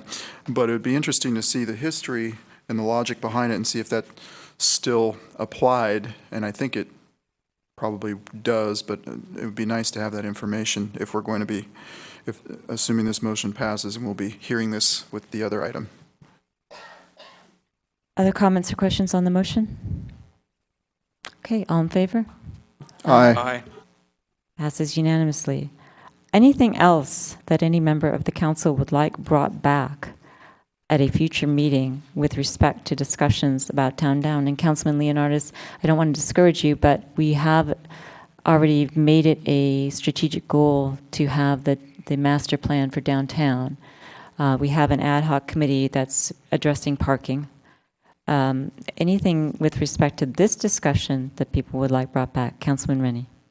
Thank you, Mayor Jensen. I don't think we really included it anywhere, and it maybe falls over a couple of these, but there was discussion, particularly when we were taking public testimony, about operational use permits or other kinds of permits that were added on to CUPs to add seating or add entertainment. So I thought maybe staff should spend some time proposing systems to use those a little bit more. Okay, I'm taking that that's a motion. Okay. And before I ask for a second, I'm thinking that that's going to go across lots of different things. We've going to bring back specialty retail, outdoor, et cetera. So where does staff think that that would be appropriately discussed? Or is it a discussion unto itself that needs to come back separately? It can happen either way. It's really a tool that's in the toolkit now. So it's really a matter of, are there certain types of uses where you think an operational agreement would serve the town better? And then in consultation with the town attorney, we can decide whether that needs to be codified or if it should be handled through a policy. So we could bring it back as part of this discussion, but I suspect that once we really start talking about it, you might find that it's a good tool to use for other uses as well. Okay, so what I'm going to interpret that as being is, well, Vice Mayor, I'll call on you first. Thank you, Madam Mayor. I understand that for some jurisdictions, maybe San Jose, it's a tool in the toolbox, but for Los Gatos, it's it's been rarely used.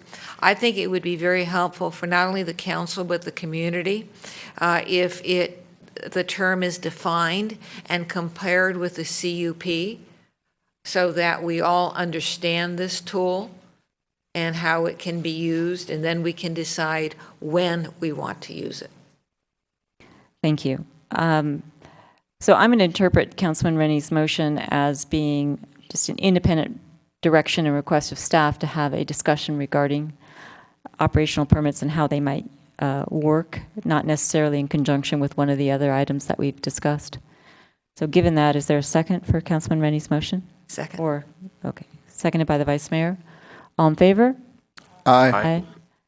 Anything else that member of the council wants to add for a downtown discussion item? Councilman Rennie. It was mentioned, but I don't think we brought it. Councilman Leonardis mentioned the traffic impact fees, and we haven't talked about whether we want to make decisions on that or bring it back or what. That was actually included in my first motion regarding specialty retail. Okay, thank you. Anything else? Okay, thank you very much. I'm going to close this meeting.